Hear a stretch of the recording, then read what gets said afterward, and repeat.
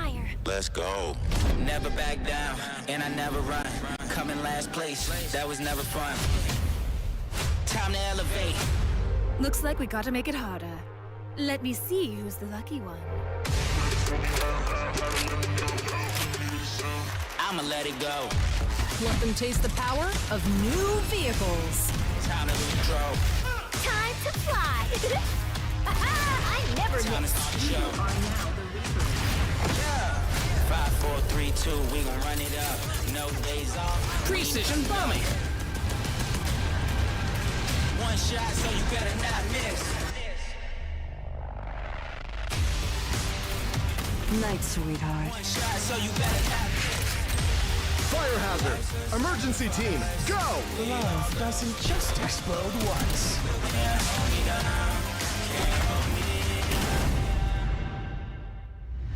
Feel the gravity of fate.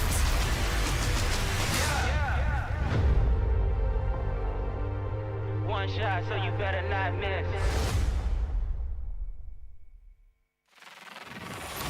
A terrifying power awakens in the dark. Machines driven by curiosity, becoming cold-blooded killers. Everything must end.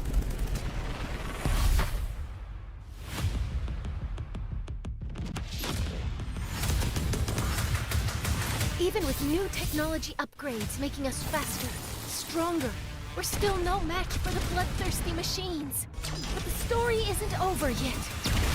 A genius engineer just came onto the scene.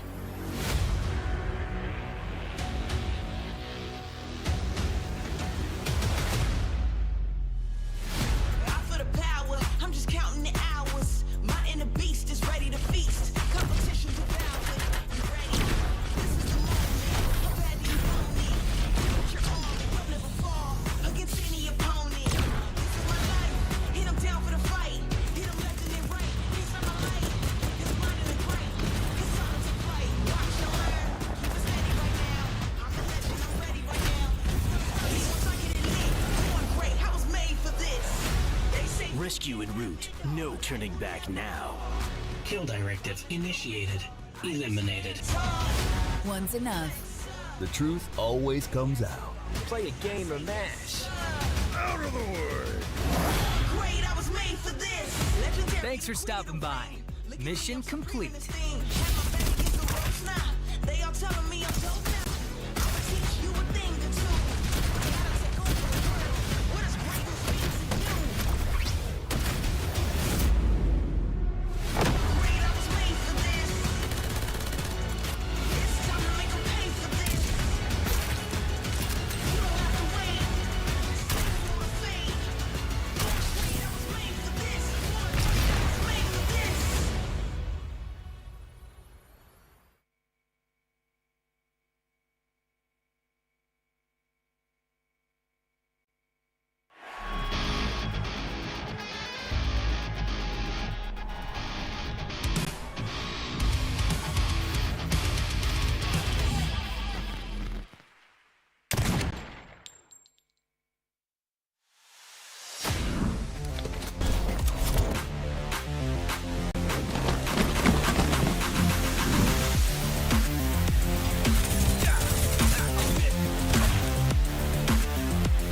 There's already a lot of fighting. It's the perfect timing. They have serendipity.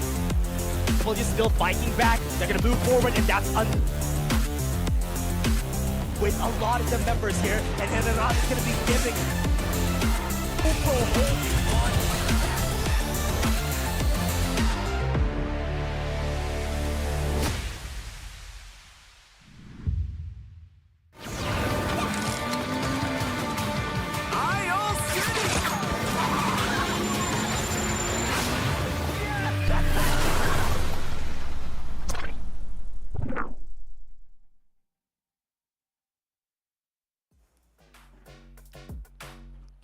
Welcome everyone to another day here at FPC, and now we are down to the very last week and the weekly finals here in Farlight 84 Philippines Championship. My name is Infinity, and together with me is Burger Kim. And Burger Kim, we're in a treat for the day because it is the mobile finals along with the PC finals. Yep, and we're gonna be heading towards the knockout stages next week. So I think for some of the teams here, they definitely need to rack up the points before we head over to the knockout stage.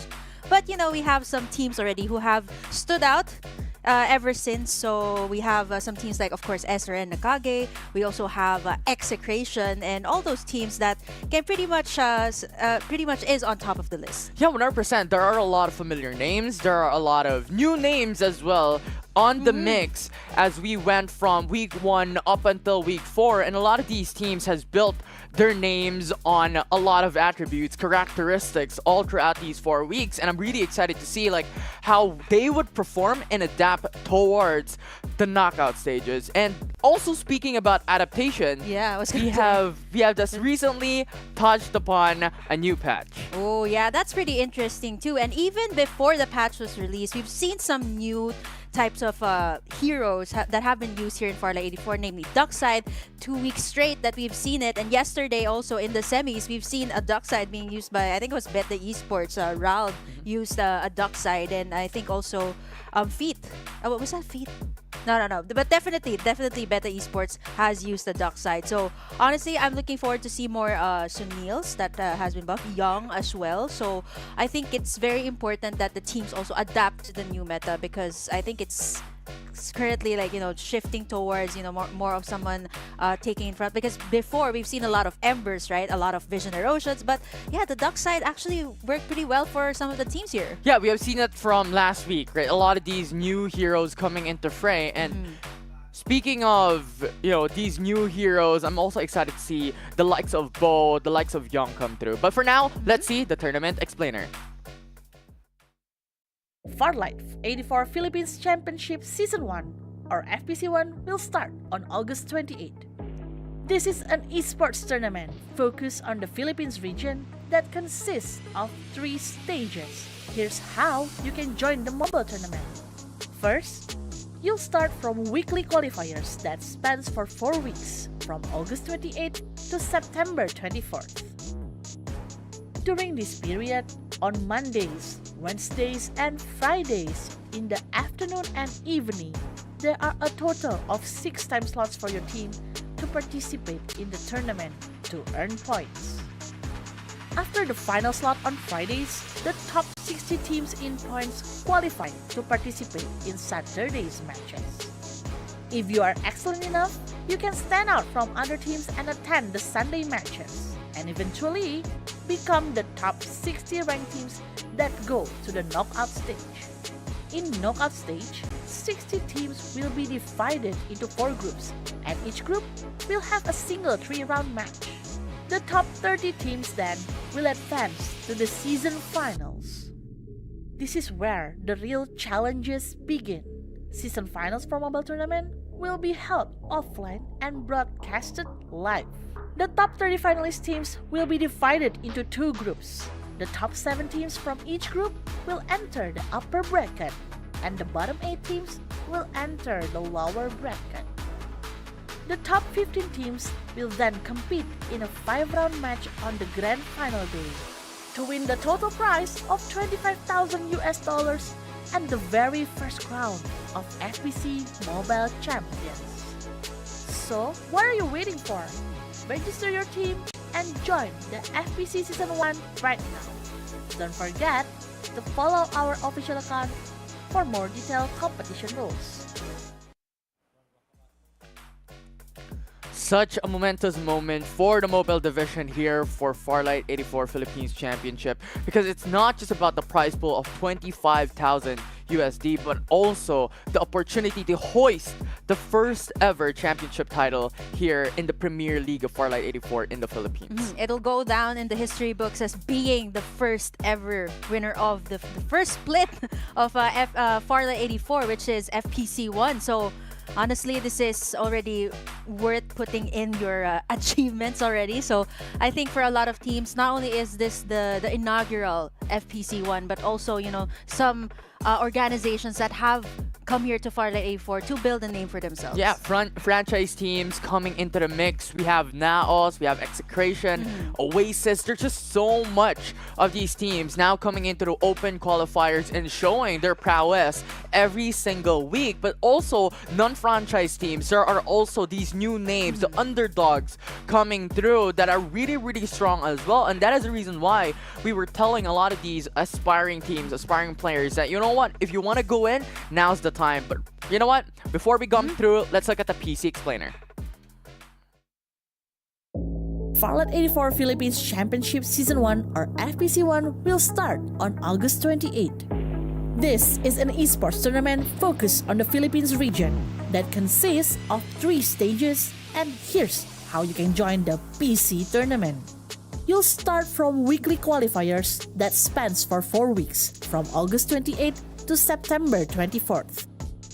During this period, on Mondays, Wednesdays, and Fridays evening, there are a total of 3 time slots for your team to participate in the tournament to earn points.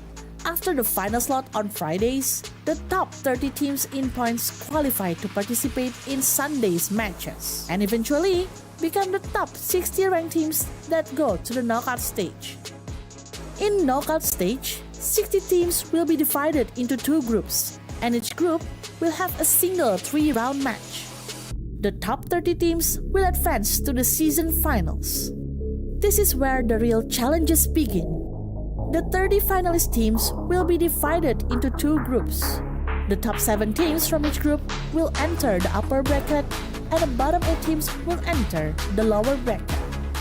The top 15 teams will then compete in a 5-round match on the grand final day to win the total prize of $12,500 and become the very first FPC PC champions.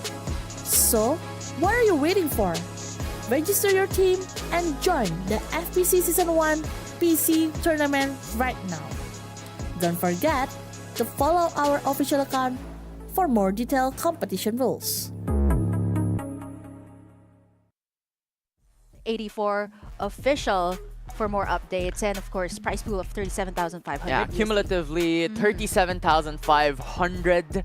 25,000 of which is for mobile division, 12,500 is for the PC.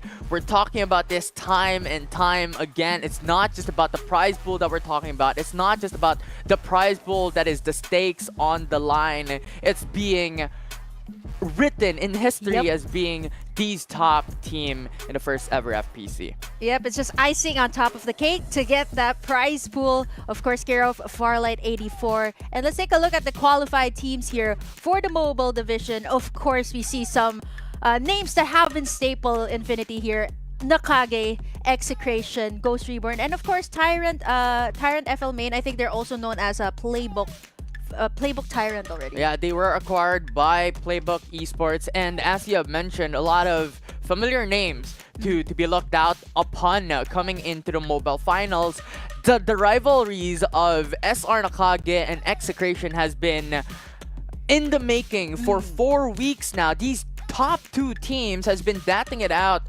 Even level playing field time and time again for the top 1 position in every single week. And aside from that, there are a lot of challengers as well in the mix. But now moving on into PC for the weekly finals, we have Group A. Wow, for Group A, we also have a couple of names that you guys are familiar with. Shinigami is there, Fanboy, Hollow, Mugen Fatals as well, that has performed very well. So I think these are the teams that you have come to love in the PC division. But this is just Group A, so we're going to be having the qualified teams for Group B shortly as well. So I can't wait to see these teams, especially since this is going to be the first split that we're having, right? Yeah, and not just that, you have Group B as well. For today in the weekly finals, Playbook Esports Tyrant for the PC division is here as well. Dream Team, Notorious, Hollow, Naos Esports. These are strong names here in this group, and a lot of expectations for Naos as well, because over the past few weeks, They were the best team. Can they remain the best of the best here today? Yeah, let's see later on because we're going to be having the mobile finals first before we head on over into the PC later on. So be sure to tune in until the very end. We have a lot in store, not just Farlight action, a lot of goodies for all of our viewers as well. We're going to be dropping codes every single time, so be sure you guys are here to grab that, and of course to get some tips and tricks as well. I think I talked about this a little bit with Juswabe yesterday. We're in, you get some ideas on what to do in Farlight 84 by just watching FPC. 100%. It's learning from the best, right? Because these players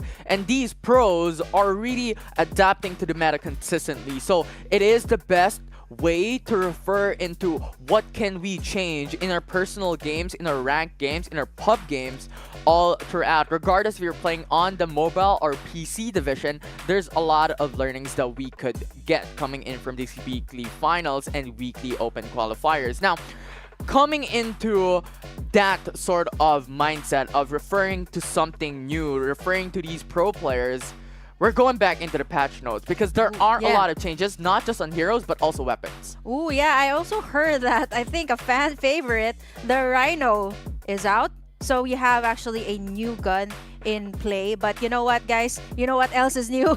Of course, you guys can get the new Maggie skin, the SR Coco Breeze skin. I believe, Infi, this is just for the Philippines, right? So just log in 7 days.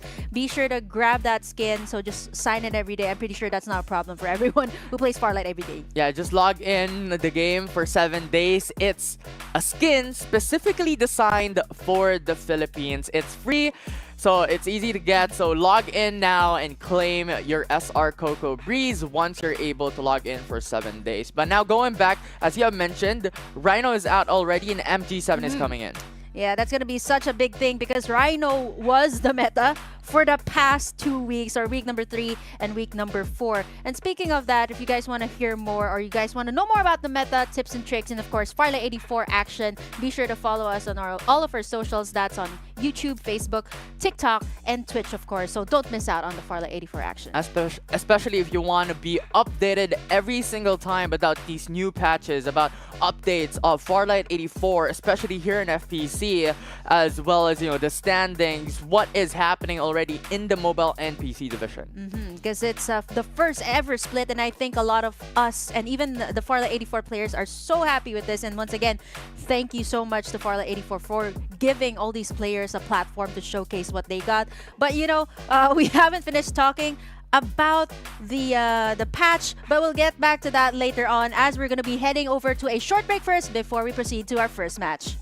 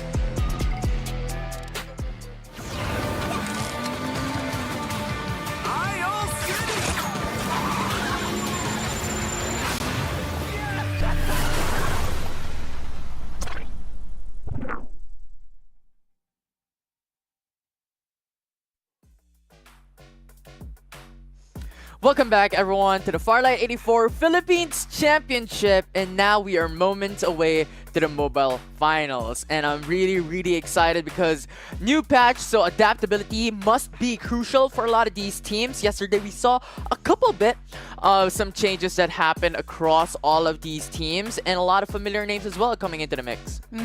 Actually, looking at the teams here that have qualified here into the finals, right? It's still, of course, the top of the list. Of course, we have Nakage, Execration, and actually, I'm quite surprised that Ghost Reborn comes on 4th place, because usually it was for a long time it was Ghost Reborn and Nakage, right? And now they have a new challenger, Execration, that has just shown so much prowess over the past few weeks. And speaking of the qualified teams, there we have it, our complete list for today's mobile finals. Yeah, and on top of that, on top of NCG, XCTN, and also Ghost Reborn that you talked about to be really strong, we have a lot of sister teams as well here in this weekly finals. VB Esports FL and VB Nomads is in the same group.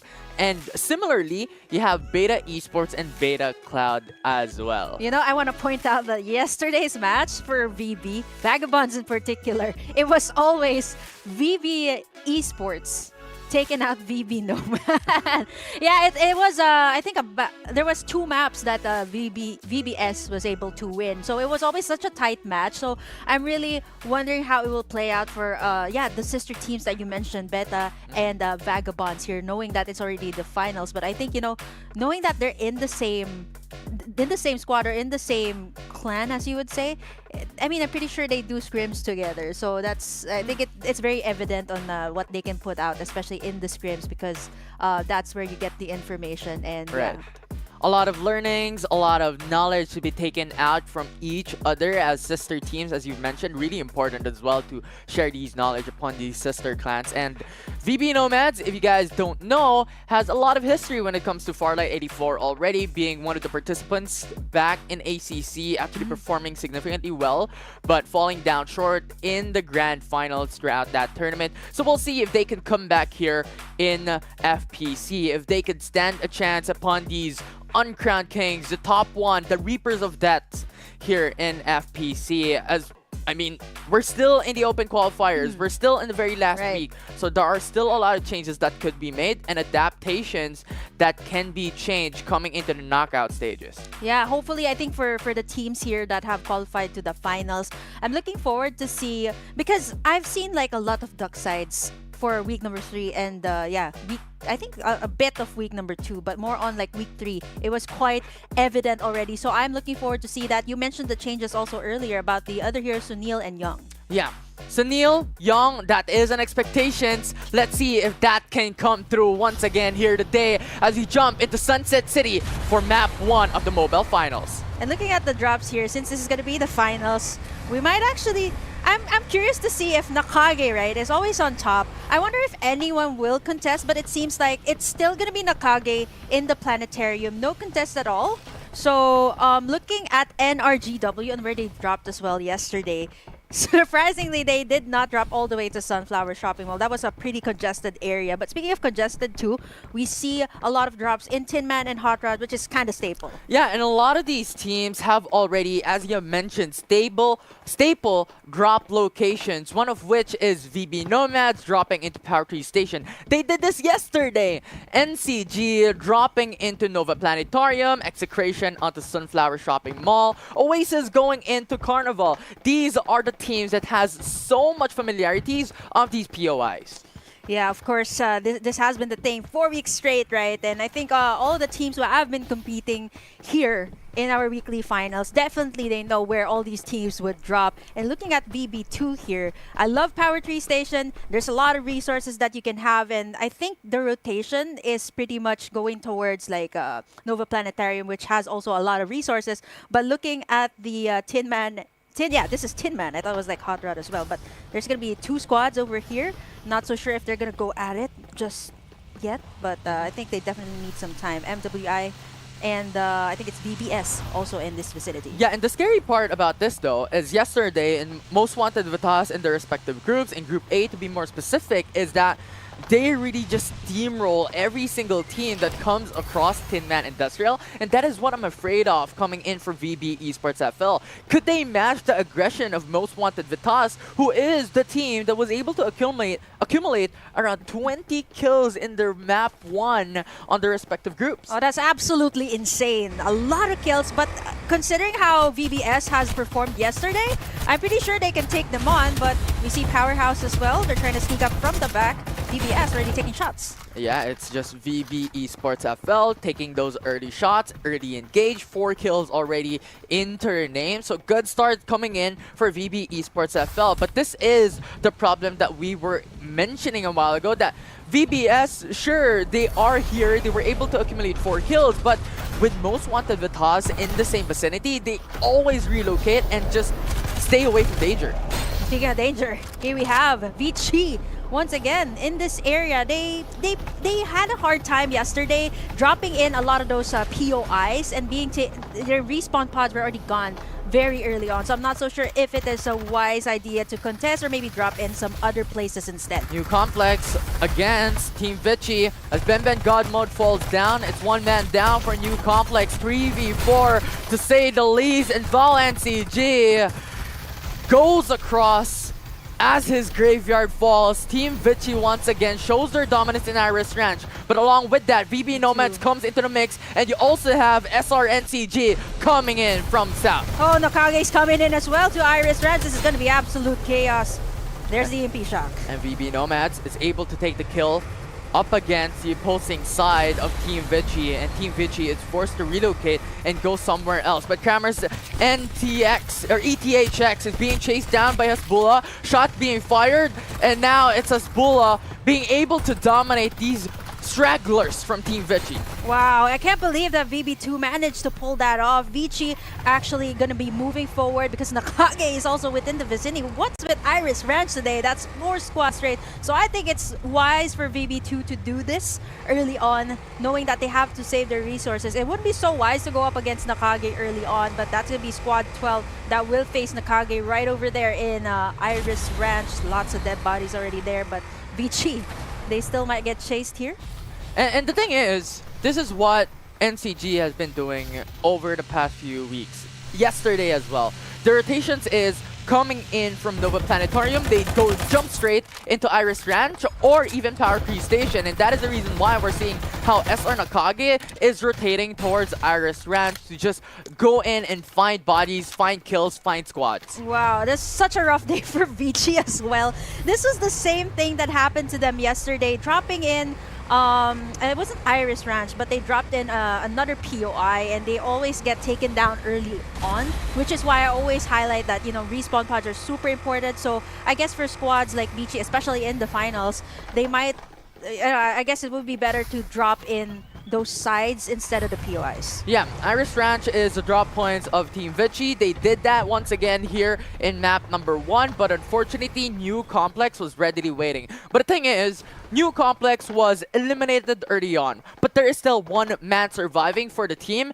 and now with that resurrection and with that revive, there will be a lot of teams that will be informed of their location and potentially go through them and deny for that revive.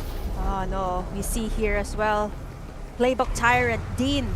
I think the problem that the Playbook had yesterday in the semis was they were forced to clash with three other squads, and it was so hard for them. All the respawn pods were already out, and I believe yesterday it was AP Bren that actually took down Playbook Tyrant before they're able to make the plays. PV Esports team just on the horizon, on the downside of the hill, will not push through as Playbook Esports Tyrant just wants to play it safe for now. They don't have any shields. Most Wanted the task though here in Todd's Hot Rod, being scattered across, 2 members alive.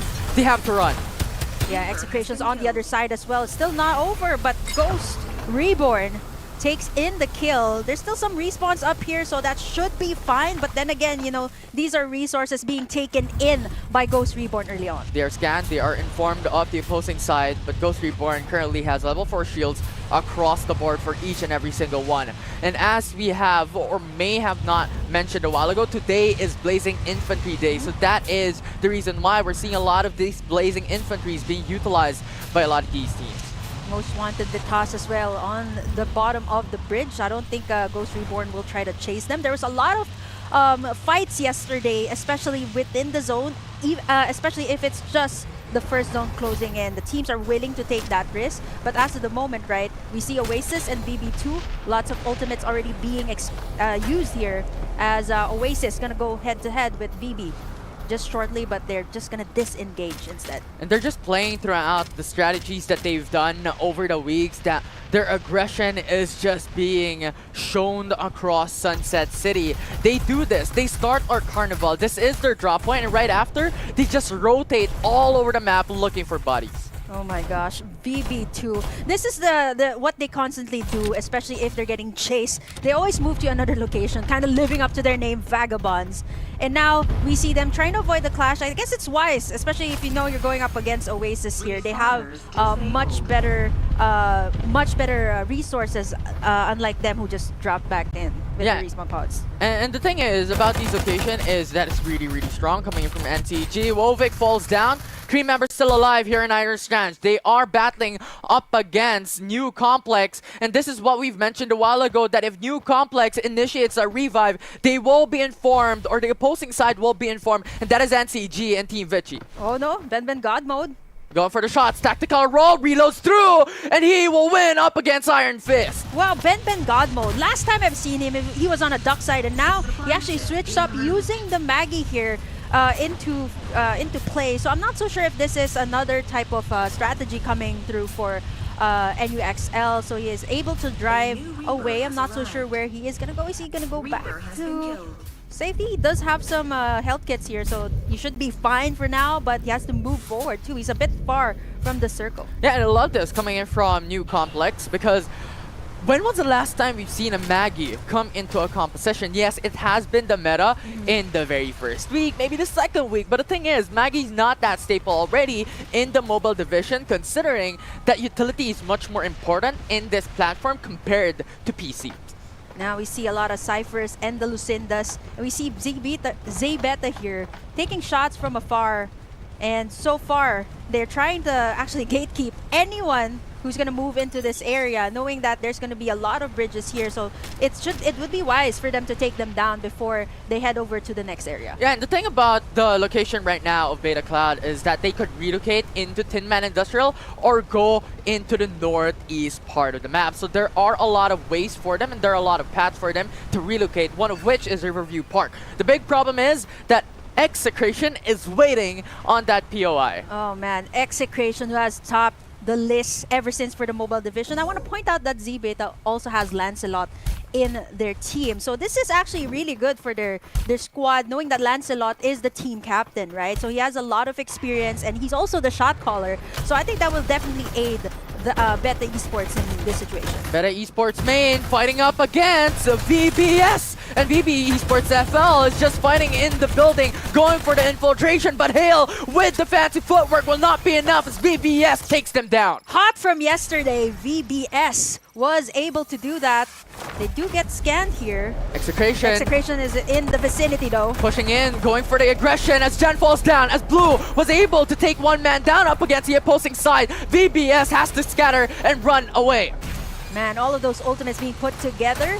VBS is going to be disengaging from that one, but taking lots of shots from the back. Two members are already down, so I think they're going to have to wait for the right time to revive those two members. Yeah, and the thing is, Pagoro is trying to run away with a flamethrower, going in for the nitros as well, and Execration doesn't want to go for that. But big problem for Pagoro is that if he comes through and move forward, he's meeting a lot of teams. Yeah, meeting a lot of teams, namely NCG as well as VB2, a team that is waiting to get their revenge on their sister team. And looking at the squads here, we have 3, NCG over on the other side, and NRGW that didn't really have such a good day yesterday. Ghost Reborn right there in the middle as well. So we're waiting to see who goes in for the engage, but this is definitely such a sticky situation for squad number 4 Ghost Reborn, who's right there in the middle. Yeah, and NRG is just waiting patiently. They're playing the patience game. Time is of the essence, and NRG, if they show up, Ghost Reborn is gonna push them out because this is the power. Ghost Reborn has the ability to just go aggressive all the time, and not giving information for them is crucial. I love how they are also giving information all across the board here for Ghost Reborn, right? Making sure that they have this area secured. And looking at BBS, they're just doing their best to drive around the area. There's only 2 of them, right? So it wouldn't be wise to go in for the engage just yet, knowing that they're incomplete. Most of the time yesterday, I talked about this with Jusuave, is they're stronger as a unit as compared to, fighting in separately. And now we're seeing them actually reviving the remaining members. That's really clever. I mean, they just bought time for themselves, crucial time as well, essential time that was able to just force another team, force Execration to relocate. But going in for those revives for VBS gives information to Execration. Yep, Execration as well moving forward here. Riverview Park is going to be such a tight area. We see EMPs already being released here. NCG hasn't made their move just yet, but Ghost Reborn, again, like what I mentioned, going to be stuck there in the middle, but they do have information. Yeah, this was a big problem for Ghost Reborn, is that they were unexpecting of NRGW, and that just disables 2 of their members, and now Ghost Reborn is stuck in the middle of 2 teams. No, make that 4 squads if ever 12 does decide to join the party. And we see Z Beta there over on the other sides, just taking in shots and knowing that Ghost Reborn is there, just trying to make that area theirs. They aren't able to move in. There's a lot of things to consider here for Ghost Reborn. They're stuck in a situation that they don't want to be in, and that's going to be 4, 5 squads if you count Nakage, who has just moved out of that area. Yeah, and the circle is closing in bit by bit, and Beta Cloud is there in a very good position just behind the hill. Ghost Reborn with 2 members left is not in their prime and optimal spot. NRGW as well is a team that's known to surprise, and they've been camping out on that area, that side of Riverview Park. So let's see what they're going to do next. BBS. So tight. BBS falls down on the kill BBT. feed. Now 9 squad remaining into this map 1 in the mobile finals.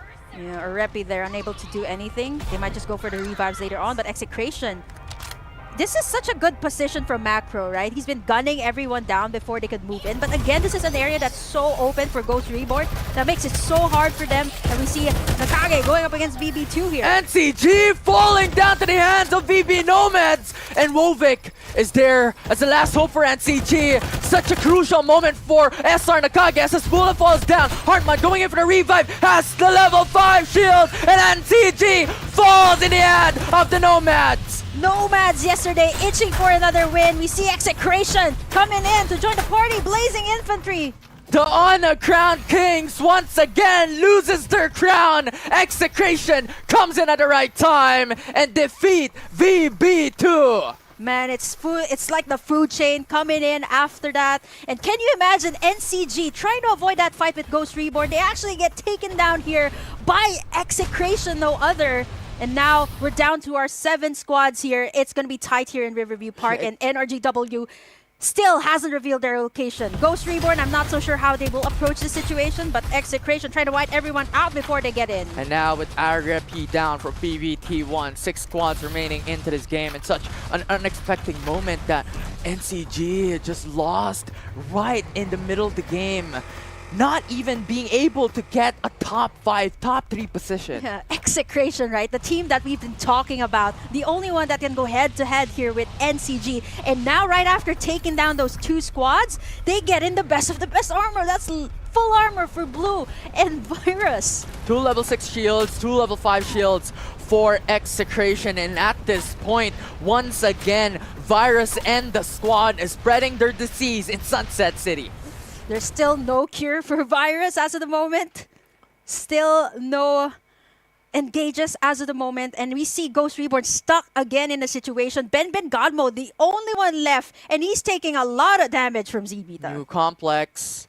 Your last hope is Ben God Mode. But the thing is, Beta Cloud is on the horizon. NRGW can jump into that fight as well. Into the chaos if Beta Cloud pushes in. Man, I'm not so sure if Ben God Mode has anything more. He gets spotted here by Beta. And that is what we're talking about. Beta Cloud now pushing in, finding the last man standing for New Complex. And Ben God Mode falls to his grave. 5 squads remain.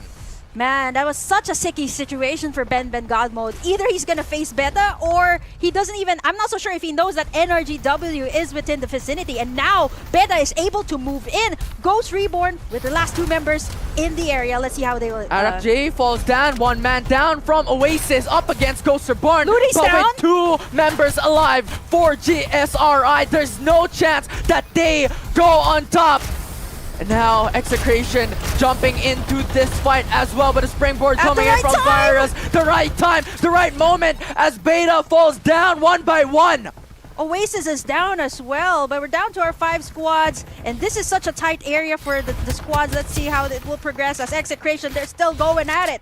Ghost is gone. Beta Cloud is removed from this game. 4 squad remaining, and Execration is poised to take the top 1 placement here today in game 1. Now NRGW pushes down on Mac Pro. Ghost is gone. They are not reborn. They died here in the hands of NRG. Execration is still up. We have NRGW as well that's known to engage. Surprisingly, and we've seen them do that. 2 3 members spots left. alive for Execration? NRGW, now being pushed by Execration, jumps across. Iraqi is gone. Saito able to push him out. And now Lancelot is just trying to run away, getting to steal the hovercraft, but with He's 1 still alive. HP, there's no chance. Virus now jumping across as Lancelot falls to his grave, but now Saito is pushed out. He's gone. It is a 3v none because they will take the top 1 here in game 1. Can you see how Execration masterfully weave their hands towards their victory, coming in at the right time? And I think it's just so vital too. Before they came into Riverview Park, they were able to eliminate 2 squads, and getting in that full armor was just the signal for Execration to just be a little bit more aggressive. And you can see that in that final crash in Riverview Park, they were able to go in without any hesitation at all. And taking a look at this, it's usually Virus that lands in those final kills, but we see Blue here with 1,600 damage. Collectively, I think still it wasn't an entire effort from the Execration team. Yeah, the thing is, every single one coming in from Execration is really, really strong. Fundamentally, everyone is skilled. And I think that showed here today in game 1. And the surprising thing about this game is that NCG got eliminated and they were only able to accomplish having the 8th spot, I believe 9th spot. And that is just so surprising. Not being able to get so much kills is how the statement here today that, you know what, a lot of these new names and a lot of these teams can stand up to the occasion. And right after that, we see the new kids in the block, NRGW, that has been performing spectacularly ever since the last week. And can I just say, Infi, that I'm pretty sure that VB2 is so happy about this. Getting to take down NCG and getting to at least have that revenge on their sister team, VBS, for yesterday's matches. Even if they were not able to go into a top 3 spot, just being able to take down one of the best teams with the rivals of Execration is already a statement to make. VB Nomads here today are just going in with Gear 6, with Nitros coming in really, really fast in game number 1. So really strong start coming in from these teams. Yeah, VB2 as well was so wise. I think I wanted to highlight that because yesterday they wasted a lot of resources, right? So I think coming into this match, they were a little bit more prepared, a little bit more calculated when going into the fights that they wanted to put out. And it's just so good. I mean, I think for everyone who placed in podium here, they're like, okay, thank you so much for taking down NCG, because honestly that would have been such more chaos actually if NCG was able to join in the party earlier. Yeah, so much things was going on back and forth from a lot of these teams. Now, you know what? For the viewers watching at home, let's look at how that occurred for Execration taking the top 1.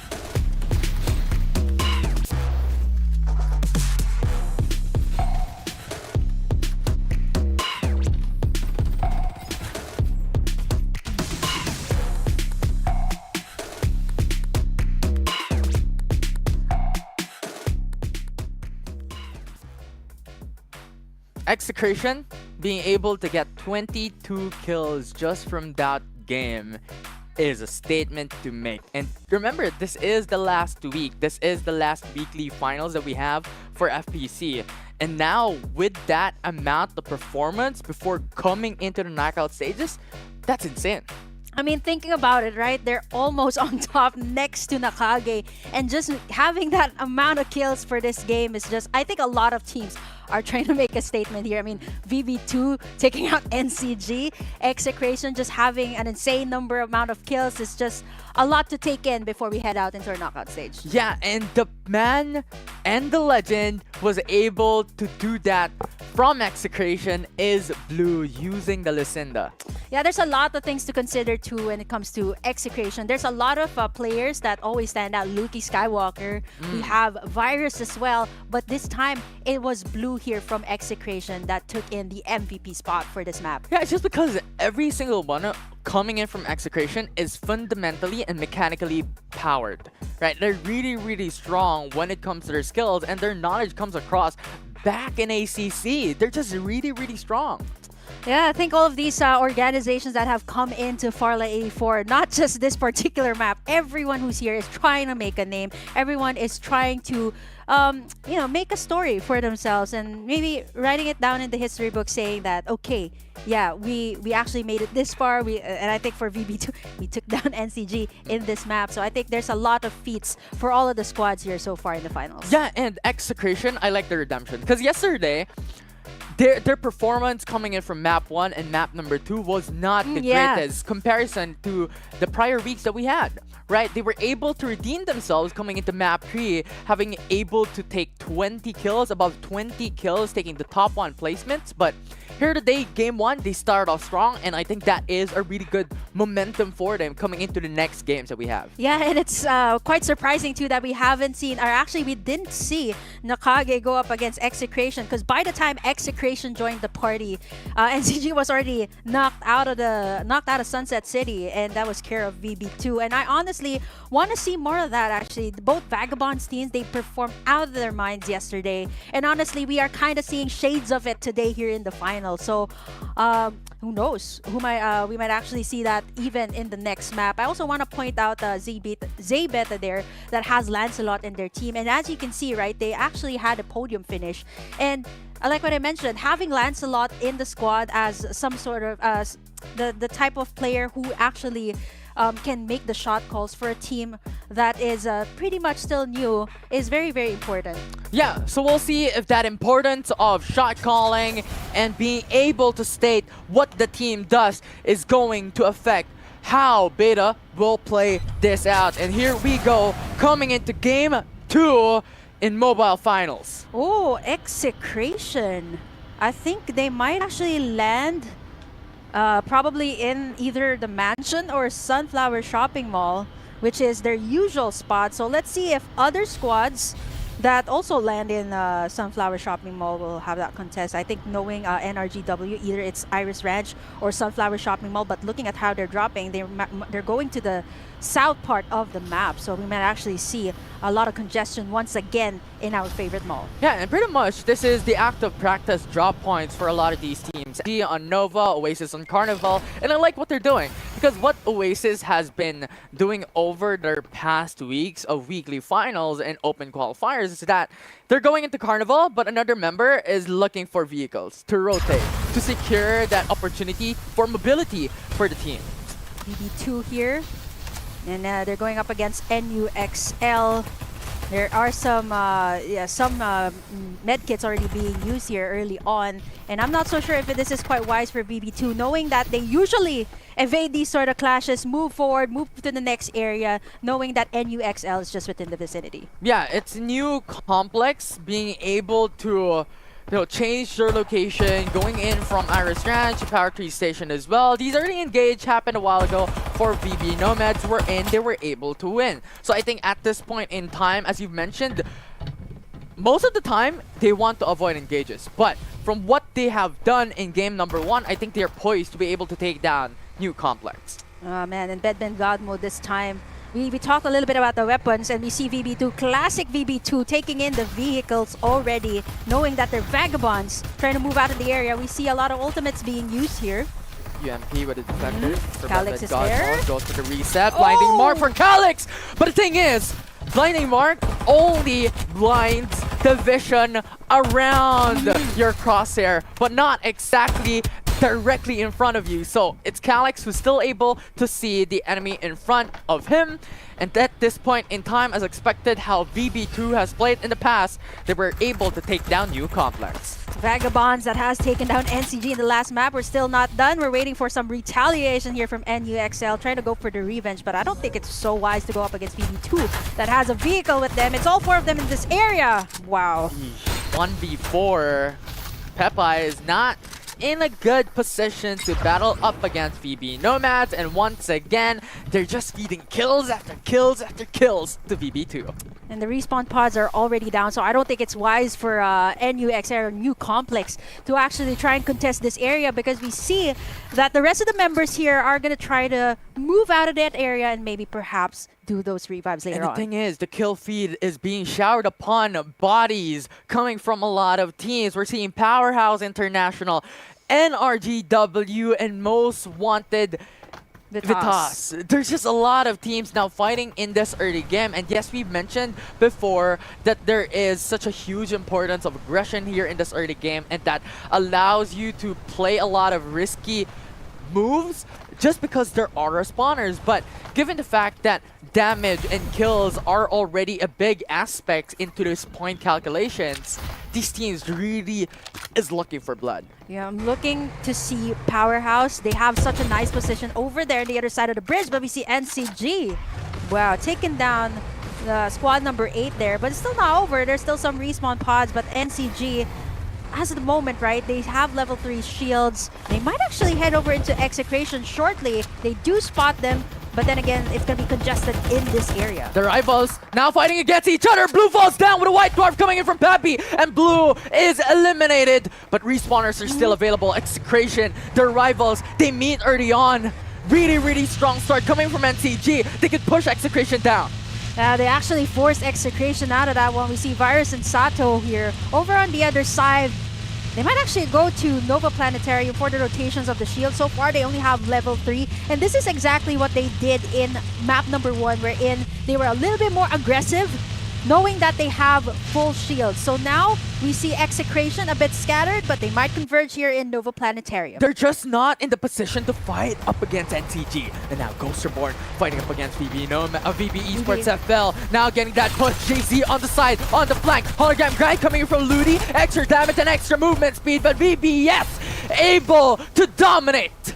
Wow, the Ghost from the past being taken down by VBS. And now, like what I mentioned, Vagabonds, ever since yesterday, they've been showing such a wonderful performance. And honestly, let's see. I think they might actually gun down Ghost Reborn before they could actually dive down. So I think they should be safe. It's wise to evade VBS at this point, who has level 4 shields plus a number of vehicles. Yeah, and the big problem about Ghost Reborn is when it comes to the respective groups, when it comes to the weekly semi-finals, they play really, really strong. They accumulate so much kills. They're on top 2, actually. Right, they accumulate 20 kills above. But the thing is, when it comes to the weekly finals, time and time again, they're just underperforming consistently. Now's their opportunity to change that. So far, they have the top 2 when it comes to the current standing. But the question is, can they maintain it coming into game 2 and 3? Knowing that these other squads are also as aggressive as they are, but we see we see Luki there all alone. He might actually get greeted there by NCG, but over here on the other side, it has been such a long stalemate between Powerhouse and Most Wanted Vitas. Let's see. Now Merc getting seen behind the tree. You're not a stone! You're not a stone, Merc! And now it's Powerhouse International being able to dominate Most Wanted Vitas. Such a good play coming in from Powerhouse. And they have pretty much they've pretty much sieged this area in Todd's Hot Rod. And I'm not so sure what the idea there for Most Wanted Vitas was to go in separately, because, I mean, pretty much Powerhouse is in this area, so I'm not so sure what their their approach was in that situation. Yeah, and the thing is, I believe it was Merc who was alone in Todd's Hot Rod with the rest of the crew from Most Wanted Vitas just on the north of Todd's Hot Rod. So they split when it comes to a 3-1 type of play and type of setup. And that is the reason why Merc was just long gone before the fight even occurred. Yeah, squad number 6 and 7 here in this area. Vici, that was eliminated early on. They might find Beta Esports here. They're going to be rotating towards the other area, but we see as well Beta and Playbook Tyrant within the vicinity. Let's see if Vici will join the party. Yeah. Although Team Vici did not go for that push and did not go for that engage, the reason why is that Iron Fist was not available. It was another team or another member as well who was gone from that fight. So basically it was 2 versus the world if ever Team Vici pushes for the engage. Yeah, 4 and 6 as well. Vici on the other side. I'm not so sure if they're going to go for the engage. They're just avoiding as much as they can as of the moment. And we see them getting scanned. So if ever, whoever takes down Vici will get the best of the best armor there. They're already on level 5. And we see PVT1 as well. 2 members still alive, waiting for the respawns. But we see Ghost Reborn over on the other side, going against Vici. Ghost Reborn now pushes in. Only 3 members left coming in from Team Vici. But the thing is, it is really, really difficult for them as the long shots coming from the invader. Koya Jess is making the miracle happen. No more shields coming from Mac Pro. But the thing is, they still have the better shields. They still have the better gear level coming in from Team Vici. So this 3v4 is an even level playing field regardless of the shield advantage for Team Vici and a numbers advantage coming in from Ghost Reborn. I love what Vici is doing. They're shooting from the other side, but Ghost Reborn knows that very well. They're actually going to be disengaging from that one. They have information though. Divulge has been scanned through. However, NCG? Kiko for NCG now being pushed down by New Complex. Now the EMP shoots out with a blinding mark. Kiko's blinded and now he has to run away. Haze God mode now trying to push in swiftly as Wolvik has lost his armor. He falls down, knocked out, and Kiko is forced to run away to retreat and play for the placement game. Wow, they actually separated NCG there. I'm not so sure if the other one will be able to make it out. Majo running for his life as NU Complex was able to take that one. I think Wolvik has to wait this one out. It's going to be hard to go through this area because NUXL just secured that one as Majo.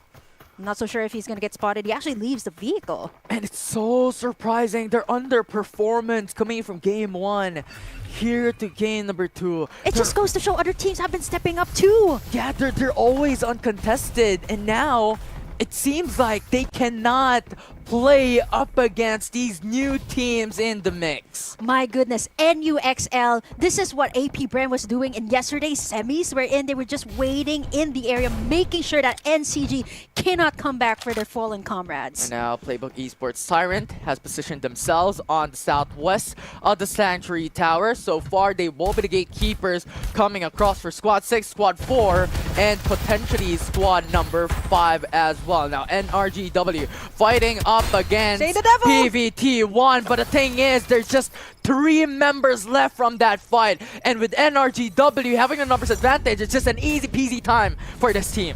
They also get in the vehicles here. They should move forward, knowing how NRGW loves to go in for the surprises, but Infinity, we see 4 squads here. 4, 8, 15, and 3 might actually just converge here before the circle closes in. Claudia, no more armor. Daichi is just there with long-range shots coming across. So much pressure being put across. Coming in from BBS. Now Sister Irene are still going to be alive. That blinding mark coming in from Young just buys time. And now that forces Daichi to disengage. Such a smart move, but not for long. Nash at the back. Dash comes from the sky, bullets raining down upon him. And now Sister Irene is gone. 10 squads remaining in map 2. Yeah, NRGW is just not good with the surprise engages. Even though they're pretty good with it themselves, we see VBS unable to move forward. Ghost Reborn is in that area. They have to wait it out, but the circle is closing in. Ghost Reborn now pushing in with a springboard as well. 1 man down. It is VBS who is stuck on the hills. Nowhere to run. Daichi falls. And now Jack trying to push in, trying to get that trade. 2 members still alive coming in from BB Nomads as BBC looks to engage on the left and the right. But the thing is, he's still alive, and now Jack was able to put him down. Trying to run away. Reloads for now. Resets coming in. Jay-Z has no shields, has no armor. This is a 1v1. Oh my goodness, Ghost Reborn still at it. VBS still within the vicinity. And again, JZ is still up, and he's the only one left Divulge is there. Information was not able to detect on Jack. Blinding Mark still available though. Oh, he's JZ gonna now put his pushes in for the Oh! flag. But Jack, this can't happen. Oh my goodness, just when we thought they had it. My goodness, and now Ghost Reborn is out, and NCG as well. We see Majo being taken down in an isolated clash, but we see Execration joining in the party. With one fell swoop, Execration once again play to the third party strat, and they execute. The Executioners, as of the moment, once again, is something that you wouldn't want to have with VB2 and NUXL in this complex. VB Nomads now fighting up against New Complex. Absolute Gravity pulls them in. Ben God Mode is 1 HP. Hasbulla is in a good spot. Was able to lock him out, but the reset's coming in with a level 6 shields. Not enough. And now it's Hasbulla who falls down. It's New Complex's game. Oh no, Calyx is also down, and that's going to be VB2 eliminated by New Complex.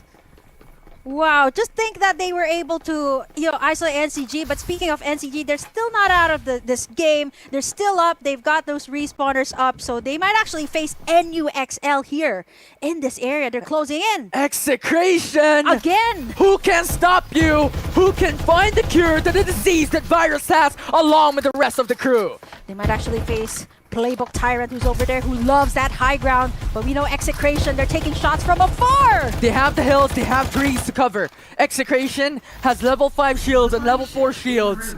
Can they make it out alive? They have the flamethrower for mobility if they want to push.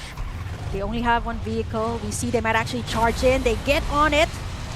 Now Sato with blazing infantry. Now relocating to somewhere else. They want stones, not trees, for cover. Well, there's also the mom's fridge over here to see what they can get. But as of the moment, right, this is such a tight spot for Execration.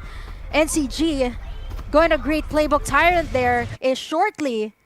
Complete members as well. Execration on the move. Yeah. We might see them face Vici. It's because Virus was able to go in for the divulge, gives information that Team Vici is there. Now Execration now pushes in, coming in from the flank. And now it's Team Vici who has to stay alive. Hologram Guide as a signal for them to come in. Sato with a EMP is in their favor. Now pushes Iron Fist back. One man down coming in from Team Vici. It's a 4v3 type of situation. No more armor coming in from Framers. Really and now wants to go in for the reset. The EMP will not push through up against Execration. 2 members alive, 2 members down, and Team Vici falls to the ground as Execration once again with their shots coming in. Executing everyone who's in their path, and now who's next on the list? We see squad number 7 there as Execration once again getting the best of the best, eliminating one squad after the other, and they might face 7 there, not unless they evade that situation. Beta Esports main is just on the north side coming in from Execration. They have to be wary a They have bit. the Tarantula. But the thing is, New Complex is diving in too quick as well. They're jumping And in and UXL engaging though. really swiftly.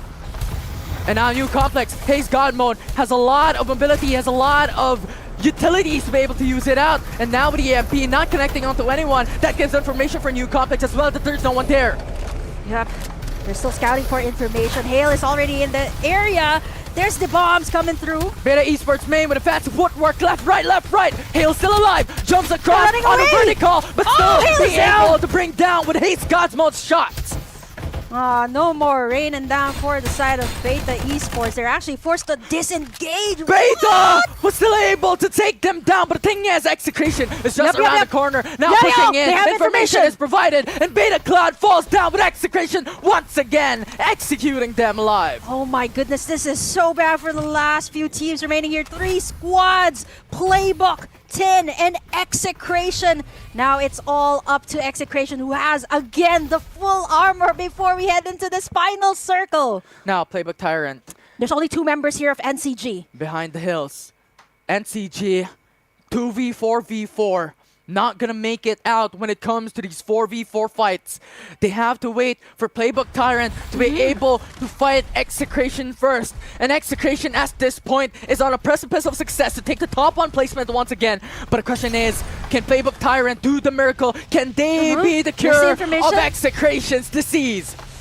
So far, we haven't seen Playbook Tyrant make a move just yet, but we might actually see Execration. Having that information, NCG gonna be moving forward. Let's see how this will happen as Execration is ready to execute another day spot NCG! They're going on to the north of the safe circle, of the safe zone. Execration has information that Kiko is just around the corner as well. NCG just hoping and clinging to the opportunity to stay alive for longer, to play for placement ranks, but Playbook Esports Tyrant is also here to play. Sato able to put out the nades. Dollars falls. Oh my goodness, Dollars! One of the main players here for squad number 10. Alongside Dean, but fortunately enough, Dean is still there. They can move forward. NCG, they're a bit isolated at this moment. Virus now going into push. There's just one way for them to escape. Virus now being pulled in by the absolute gravity as he falls down, but a 2v3 is still not in favor for Playbook Esports Tyrant. Dean is Nine still will not be able to do the miracle. 3-member staff coming in for Execration. This is a 2v3 as NCG puts them down. Looking Skywalker is gone. Kiko being able to do the impossible. And now NCG going for the revive on Majo, a 2v2 type of situation, but even level playing field for both these teams, the rivals in FPC. Oh my gosh, it's a 2v3 situation. It's only Majo and Kiko left. Execration with a numbers advantage here. Execration was able to go in for the revive, so a 2v3 type of situation. Yep. NCG is on a disadvantage, jumps across the hills, but Execration once again tops NCG.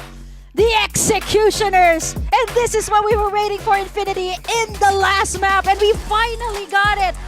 I'm surprised NCG was able to hold out that long. Props to Kiko as well, but Execration, with the numbers advantage, was still able to get the win once again. The Executioners, the Exterminators, whatever you want to call them, they still stand on top. 20 kills! Again! The top 1 team on FPC, uncontested back-to-back top 1 placement in Week 4 finals. We see other members here of Execration stepping up. Usually it's Virus and Luki.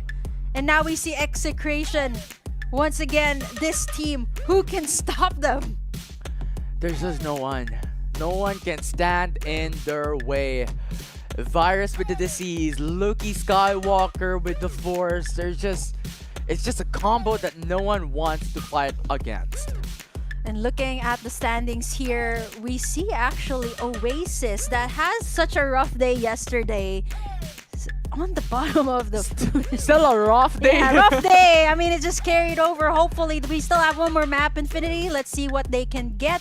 Honestly, Vici and NRGW, they always fall short if they get caught in by surprise. But now we finally see NCG here on the podium finish. That was probably, it feels like the grand finals for me. A 2v3 situation between Execration and NCG. What more can you get only here in the weekly finals of FPC? And the thing is, the big problem that NCG has been facing when it comes to map 1 to map 2 is that in the middle of the game, they're just being eliminated. And yes, they are not completely gone and out. Similar to game number 1, they were able to take the top 2 placement here in map 2. But the thing is, it was a 2v3, it was a 2v4. It was not in their position to win. Yeah, and it was also very hard wherein they got taken down in the outskirts of Riverview Park. I think they wanted to go for the revive, but it was NU Complex just pretty much gatekeep that area, making sure that NCG isn't able to go for the revives. I think that was one of the problems that they had.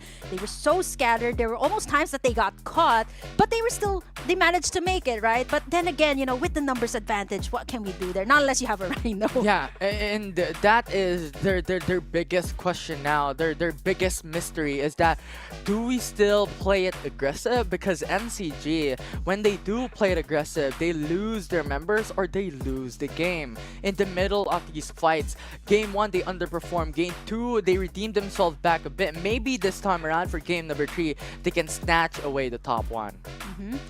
And of course, Infinity, we just have to check out what happened in that match as we bring you guys the highlights for map number 2.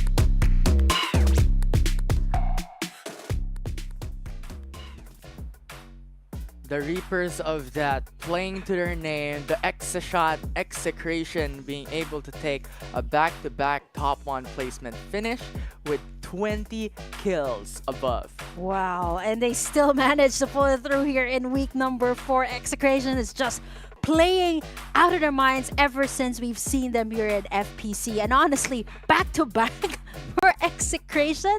And I honestly love that last map. They were finally able to go up against NCG, but not the full NCG. And I think that is always the problem of NCG as well. Again, a lot of them are forced to either isolate or,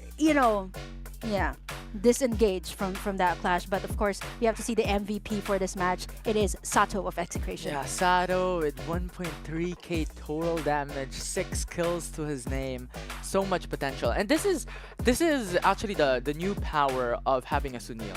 The extra minor damage buff that it provides for the whole squad is actually massive when you think about it, because the minor damage boost is considering onto each and every single bullet, and just it stacks on top every single time. I think it just worked so well in that final clash between NCG and Execration. You've seen that come into play, and honestly, I think this is probably one of the best as well for Sunil users, even the other heroes that have been buffed. So we look forward to see more of them in the upcoming maps, in the upcoming stages here in FPC. Yeah, it's such a great sight to see. And now the biggest question, can Execration do the first ever 3-peat back? We haven't seen that yet, right?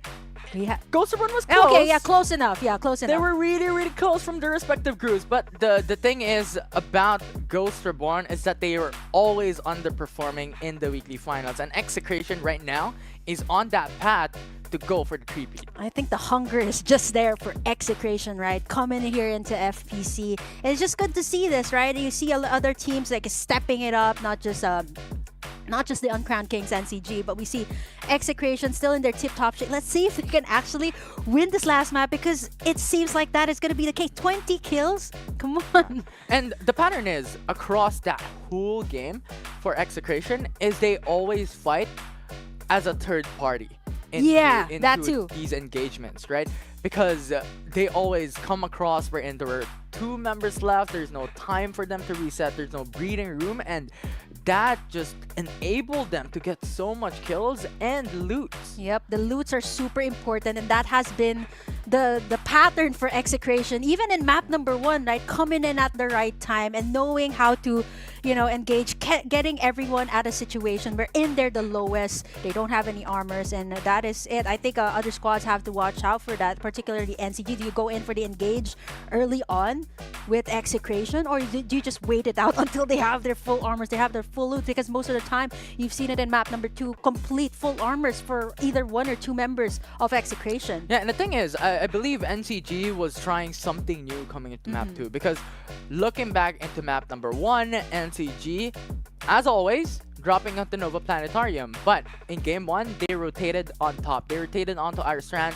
They were able to get a lot of these engages up against VB Nomads, up against other teams as well. New Complex into the mix. Team Vichy, I think, eventually came through on top side, but they were eliminated so early on. And now, game 2, they changed it up. They went south. They they were able to meet Execration, but Execration just wanted, no, we don't want this fight. Not yet. Not yet. Not yet. Yeah, but honestly, I think you did point it out, right? That they're trying something new. They went north then south. I'm not so sure if they're going to try to go east at this point. Possibly. That could be another strategy, because these weekly finals, it's always the top of the top, right? The best teams here fighting in the final. So I think it's a risk that NCG is willing to take. Yeah, and now the big problem about that, if NCG goes east, is that they're gonna meet Oasis. And this happened already way past in the couple of weeks ago. I think it was week 2 when it was NCG and Oasis is in the same group, wherein NCG went to go to Carnival, but they were eliminated by early Oasis. on by Oasis. And that is the reason why they're now always consistently rotating on north and south part of the map, but right now it's not taking effect. Now is your confidence, NCG, being able to beat Oasis in game number 3, because that opens up the opportunity for them to go to Carnival, to go to Motel, and eventually Riverview Park as well, wherein Ghost Reborn always consistently drops. I think it's also in the middle, right? If ever they do rotate to the east. And speaking of Oasis, I haven't seen them so much. Usually, Oasis, they were on the bottom of the list actually in map number 2. They were eliminated early on, so I'm not so sure. I think for NCG, I guess, knowing where Oasis stands, they've been underperforming so far. Even in yesterday, they were pretty shaky. It was a bad day, right? And even up until now. So I'm not so sure if this is something that Oasis is, again, testing out or what. But maybe, just maybe, NCG can try to do that. Their peak is basically week 1 and week 2. They're really strong throughout that weeks, but they were underperforming coming into week 3 and week 4. And the big thing about this is we talked about this with Dash yesterday, is that the patterns for these top teams, these top placement teams, is that they drop on zone edge or city edge, map edge, right? Some people dropping into Power 3, Sunflower shopping mall for Execration, NCG isn't Nova. So Carnival is not exactly the best position to rotate to everywhere else. Yes, it's in the middle, but you're more likely to meet with a lot of teams. Yeah, right. I think for Carnival, it is an area where I see some PC players drop in there, like Easy Sweep, per se. But now we see the players going into their respective areas. Execration still the same. Oasis right there, like what you mentioned. So we see Alcade actually, isolating from the rest of the members of Oasis. I'm not so sure if NCG, they're going to try to go in that area towards the east, or they're going to go for the standard north or south. But we see Execration once again in their comfort zones. They spot Energy double moves. Just gotten in themselves a vehicle. Yeah, Energy rebuild, just got the gunboat.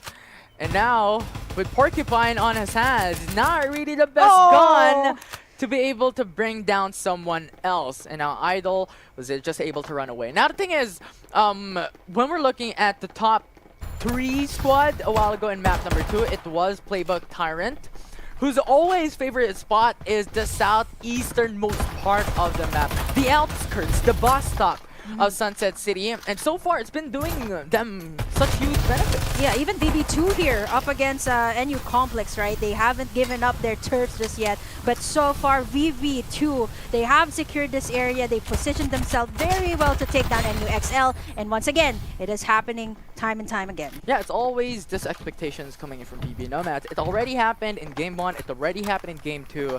Now, New Complex, I don't think they could expect a different result doing the same drop and doing the same thing.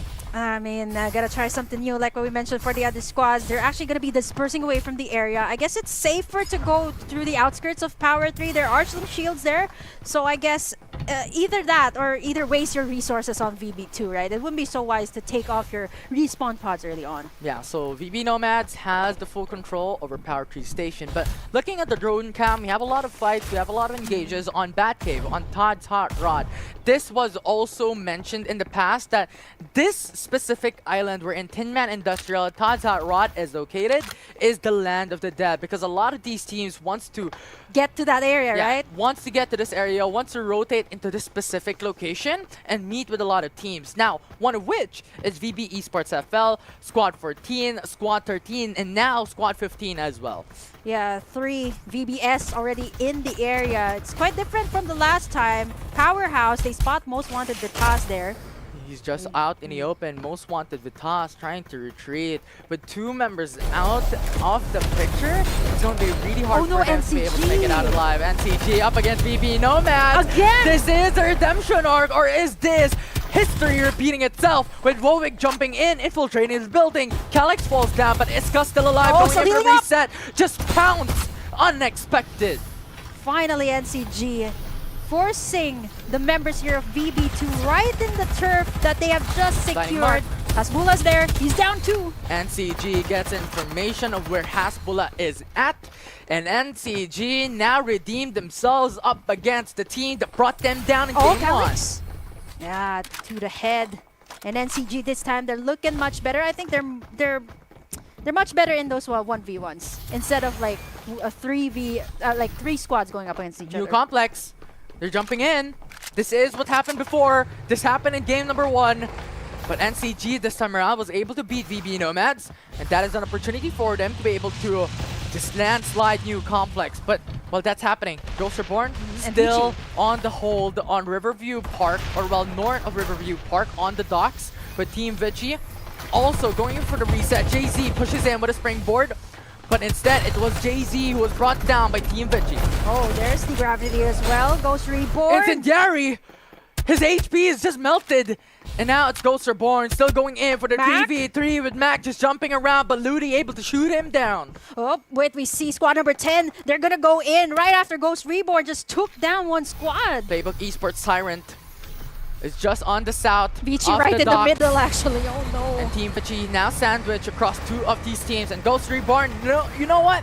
Let's just move out of there. We're not gonna fight. Let's move out. I think that's very smart too, knowing that they're gonna go up against Playbook Tyrant, maybe come in after Playbook Tyrant eliminates Vici. So yeah, it's a wise call to do that as Playbook is gonna be moving in. Look at the damage. Defenders to the head, 2 shots in a row with 20 HP left for BBC. Man, Ghost Reborn is forced out of this area that they love so much, and then now it's Playbook Tyrant's area. They're gonna take as much shields as they can, but Ghost Reborn is still gonna try to, you know, make sure that Playbook Esports isn't able to move forward. NCG as well in the vicinity. And now it is Ghost Reborn who is stuck in the middle of 2 squads. And now they have to move. They have to relocate themselves because Playbook Esports Tyrant is on their backs and NCG is on their front. They cannot fight on all ends. And now Ghost Reborn with a hologram guide enables them to move out of the way. And Ludi now jumping across, going in for this fight. Absolute Gravity coming in from Playbook Esports Tyrant as Mac Pro falls down, coming in from Ghost Reborn. NCG is just on the edge of this fight as well. They have sights on Ashura with no more armors left. They have to reset. Oh no, Dean as well gonna try to go for it. Pabi still alive, will Dean not is be able to be he's taken down by Dine. And now NCG has the better lead. Kiko jumps across with a springboard. Good response coming in from NCG as they now eliminate another member from PBE Tyrant. Oh no, Majo. We see VBS as well in the vicinity and Ghost Reborn. That's 4 squads in the area. Team Vici is on their rights, but squad 4 is on their left. It is third party central. Now Jack is blinded with a blinding mark, but Kuya Jess is still fallen down as Jack shoots him down. Now Team Vici wants to stay away for a bit. Jack going in for the resets. Mac able to shoot down on Jack. Falls down, knocked out. VBS, they might get sandwiched here by Playbook as well as NCG. Depends on who wants to engage first. But wow, everyone's playing out of the zone here. Not so sure if that's going to be a wise call, but NCG, they know that VBS is there. 3 members left coming in from VB Esports FL. NCG has 3 members as well. Even level playing field for now. But now with the revives coming in from NCG, their full member squad is in the game. 11 kills already to their name. This is the moment that NCG is waiting for, the redemption arc that they have waited on 2 maps. And now they're taking shots onto VBS at the back, making sure that they can't move forward. They do have the vehicles, but NCG is approaching this very, very wisely. But, you know, VBS is doing the same, taking pot shots at them before they head over into the circle. They grab in their vehicles, they might actually charge in to NCG, but you know what? VBS is just gonna avoid all of that. But the thing that we have to remember is that VB Esports FL has the advantage when it comes to shields. They have level 5 shield on Pagaro, level 4 shields across the board for 3 members. But they are still in the danger zone. Yes, even NCG, right? I think NCG is just waiting for VBS to make the move. Yeah, and now we're looking at Beta Clouds having to fight up against BBT1. The blinding mark is there, but not enough. NCG able to bring down the IGL of Z Beta. PVT, we see a Repi. 3v3. Now Shua jumps across over the hill. Absolute Gravity pulls down on a Repi. They have to jump across over the hills, but on his back, it's Shua who brings him down. They're still saying the devil there for PVT. Say the devil, still alive, coming in from PVT1. The only one left. Shooting cross, far away. And now it's 1v1. It's Shino up against Sane, the devil. Can he eat him alive? Can he tempt him to fight this fight? It's a 1v1 hiding behind the gun, but the EMP is there, and Shino can't do nothing. He jumps, but Sane the devil eats him alive. The devil from yesterday's match pulls it through and manages to revive his remaining members. Nicely done. The timing was right. The EMP and Shino had nowhere to go at that moment. And now, BBT1 able to dominate that fight. And so far, looking at the current standing, Wow, Execration 72 for Execration. as expected, with 20 kills from Game 1 and Game 2, top on placements across the board. They accumulate 71 points. A lot of stakes on the line for the rest of the teams, and now NCG infiltrating the building, able to put down PPE. Powerhouse in the vicinity as well, and NCG, they're looking to get in another top spot here because so far they're falling short. Powerhouse as well. Gonna try to go in. NCG, they're in very close proximity. 15. They're quite isolated here, so I'm not so sure how they will approach the situation against NCG. Now, they split across their team on a 2-unit rotation, with 2 members looking and getting information coming from NCG, and the rest of the crew going in to Iris Ranch as well, potentially getting that spot to gatekeep NCG's rotation, going into the safe zone early on. And now Chips, now going in for the loots, going in for the spoils of war. Yeah, actually Powerhouse, they're isolated here, right? So Chibs has some information that NCG is actually going to go to Iris Ranch, but on the other side, PVT and Oasis in Nova Planetarium.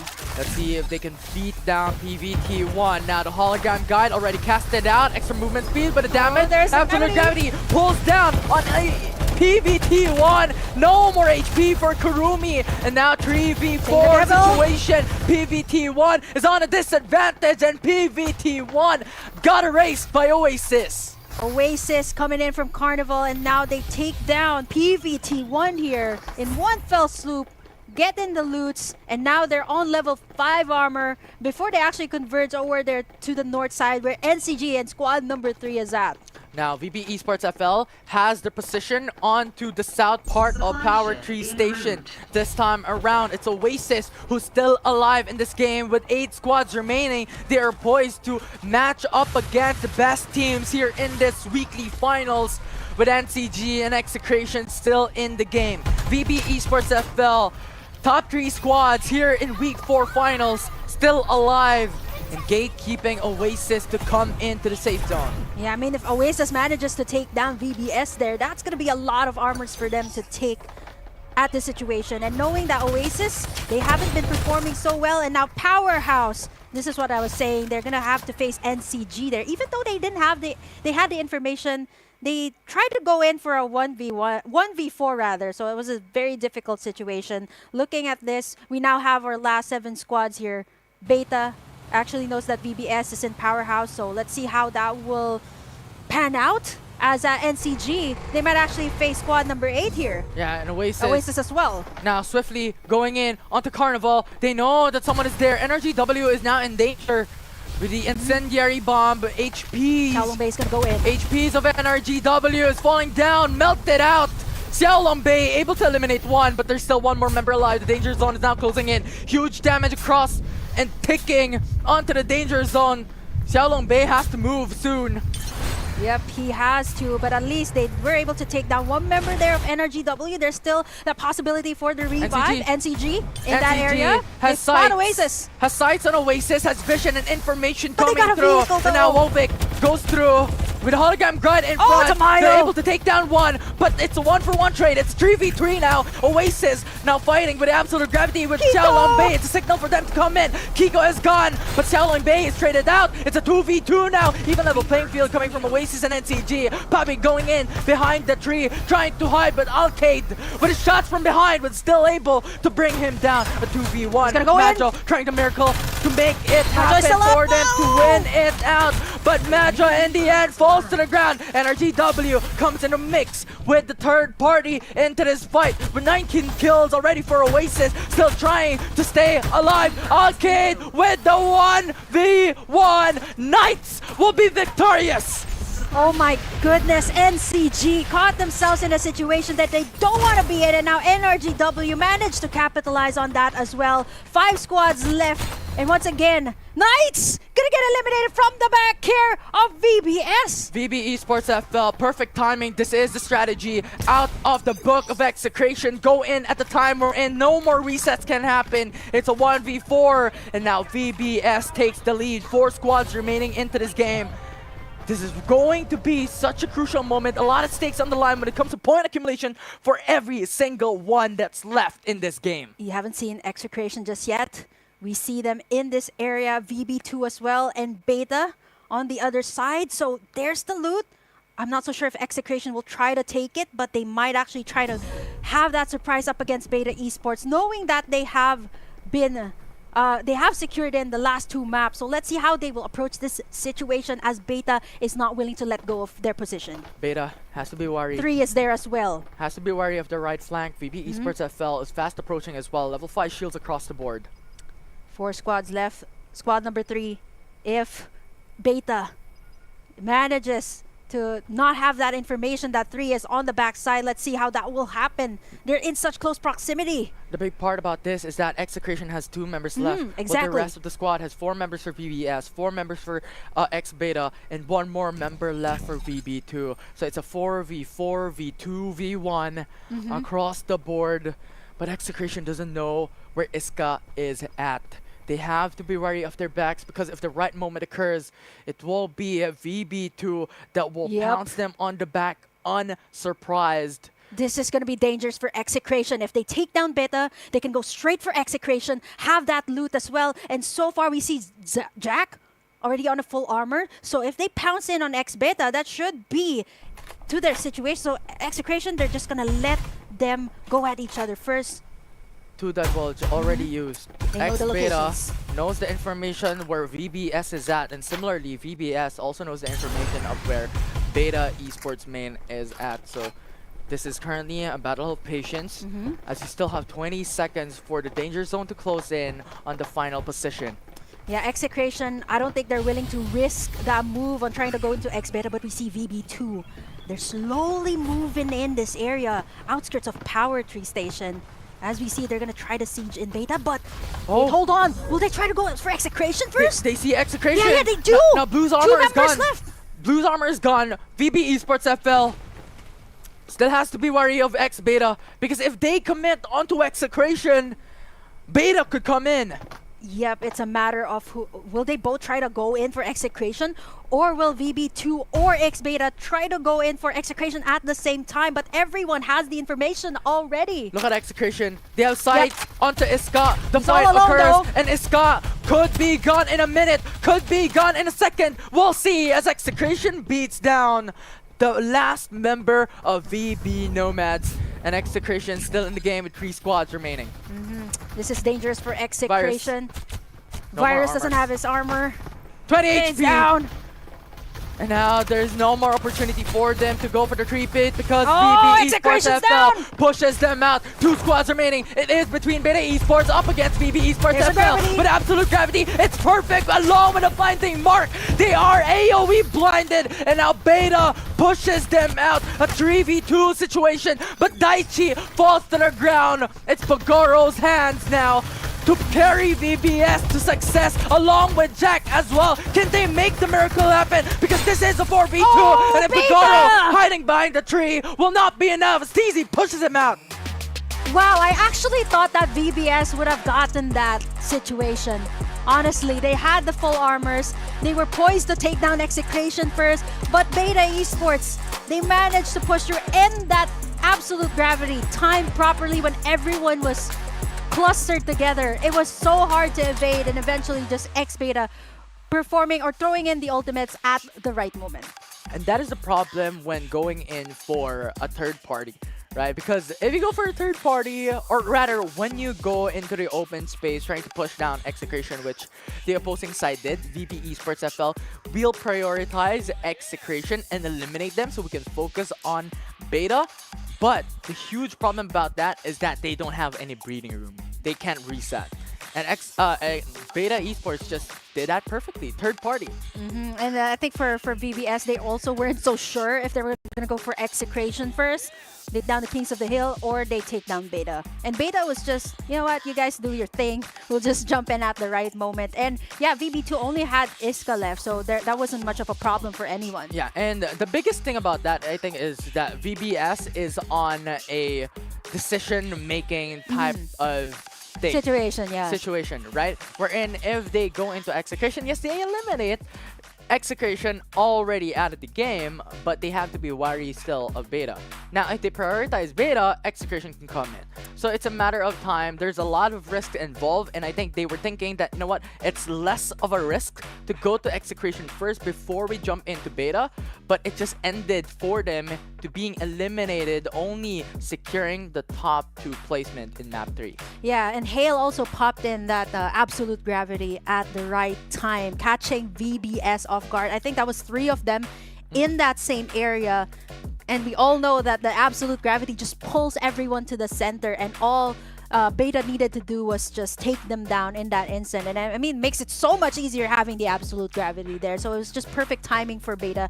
And then again, all of them had the information, right? At that very final class, it was just who will pounce first. So yeah, it was a sticky situation for VBS. I think the decision making was so important as well. Yeah, although something surprising that I have noticed coming into day 2 of week 4 is that we're seeing a lot more MG7. So that is really, really nice to see. It's an unexpected thing to watch out for. But let's see how Beta was able to take the top 1 here in map 3.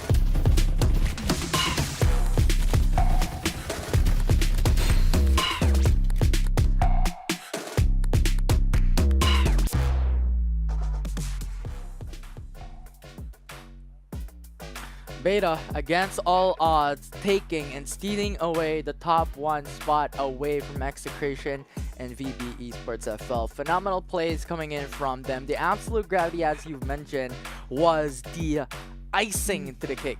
I think what made it more easy for everyone else in that last time was Execration. There was only 2 of them in that final circle, right? And honestly, I think it would have gone differently if there was a complete members for Execration. That would have been like a 4v4v4 v1. Yeah, it could potentially give them a better edge and a better lead into winning that fight, an opportunity for them to go for the 3-peat. But unfortunately, we still haven't seen that happen across every single week. But Execution thus far has been so amazing. 72, right? 20 kills, 20 kills, top 1, 70 points. Yeah, 70 already points, yeah. In the current standing with a 40 points difference from top 2. That's absolutely crazy.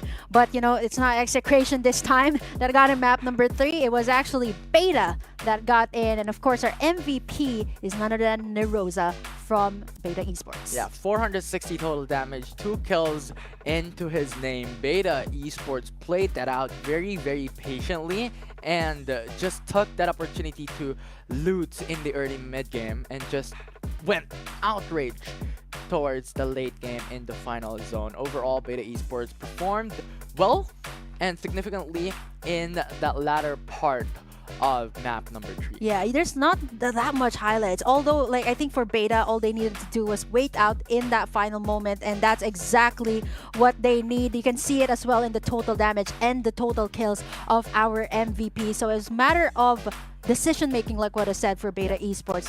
And the thing is, from what we have stated over the past few weeks, is that there are 2 main categories when it comes to the strategy, is to play aggressive or play patient. And both of them has pros and cons. Yeah, definitely. I think yesterday also we've seen some teams who played a little bit more passive, and that didn't work out. But you know what? There's a lot to take in as well with the new patch. We also have, of course, our redeem codes for everyone to enjoy here in the Week 4 finals. Be sure to grab it. 1,000 gold. That's also enough for you to purchase some new heroes, some new items as well in the game. The 30th step, or 29 steps to go for a new hero. That's Week 4 final, and that's 1,000 gold for those who are able to claim it. Yep, be sure to grab that right now because we're gonna have more, of course, for this entire day. So be sure not to miss out on anything in FPC because we're gonna be dropping more of that. But you know what? Execration, 2 maps straight, and then we got someone entirely new. I was actually waiting for VBS, honestly, but you know, Beta Esports, they just played it out, and honestly, that was such a pleasant surprise as well for Beta's fans out there. It became such a huge benefit for them. And now I'm really excited about the team rankings, who will take the top 2 to top 15 spots, because expectedly it is Execration who will be able to take the top 1 with 89 points. Wow, look at the total damage from Execration. I know it was like 1,000. I was like, that's kind of impossible. 12,619 with 89 points. Look at the disparity of Execration in the other teams. And like what you mentioned, right? 20 kills in a map. That's insane. Yeah, Execration playing out of their minds. Seriously. It's impressive indeed. And now NCG, the rivals of Execration, able to still snag away the top 3 position, the uncrowned kings. And it is VB Esports FL who was able to take the top 2 here today. And even with their performances yesterday, they've carried it all the way here. And here are team rankings, of course. I honestly was expecting Oasis to be far up there, but we've seen them underperform or eliminated early, actually, in the first 2 maps. Yeah, it's a lot of difficulties for them. We already have stated and emphasized how the drop of Carnival could be an advantage for you to choose where you want to go, but it's also a con because expectedly you're going to meet a lot of these people along the way.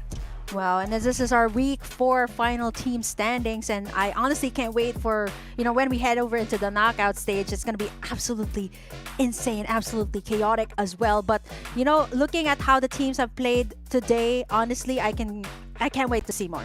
Yeah, can't wait to see more. Definitely, especially knockout stages will be the huge stakes wherein all of these teams to need to put their best foot forward, because the team that will not be able to make it out alive in the knockout stages will not be able to go into the grand finals. Easy as that, right? Easy as that. But the thing is, it's really a difficult moment for all of these teams. There's just so much pressure and there's just so much adapting that they need to do. I honestly don't know what's going on in everyone's minds, right? It's every single week is crucial in the team standing. So I wonder how they're preparing actually for all of the matches as we head over into the knockout stage, right? But Infi, now let's throw it to the interview for the Tagalog broadcast. We'll see how they would answer the questions from the Tagalog commentators. Loko nito eh. Bakit? Si Blue daw yung Hello, kausap Bo. ko, pero hindi naman eh. So, si Luki na ba, tol? Bakit si Sato laging kumakain? Ay, si Sato. Ang pangalan nito, tama ba? Yung nasa Sabi likod. mo kumakain ng Twister. Tama. Di ba kasi nung nakaraan parang tinapa yung kinakain niya? Ngayon, naka-twister fries ka naman. Oo, sige, dahil nakakita na tayo ng kumakain. Oh, ayan. Sino ang pinakamatakaw sa Uy, squad? may siopaw! Uy, grabe naman. Sino Ay. pinakamatakaw? Uy, nag-iyan. Ito po yung katabi ko sa kaliwa. Sino yan? Sino yan? Ano po pangalan? siya. Ano pangalan? Inuubos po yung sa kangkalananin. Ay, no. Sino Wala daw? si Watts, tama ba? Watts. So, si Watts daw. Isang kalan. Grabe naman. Grabe ko naman. Oh, anong Hindi katanungan mo, hindi, madam? Hindi nag-share. Eto ang question ko lang, considering na, English. Ay, wow. Considering na kayo na yung isa sa mga teams na tinitingala, di ba sabi nyo kasi dati, SR na kagi talaga yung pinaghahandaan nyo eh. Meron bang nagbago dun sa routine nyo, lalo pat kayo na kasi nasa taas eh, naging kampante ba? Or mas dinamihan yung kain? Anong ginawa nyo? Ginawa na. Hindi naman recitation! Batak po kami 3 to 8 hours ganun po. Yun lang po. Nagpa-practice po kami lagi. Every day, every night. Ayun naman pala. Pero yung ano nyo ba, yung practice nyo is laging squad kayo? Or may mga individual na, like may mga nagsosolo duo din kayo? Puro solo lang po kami. Solo squad, ganun po. Yun lang. Tapos pa-practice po kami Solo screen squad. pag gabi. Tapos ng tour na. Ayun. May talagang consistent sila, no? Sa ginagawa nilang performance. Ikaw, meron ka ba? Meron ba kayong gagawing kakaibang technique o preparation papunta sa knockout or just magiging consistent lang kayo na Ganun pa rin. na ganun pa rin? Solo, squad, screams, or may ano ba, may technique bang gagawin?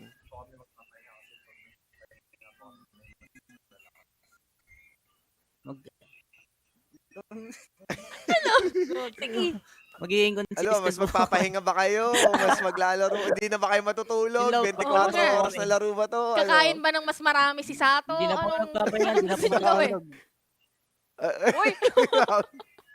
Walang tulog. Grabe naman. Ito Hindi syempre po maraming magpapahinga. mga... Gusto lumakas kayo. Gusto mamatay. Uy! Grabe naman. Huwag naman patagos! Oh, grabe. Grabe naman. Baka di Syempre. na mabuhat yung phone niya. Bigla tatagos yung kamay niya. Oo, wag ganun. May land finals pa tayo. Maraming gustong magpa-shoutout sa inyo. Syempre, i-shoutout nyo na lahat ng mga gusto nyong i-shoutout. Sa execution boss, si Makay, si Boss Yulo, sa lahat ng execution management, pati sa SR Nakage na sila Daddy Pabi ko, ni Luki, si Majo, si Boss Kiko, Boss Wobik, shoutout sa inyo. Pati kay Boss Watts. Pati kay Boss Jam, Jamil, Boss Jamil, I love you, Mami G, Ate Clarice. Let's go, let's go! Yan. Let's go! Let's go! See you guys sa knockout stage at syempre. An amazing interview coming in from Execration. I mean, the questions were how they are going to adapt into the knockout stages, how they are going to practice every single time. 8 hours, right? Yeah. Practice from Execration. And mind you, they're playing solo. So that really improves like the mechanicals. Because, I mean, come on. 12,000 total damage. Right, and they are always practicing 8 hours as you've mentioned. On top of that, they have also been practicing on scrims with a lot of these teams. So it's just a lot of preparations that they are currently doing from week to week. And I think that is also one of the reasons why they're performing such in an impressive way. Yeah, they also gave a shout out to SRN NCG that they really look up to as well. And we've seen them, right, dominate everyone else here in the weekly finals. And it's a good thing too that they have been practicing daily. I think it really does help, Execration prepare for this moment. It's so good that they're able to mesh it all together, even though they've been playing in solo queue. Yeah, 100%. And on top of that, they mentioned that they will always practice consistently every single time as well. Coming into the knockout stages, they're going to really put in the effort. And that is something that we could expect coming into the knockout stages, that they will still perform. Oh, definitely, right? If you're practicing every day, playing FPC every weekend, I'm pretty sure that Execration is ready to take the crown here for FPC. I mean, so far, we don't know just yet what's going to happen in the knockout stage, but they're pretty much excited for what's to come. Definitely one of the fan favorites coming in to the FPC FPC. But you know what? There's something new and there's something I'm really excited for the viewers watching at home. The new skin specifically designed for the Philippines. It is SR Coco Breeze for Maggie. You guys can get it for free, okay? For free. All you need to do is log into the game for 7 days, and you guys can get the skin for free, absolutely free. So you don't need to do anything. You don't need to pay any diamonds. All you need to do is just log in. Super simple. Yeah, log in and participate on to the daily login event for new Maggie's SR Coco Breeze. So it's just a lot of amazing stuff. I mean, we've seen coming in from the Philippine Summit that there is a lot of events planned out, a lot of things that will be new coming through for Farlight 84 here in this country. But for the viewers watching at home, please do give a follow, please subscribe, and please do give a like to the social media of Farlight 84 Esports. That is where you are going to find a lot of updates, patch notes about Farlight 84. Yep, especially since the meta is ever changing for Farlight 84, and we can slowly but surely see it here already in FPC. So if you want more tips and tricks, you want more updates in FPC, I'm pretty sure you guys can get it in the Farlight 84 social media pages. Yeah, and if you want to get more updated about new potential skins, new stuff about Farlight 84, what's happening in FPC, it's just a perfect platform for you. And of course, you know, there is definitely a lot to look forward to. We have a lot more in store today, PC as well. I like how you mentioned that, because after this short break, we're going into the PC finals. See you guys there.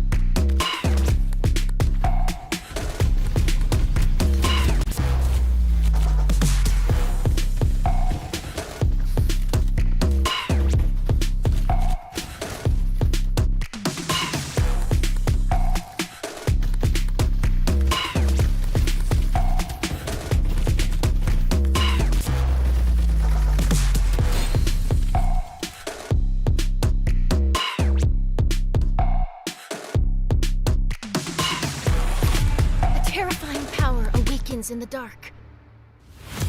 Machines driven by curiosity, becoming cold-blooded killers. Everything must end.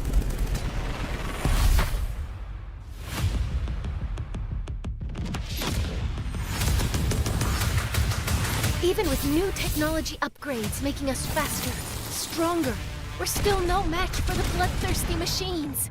But the story isn't over yet. A genius engineer just came onto the scene.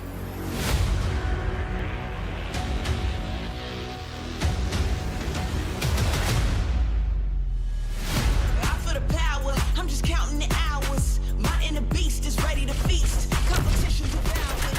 You ready? This is the moment. How bad do you want me? Put your arm, you'll never fall against any opponent. This is my life. Hit him down for the fight. Hit him left and then right. He's on my light. It's blinding and bright. It's time to fight. Watch your learn. Keep us steady right now. I'm the legend. I'm ready right now. Once I get it lit, I'm on great. I was made for this. They say Rescue en route. No turning back now. Kill directive initiated. Eliminated. One's enough. The truth always comes out. Play a game or mash. Out of the way! great. I was made for this. Legendary. Thanks for stopping by. Mission complete. They all telling me I'm dope now. I'ma teach you a thing or two. I gotta take over the world. What is greatness mean to you? Great, I was made for this. It's time to make 'em pay for this. You don't have to wait. Stay for the fame. Great, I was made for this. I was made for this.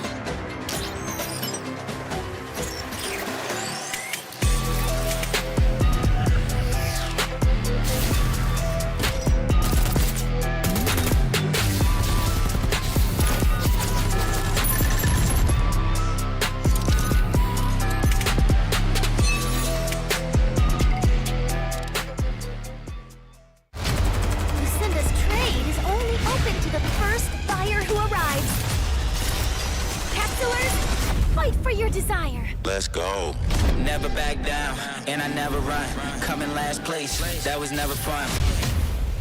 Time to elevate. Looks like we gotta make it harder. Let me see who's the lucky one. I'ma let it go. Let them taste the power of new vehicles. Time to control. Time to fly! I never Time to miss. start the show. Yeah. 5, 4, 3, 2, we gon' run it up. No days off. Precision bombing. One shot, so you better not miss. Night, sweetheart. One shot, so you better not miss. Fire hazard. Emergency team, go! Love doesn't just explode once.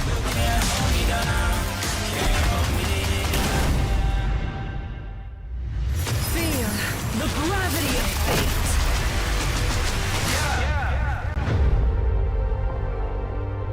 One shot, so you better not miss.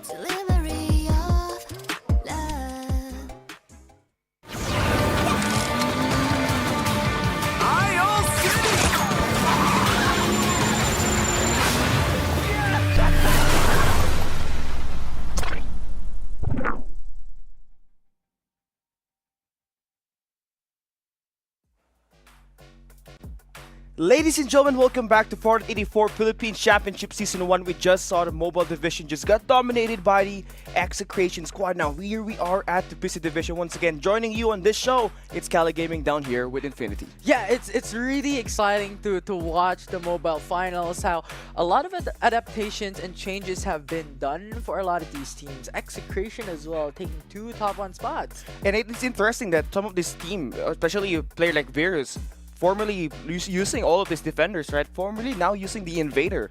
And obviously the new update has seen a new rise of trend.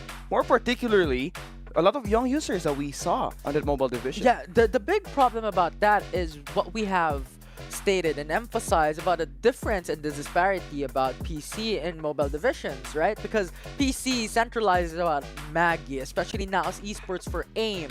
How would that affect how Young has now lost its springboard? Yeah, potentially we will be looking at a new setup composition here at this season and at this new update that we have for Farlight 84, right? But we take a look at our Group A qualified teams.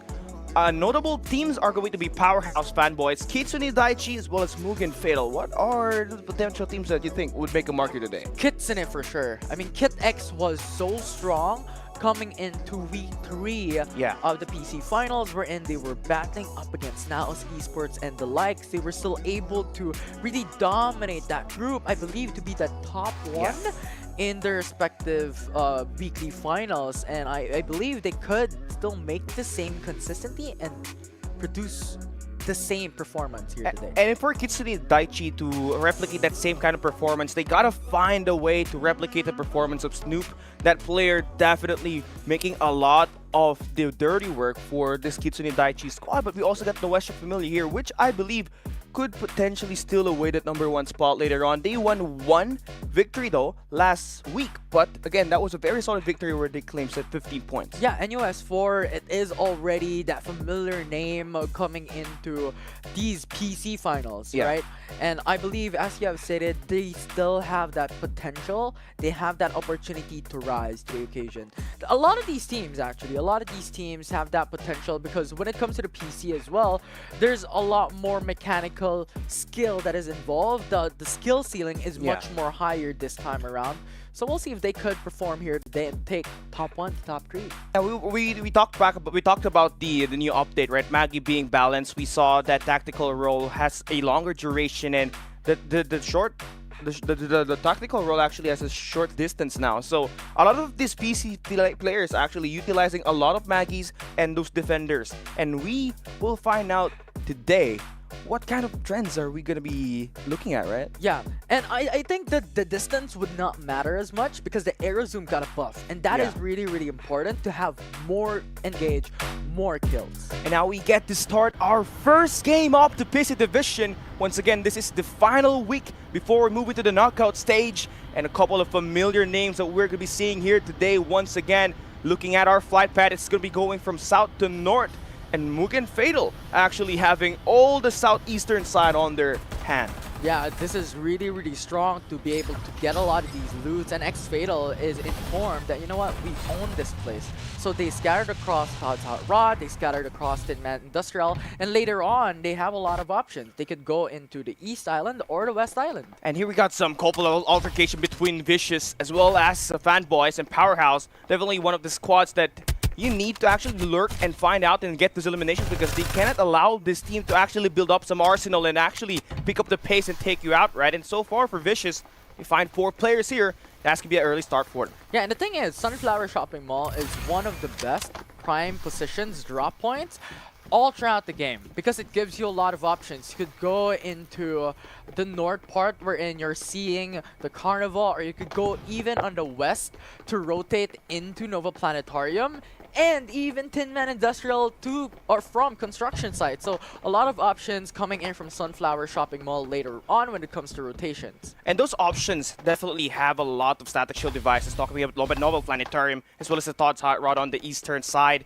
Now for Fanboys, they got bullied out, so their respawners has to be used up and they cannot afford to lose their life here. They're by the tiny fortress somehow, still looking to get some shots, but now for Paragons, they're going up against Noesha here, and this is something that you need to watch out. Nova Planetarium is a very big spot. Yeah, and Paragon's 1v2 is just no chance of escape. Yeah, they're brave. And True only has 3 players here. And that's going to be a total factor. But we now finally see some young users here. Blinding Mark and the Divulge. Ultra Scouting. Ultimatum here. Yeah, and this is one of the topics that we were mentioning. What kind of compositions can we expect, especially with the changes of Young to be having the Blinding Mark, no more Springboards, still having the Divulge to get that extra information. What else could be in the mix of that composition? Are we still going to see a lot of Maggies into these compositions, especially with Naos having AIM to be that staple hero for him? Yeah, and AIM is absolutely terrifying with that Maggie use here, right? But for fanboys here so far, they have been bullied out and they're gonna try to back away, get some positioning maybe by the construction and rotate over to Todd side route later on. They do have one player waiting for a revive, and that's gonna be a big miss for them because squad number 9 has already dealt most of the space here at the south. Yeah, and this is the problem with going really aggressive early on with having that early engages, is that when you get knocked out and get initially eliminated, is that you have to relocate. And relocating disables you of the potential to stack on your shields, stack on your weapons, stack on your gear XPs, and when you get pushed by a team that has already finished looting a POI, it's just so much disparity when it comes to advantages and benefits. And you're not going to get guaranteed to get as much as Arsenal as you can as well. And for fanboys, they gotta make up for it. Good thing they have a Momoy. And again, a Momoy user has a Hoarder job, and that can increase your level as well as your attachments. Yeah, though it's a bit of a shocker, right? Yeah. It is really, really rare that we see a Momoy come through, and I think it's really good to have that passive in if you want to play patiently. Yeah. And I think that is also one of the reasons why we see fanboys utilizing that hero. Yeah, once you get level 7, you automatically get purple attachments. And again, for Vicious, they're looking to try to really bully out fanboys as much as they can. They bully them out of the hotel, and they're gonna try to rotate northern side this time through the Nova Planetarium, where we see Modern Fatal actually waiting for some information to get some eliminations done here. And they don't want to fight because they only have level 2, level 3 shields. They're only 3 members, so 3v4 is not really their advantage. And now we got Kitsune Daichi up here on these buildings. They got Snoop, again, one of the key player makers for Kitsune Daichi to get this wins. He's gonna have a 1v1 situation with Madalena, and it's gonna be quick, easy work for him. White Dwarf and a Mad Rat, not exactly what you want to bring out on the gunfights. And we got another team joining the party, and Kitsune Daichi will get caught in the yak. And well, NG1P completes the siege and they get 4 kills here. I love that. The utilization of the vision erosion outside the building disables that vision against their opposing side, and they just have to relocate. And they covered the vision erosion really, really well on that entrance to just really push out the opposing side to go outside. And in the end, NG1P just cornered them on the roof. And then they get more information as well on where these potential players could rotate in, and that's going to be by the fortress beside the Riverview Park. And this guy's got only level 2 armors. NG1P, we take it with their arsenal, 3 players with level 4 armors. They can go for the pounce and take these players down one by one. A Vember still waiting for for the vision erosion to cool down. And he's gonna try to wait this one out, but these players have already spotted the guys on the hideout at the orange building. Yeah, CKGG has 2 members still hiding on the orange building. Yeah. There's no vision erosion for CKGG to relocate themselves, so if they get pushed, it's disaster. And the thing here is they're caught into the danger zone as well, so now you're getting so much damage, but it's not significant. But again, you're gonna have to be forced to use your medkits. You don't have any vehicles at the moment that could potentially help you cross the land. And here we got some players at the Iris Ranch actually waiting for some gunfights as well. There's gonna be 2 players here. It's gonna be Shinigami Tenshi Dams. He can dance with that Maggie, and we can see them actually spotting out Dream Killers. They're going in, they're pushing above on the roof. And here we got the hologram guy. This guy pops up. He's still got that air zoom as well as the tactical roll just in case the stage goes inside. EMP shock will be invested, and now the hop up here by Risk will get shot down, but the vision erosion coming in for Hades, and the UMP 99 connects. And that's gonna be 1 player down for the side of Shinigami Tenshi, but the trades does go through. Dream Killers are gonna be staying at the perimeter, and Hades takes Null Dogs. This is gonna be a 2v4. And now going for the revive onto Risk.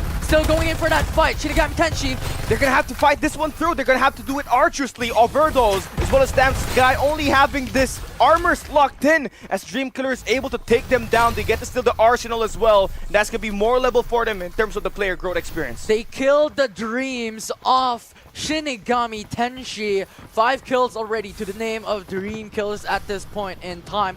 Good utilization as well for the Vision Erosion, being held back by Ares at the right moment. And this squad right here has the best potential to actually go and play the late game already. They got level 4 armors, they got some kills, and the team that they just beat down is Shinigami Tenshi. We know is currently part of the top 10 best teams in Farlight 84 PC division. 100%, and just having that capability on beating this team is a statement to make here in the PC finals. Now, Paragons is just hiding on the buildings with the red zone, actually giving information. Arrow zoom. They're gonna go right and die in here in this close range combat. Stewie will get stewed by Gear with that Uzi, and man, this is just all out gunfights. Another young that we see here for Hallow. Oxy able to bring him down with the White Dwarf. Still's got a defender to lock in. There's still a couple of players here at close by. And man, for Hallow, just gonna try to wait this one out. Yeah, squad 5, it's just around the corner as well. It could push in anytime soon. Third party is inevitable. You gotta find this kills swiftly to not get overtaken and be party crashed. But the thing is, they're not gonna pursue it. Dignus will be able to hold down the fort, but Raji is still above.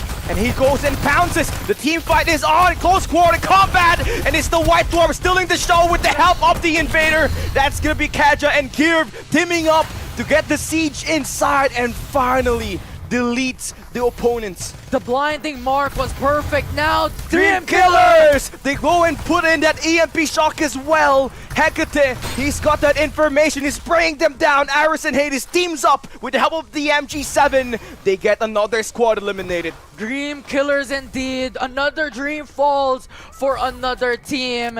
Hecate with such power coming through from that engage, and now with the EMP utilization as well, being able to give them a lot of advantage. But look at squad 11 swiftly pushing in. And it's no Westra. They only got 3 players. It's not going to be a wise decision to actually go and take down Dream Killers, who has managed to take these players out in the open. But Hecate now getting shot by the defender. Hecate will be shot down. It's going to be a 3v3 situation. They can go in and attack. Just gotta make sure that Brave and crew has got the defender rolling. The thing is, ultimates are also ready across Nuestra fam.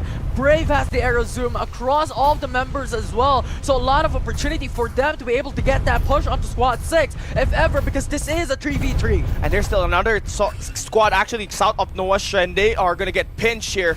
And for Dream Killers, this is a nice take for them. They got the high ground. They can spray them down with the defender. High damage output with this sniper. They got 2 to back them up and take these players out. 3v3, even level playing field. But the thing is, Dream Killers has level 5 and level 4 shields compared to Nuestra fam, who only has level 3 shield for 2 of the members. Brave. And for risk here, again, he's got that air zoom ready. They're just waiting for another shot to connect here to make this a 2v3. But you can see Nuestra now, they're going in for the siege once again. Brave will be countered by the Vision Erosion by Dream Killers. And it's the utilities being used by Dream Killers efficiently to exceptionally take down another squad. And it's crazy to think about that Hades used the MG7 to kill down 2 members. It was really something brand new, because from what we have mentioned in the past, that MG7 takes a long time to ramp up. But Hades knows that, and he utilized it well. And now here we got, it's going to be Vicious and Fatal this time. It's Envy closing that gap down. It's going to be Vox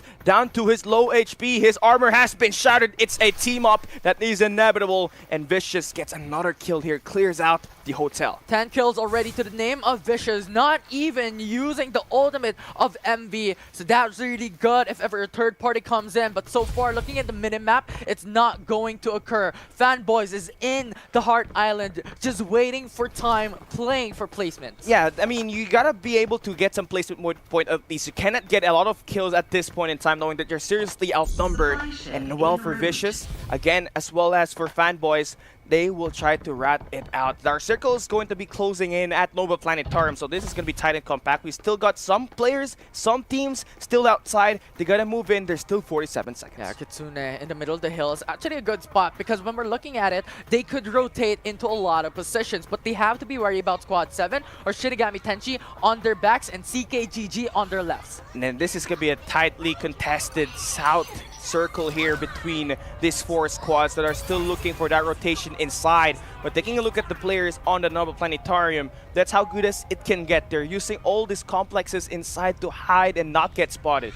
Kit X only has two members players, yeah. alive. So if ever they come across Squad 7, Squad 14 can easily sweep all of these stragglers. So they have to be wary of the position of CKGG and what they have to do, because right now they're just beside Squad 7. And now Dream Killer is here looking to try to fight for a position inside of the Nova Planetarium. They're by one of the observatories. And again, 2 players with level 5 already. 11 kills to their name. And they got level 4 and level 5 player experience after all the eliminations that they had made so far at the early game. They have all their utilities ready, and NG1P is ready for some gunfights. Vision Erosion is ready as well, coming in from the Dream Killers. Could be denied by the EMP coming in from Zam. So the utilization of these ultimates are crucial when it comes to this fight. Now the question is, who will engage first? It's Dream Killers. They want to take down the getaway car so that this team will be immobilized. But they got Hull W as well on the annex, and they're gonna try to really hold it down first, get that restore on that shield as well as that HP.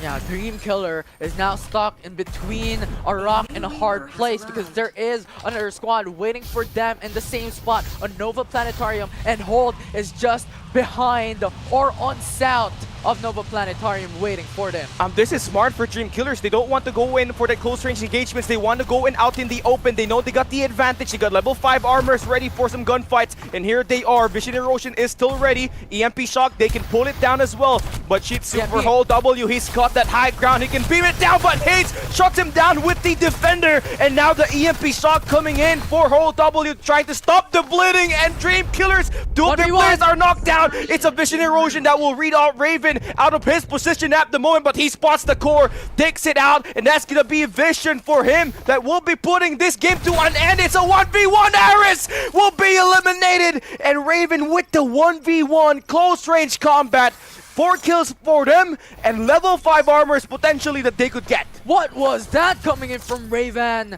It was phenomenal coming in from Hold.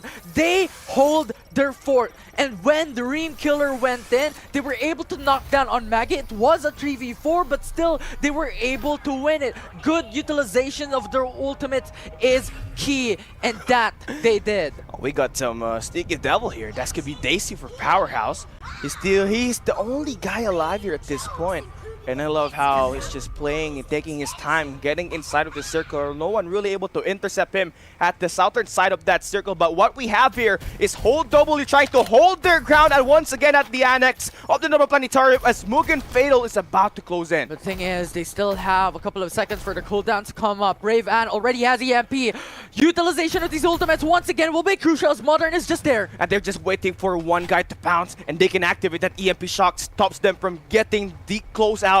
And Modern really taking their time. They still got a guy on that car just waiting for a getaway just in case some things go south. But Hold W, they got the Divulge Can earlier, and they know that Modern only has 2 players with level 3 armors, and of course they're particularly not healthy at the moment. Yeah, with a flamethrower in the hands of Modern as well, could potentially relocate themselves really easily. Now Gabbins jumps across, hoping to get that pincer through up against Fanboys. Yeah, Modern Lethal at this point is about to really hold it down. As soon as a scan from an area recon coming in from Hold, it should be enough. But Daisy, the rat play from Fanboys will be picked down, and that sound cue will be heard by Modern Lethal, which goes into a chain of effect. Hold W now has to stand their ground after what they just did. But it was really unfortunate, because the thing is, Modern did not take the opportunity for them to go in as a third party. So Hold has time to go in for the resets. Yeah, and they have managed to do that. You can see that that's gonna be Shitsu on the top of this water pump station. He's gonna have the high ground, he's gonna have that information, and you love it from a young, that blinding mark. If he can activate that already, that could potentially stun and reduce the movement speed of Modern Lethal here. And I think the best way to do this is wait for your Divulge, get information on where Modern is at before you pursue, before you use the blinding mark, and Hold can come through with a bang. We'll see how Hold will hold their forts for now and hold their position, because right now Paragon is moving in. And this is something that requires a lot of assistance for Hold W, because they are going to be caught into a pinch. Circle's going to close down on their position, and there are multiple teams that are about to move into this position and about to try to fight. And this is it Hold W now has to make sure that their utilities have to be saved up. Darwin, he spots one with the MG7. Dex will be eliminated. Envy trying to scout around on the outside of this danger zone, but he's gonna get gate kept by Modern and Lethal, and that signals the attack and the point of push being made at this Nova Planetarium. Third party central right now on south of Nova Planetarium. Hold is now waiting for the right opportunity to go for the engage. 10 kills already to their name. Modern just below them. And here we go with the EMP shocks come in, and that's gonna signal the attack to go through. Shitsu finds double with that MG7, and there's just a couple of flanks going through. The hologram guide added this in. That slight damage boost to finally take down Modern Lethal, and now we're down to the final 4 teams. Now, Raven's EMP was just perfect. It came across every single member, but NG1P, they have to be worried that they are just there to go for third party. Hold! And here we go, it's gonna be Zai pushing in at the staircase. He's got some information, he takes down JB from Hold. That's gonna be a 3v3 situation. It's equal battle here at the moment, but the vision erosion going through now, and that's gonna stop the push. It buys time coming in for NG1P, denying that opportunity coming in from Hold. So far, NG1P did that amazingly on that engage, but Hold has a level 6 shield across the board. It's a 3v3 from both these teams. And there's still a couple of stragglers here as well. That's gonna be Vicious, still having 2 players. And there's also going to be one Paragon, Larkoshi, just waiting it out, waiting for Whole W and NG1P to fight it out. 4 squads remaining into this final zone. Paragon is just waiting on the corner. If a fight occurs, he can pounce. But now it is Enki along with a crew, with Vicious and Paragons around the corner. It is going to be really scary, but for now, an NG1P is just buying time for their ultimates to cool down. As soon as that EMP shock is ready to be used, that's gonna signal another contest being made at the Annex. Whole W are just really holding themselves down. You can see Raven again having a level 6 armor, and Key and Shitsu will have a level 5 and level 4 comparatively. NG1P at the moment has got the better armor in terms of the player distribution. And here we go, another contest.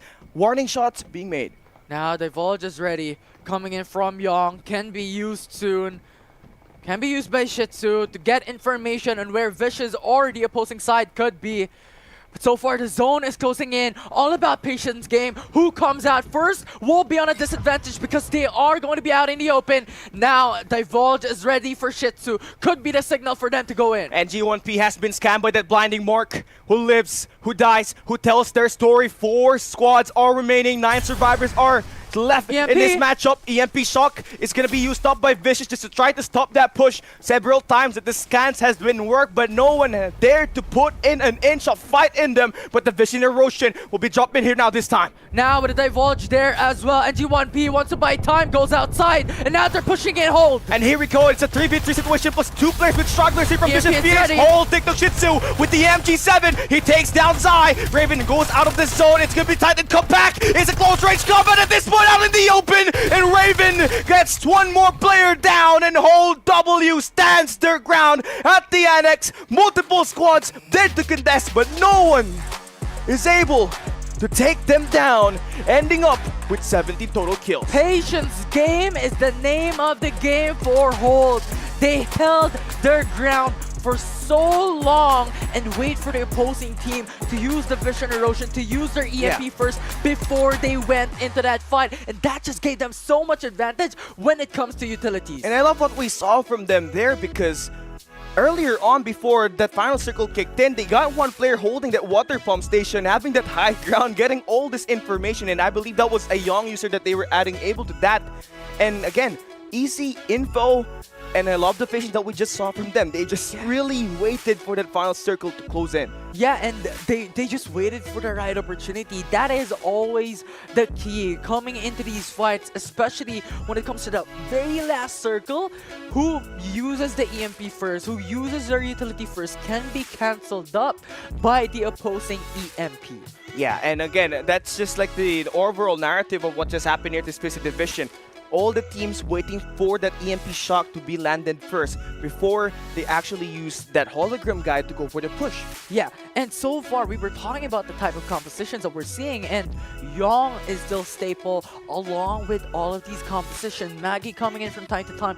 Ember is coming through as well. So I like that difference that we're seeing when it comes to composition in every single team. Yeah, I mean, the only odd hero that we just saw in this entire game was that Momoy pick by fanboys. Yeah. I mean, I love that you get to reduce the time that you restore and recover your health points, but again, doesn't provide you much of an impact in terms of those team fights. Yeah, and I think the reason as well to why this is such is because they're playing for time. Yeah. Right? If you want to play for time, Momoy can give you loots, Momoy can give you arsenals to really have that potential to go out and in the late game, in the final zones. But unfortunately, fanboys was just eliminated one by one throughout the early mid-game, did not have that opportunity to play for patience and play for placements. It was really unfortunate for them. They dropped by the Sunflower Shopping Mall and then they got bullied out by Vicious. They had to use their respawnings to go down to the tiny fortress.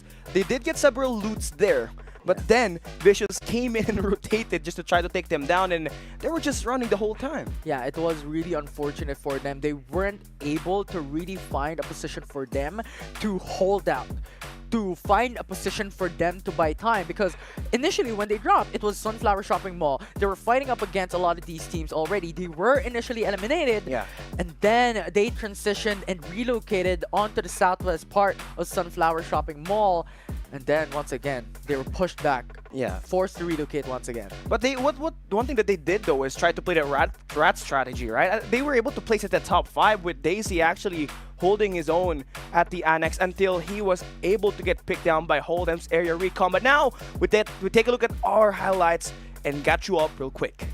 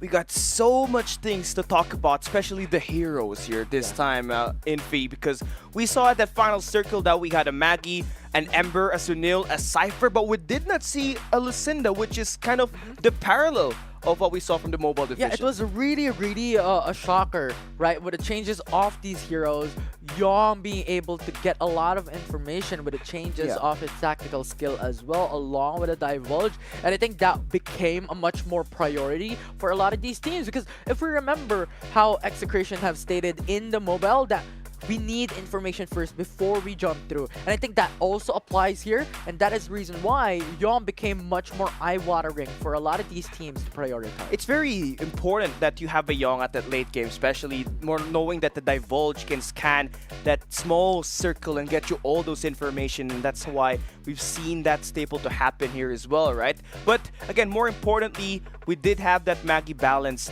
out, but we still got a lot of them here today. Yeah, we're seeing every single time, like after a fight, a couple of seconds coming in, it resumes already up. Yeah, it's crazy. It's really crazy. Now we get to take a look at the MVP of this matchup, Whole W. This team stood their ground for like a whole 3 circles. Yeah, I could not expect anybody else to receive the MVP because on the latter part of that fight, Raven Sick with the EMP shocks always consistently hits the perfect location, right? On one of the latter moments when the final zone was still closing in, he was the one who placed the EMP across 3 members to enable them to win. It feels like he has a watch all the time because the timing was impeccable. And Raven was able to clutch up a 1v1 as well to keep his team alive while they're on rotation to the annex of the Noble Planetarium, which I believe was a big factor, and he really deserves this MVP, right? Yeah, 100%. How much benefit he provided for the team and how he changed the tide of those engages. Now we get to see them actually putting up a great fight at that map number 1, but could we see a repeat just like what we saw at the Mobile Division Finals where Execration went back-to-back? They definitely have all of the qualities to do so. Yeah, Hulk's just really strong. And now the big question is who can stand against them and who has the opportunity and who has the potential to really fight even level playing field at this point in time. But there's really a lot of aspects into this, right? When it comes to your initial drops, where are you going to rotate? How much shields have you already gotten all throughout that fight? Is there confidence for your team to go for those push? Is there cooldowns ready for ultimates? Yeah.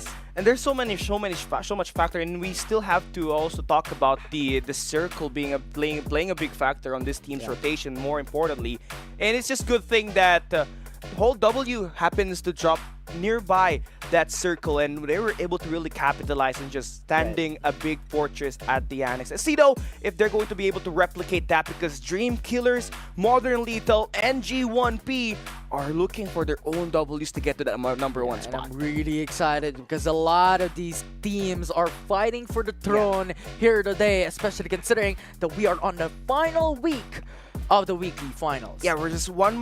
Next week, it's going to be the knockout stage, right? And let's see if we're going to have any bounce back games here. More importantly, I want to note that Kitsune Daiichi, the Week 3 PC Division champs, were not able to really put in a big significant influence here in this map number 1. Yeah, it's unfortunate because they were eliminated early on, and that is the big problem, right?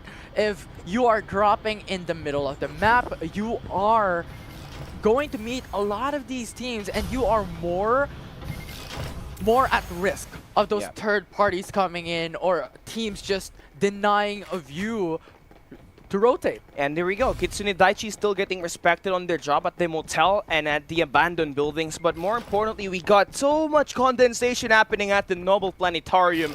That's right. That right there could potentially strike as the first engage. Yeah, the big thing, because right now, fanboys have full control over the Sunflower Shopping Mall. A while ago, they weren't. Yeah, and Vicious was actually the one contesting them there and punishing them. So let's see if that's going to play a significant impact on their performance here this time at round number 2. Already given that opportunity to get that numbers. And now, here for Shinigami Tenshin, they don't have any covers. They're out in the open. They're already getting into a Sanctuary Tower. A Sanctuary through one of these walls. Yeah, and I think at this point, Shinigami Tenchi is waiting for the ultimates to be ready before they jump in, especially considering, as you stated, they are in the open. So Ember's Vision Erosion would be really crucial for them to relocate or engage Radji. And I mean, alright, in Die Gang, again, still has the high ground here. They still have one player up there at the barns. They do have that information that the guys are still holding one of the sheds here. And Kai's is trying to close out as the point man here, trying to scout out, get some information on his team, but he's getting shot at and has to back away. Yeah, from far away, it is Shinigami Tenchi who's just shooting him down, but so far, no one's gonna get knocked out. This is really important because right now, the ultimates are getting ready for every single one. And at this point, Kai's Divulge is gonna play a significant impact on how are they gonna try to approach this more often than not. You also got that hologram guide ready as well from their Sunil user. And again, still playing it kind of passive. Shinigami Tenchi is able to pick up two cars. Yeah, 2 vehicles coming in from Shinigami Tenchi. This is really, really big coming in from this team because that will allow them to push out Raji. The flamethrower now, Hesi. He tries to hide the car, and that's a good thing for him that he backs away because Dam's able to take him out. Hologram guy Divulge will be casted this time, and Shinigami Tenchi is still hesitant and trying to make the push. They still do have the shield advantage. They got 3 players with level 2s. Oh, it was Raji who got 2 vehicles, but at this point in time, they're not able to utilize that really well. Here now we go. EMP casts it out. Shot. Stewie now pouncing. He's got that high ground, but there's going to be a counter for that EMP shock. But Stewie has got the numbers. He takes down Overdose. He's going to try to back away as he's getting pushed in. Pounced by 2 players, and I love the team up from XG. Shinigami Tenchi, and they find 1 player. Lightning Mark will not be able to blindside anyone, and now Shinigami Tenchi shoots down from afar. Ah, damn, he's just dancing with the aerism once again. But he's the one that gets picked up by Hassie, hesitating every shot. He does not miss. 2 kills for him, and that's going to be 4 as a squad, but it's not yet over. Still seeing some contests being made by Shinigami Tenchi, but it fails, and they got to pay the price for it. The big part about that fight is how Stewie utilized the EMP after that divulge, because they have information that there are 3 people just hiding behind those boxes. EMP came through. It was 3 people who got affected. No more armors. Their HP are down half health. And the thing with the EMP shock, as soon as it lands, it damaged the armor right away. And one of the players having level 2, his armor eventually got deleted right away, and all that's left was them to get shot at by the UMP 99s and the Jupiter 6 that were available. But we take a look at our current standing here. Hall W has got 32 points, only a 4-point margin on the second placer, Vicious. Yeah, I mean, how much their performance in game number 1 was just impressive to watch. However, the shocking part about that is how Vicious was able to still take the top 2 current standing, given that they were the top 3. Yeah, they weren't. But the thing is, they were the ones bullying fanboys. Yeah. So those kills that they got off the start, those 6 big kills eventually played a big factor on how they have the top 1, the top 2. Yeah, they were constantly finding these fanboys who was just trying to play for time and trying to play for patience. And, no, let us go, man. Let us go. But they don't. They want to take it down. They want this win. They mean business. And Whole W once again are on the same spot where they won. This time it's going to be Fanboys. Yeah, and they're going to try to challenge here. And that EMP bomb connects. EMP shock for Raven connects as well. And Yeonwoo will get shot down and he will be knocked and eliminated. And Whole W, they don't want to go and waste time. They mean business. They take 1 player down, but there's going to be Fanboy Stricto out in the open. He transforms in the robot, but Raven steps onto the second seat. But he gets taken down his Stricto. That guy pulled a reverse card. You sneaky little thief, Raven. That was crazy. It was Fanboys who had the blazing infantry, and Raven, you know what? Go ahead. I'm just gonna ride behind the car and you're just gonna lose the enemy in front of you. I mean, the problem there for Stricto, he kind of panicked a bit. He stepped out and the next thing he knew, he was the one that got burned and barbecued. Yeah, he was just finding. He was finding Raven. Where you at? Oh my god, it got stunned. And Whole W continues to go for that defense at the annex. We do have a couple of players at the motel at the moment. And here in the open, it's Kitsune Daichi and Vicious. They go with that level 4 armors. It's going to be an equal fight. They're going to try to take the Sanctuary off of the gantries. Kitsune Daichi waiting for a perfect moment. Amarus really low into this fight, so they have to reset first before they fight on Vicious, because at this point in time, it's even level playing field. Actually, it is Vicious who has the better lead. They have level 4 shields across the board. And there we go, flips happening with the vehicles. You don't get to see that in any other game, but here, for Serendipity and crew, they're gonna not try to waste their time and go for those attacks. It's gonna be a worthless fight. They're outside of that safe zone and more potentially could be third-parted by any team if they decide to go for the engage. Yeah, EMPs are ready for Serendipity, and it's Vicious who just doesn't want to go for the fight. But now, looking at the drone cam, another fight occurring. And that's going to be NG1P just taking down Modern Lethal, and that's just so unfortunate for them. FaZe and crew could not really fight back, and for Vicious on here, just sitting like a villain, waiting for an opportunity to spot some information and get an opportunity to get inside of the circle. Yeah, and they do not want to fight. Squad 14 is now relocating themselves towards the bridge for them to just go across over the island, because safe zone is now, or danger zone rather, is now closing in, so they have to move pretty soon. And again, at the kill feed, it's Mugen Fatal just getting eliminated here 1 by 1. NG1P has got that numbers. They were able to go for the squad wipe. And that's 8 kills for them that they were able to garner up. And at the Sunflower Shopping Mall, they reign supreme. Yeah, the southwesternmost part of the map, it's NG1P, was able to accumulate 8 kills already. But now looking back at Vicious, EMPs are ready, ultimates are ready for them if ever they want to fight Squad 14, and that they did. And there we go, they're closing it out.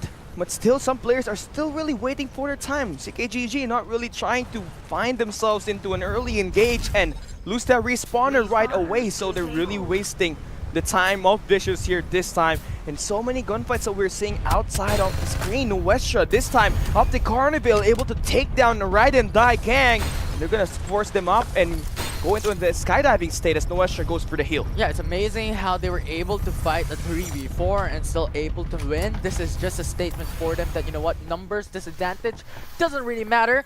It is Nuestra fam who has the better aim. But right now, looking at Dignus in Iris Ranch, going for a hunt on Kit X. Air Zoom still available for Kaja here. He's one of the popular leaderboard player for rank right now at this season, and he got the tactical roll to take down Maxi, breaking ankles. There's still one player that they have taken down. They still got 2 more players to go, and that's going to be Snoops and Avitsi trying to stay alive at the sheds. 3v2. And this play going to be coming in for the side of Kajis, just really waiting it out, but that scan worked. And now they got that information. They're ready for the pounce, and he got the spray with that defender, but still Snoop stays alive. And now with a danger zone taking him, they need to pursue soon. soon. Kaja now dancing. Tactical roll is down as well. And he got one player, but he gets caught in the act. But the team fight goes through.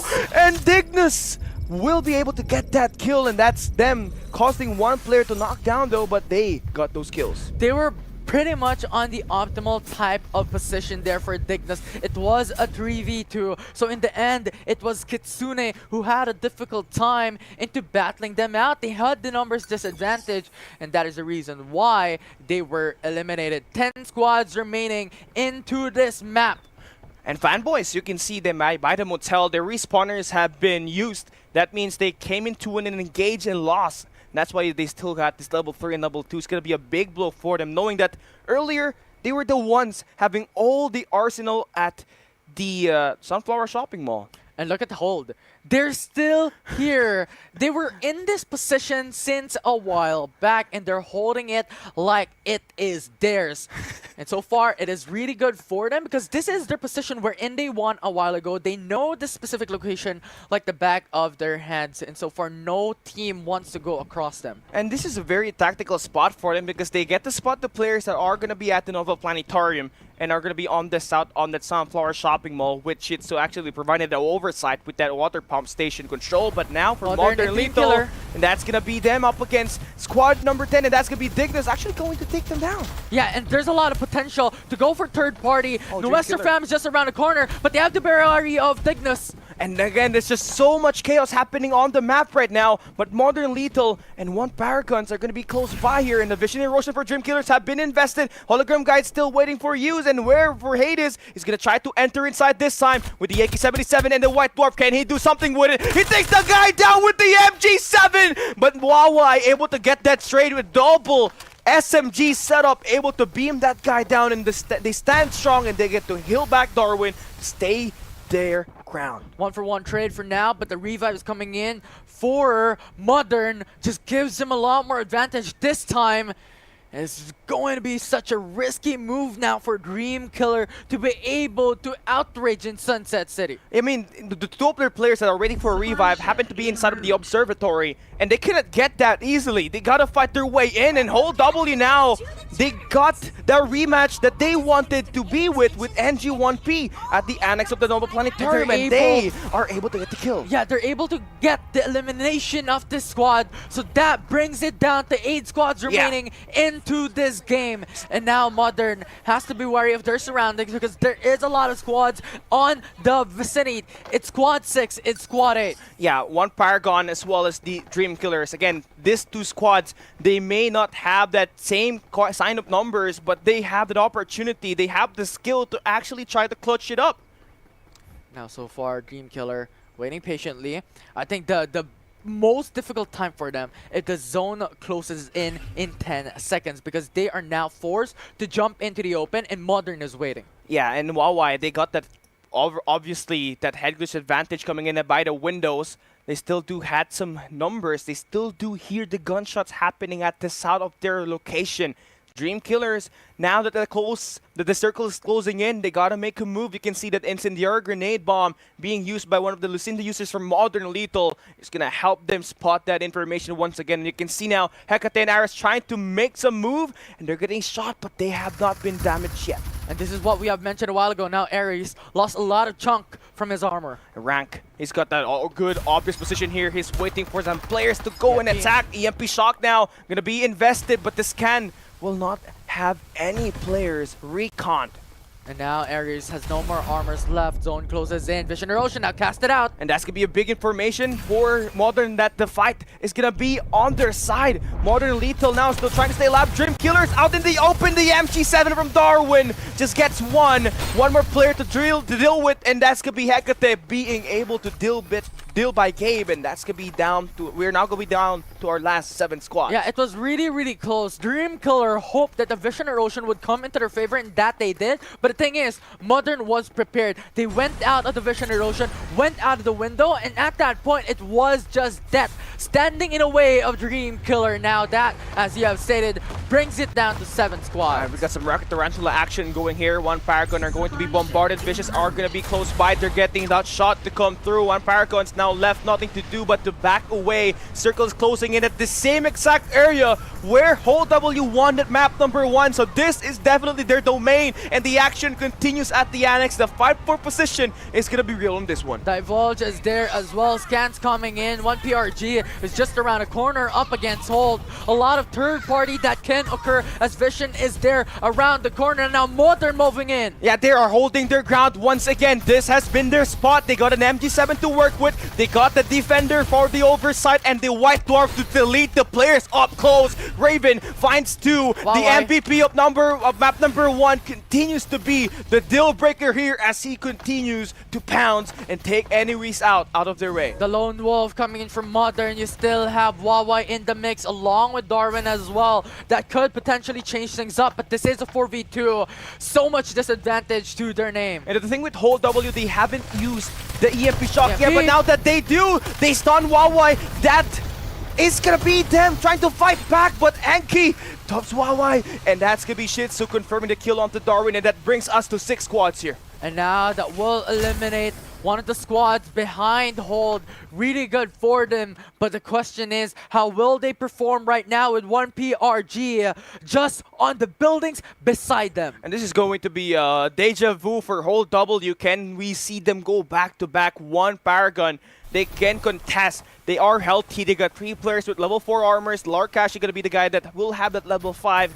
What matters here, from what we saw on that map number 1, is the utilization of the ultimates. Now Dignas, just on the southern part of the danger zone, playing on zone edge. Van Boys. Oh, he's running, but he gets picked up by CKGG, and with that shot, that signifies that information for Dignas. Oh, there's gonna be a guy on the cliffs, and they try to back away as soon as they can. 36 seconds before the circles closes in, and now we're gonna be ready for more action here. Yeah, and I like what Dignas is doing. They're going onto the left part of the safe zone, or going towards the safe zone, because they know the CKGG is just around the corner, because they lost the kill onto Fanboys. So that's really good for them, and they have that potential to backfight onto Hold. Yeah, and I love it, but they gotta be very brave with what they're trying to do, because you're trying to contest a guy that has that high ground. Shitsu and crew has spotted the gunshots, and they know that there are multiple teams around their area. And this is what we've mentioned before. Dignas is just there that could knife them in the back, but now Vicious moving in as well. Has the hills in their favor, has stones for natural cover. And now Vicious slowly closing that gap down. They got the defenders to help them try to navigate and take some of that armors down. They got the hologram guide to bounce, and there comes the springboard. They're pushing in real nicely just to get a cover inside of these buildings. But they have to reset for now because Jin has no armor, no more HP as well. CKGG is just behind them, and now Vicious is stuck across 4 or 5 teams. And MV's got the defender on. Again, he has spotted CKGG. They are obviously so down when it comes to their health points. They haven't restored yet. They are so focused up on moving in the circle, and 1PRG could have gotten that info as well, that there's going to be so much teams nearby their location. And look at CKGG, just waiting for the right opportunity. 1PRG as well is waiting on the corners of this danger zone. Yeah. There's gonna be 5 players, five squads left, 20 survivors remaining, and Hold W. Can they stand their ground for the second time today? 100%, they could definitely do that. But the big problem is if one PRG pushes in out, Dignus can follow through as well, Vicious can follow up, and that is the reason why the whole W is now putting themselves in a position wherein they could play on the edge of the zone because they do not want to get pincered by all of the teams right now. And here comes the attacks. Vicious able to take down 3 players from CKGG, and Hold W now decides to go in for that third party fight. Not yet over here. We got 1 squad down, but there's still 1 PRG on the left side, and that's Dignus on your northern area, and this means business because this is gonna be a moment where you define history and put yourself in at the books. And the patience of Whole W is getting them a lot of favors. They still have the EMP coming in from Raven, but we have to be wary about Dignus just behind them, and that is exactly what Dignus wants. You know what? We pounce when it is unexpected the most. 1 PRG still fighting up against Vicious. Divulge coming in left and right. Yeah, Circle is closing in. It's going to be a tight action here once again. 1 PRG, they are so close by to Vicious, and now the Divulge coming in as well. And that signifies this information. Kaja slowly closing that gap down. It's the primary scout for Dignus. Maybe get some information who's going to be holding that area on this building. It is 1 PRG who needs to come out first, and Dignus has to move really soon because the danger zone will tick so hard, and if you go out first, you are gonna get pounced, and now 1 PRG does so. And now we got the springboard to work with it as well. The Vision Erosion is there to back them up. Hold W now are trying to hold their ground for the second time at this map. They have won that map number 1, and they're trying to slow it down, get their armors restored before the attack goes through. Shih Tzu is gonna be on the top. He's got that high ground. Hold W still trying to get away on the altercation, letting the other squads get the attacks. Dignus though, they're able to take down Enki. That's gonna be 3 players left for Hold W. Raven trying to clutch this one up. Kaja dancing with the Aero Zoom. It's just all out chaos here at this map number 2 for Group A. Kaja, tactical roll reload is in, and he's got that information in Shih Tzu. And here comes the EMP shock right when you need it. There's gonna be more action. And now Dignus is still fighting with 4 members alive. 3 squads remaining into this game. It's a 4v2. And here we go, Kaja still being the primary offense initiator. And they take it out of nowhere. Going in, playing that circle very well. They had to go through the Aero Zoom of Kaja to work their wonder on that annex of Global Planetary. And that started wherein their decision was to go over the left part of the danger zone to be able to put a knife in the back of Hold, and Hold was just in the position of disbelief because at that point they were fighting up against 4 teams to go in the middle of the safe zone. That is why that it is really difficult for any of these teams to centralize on the safe zone because there is a lot more opportunity for a third party to happen.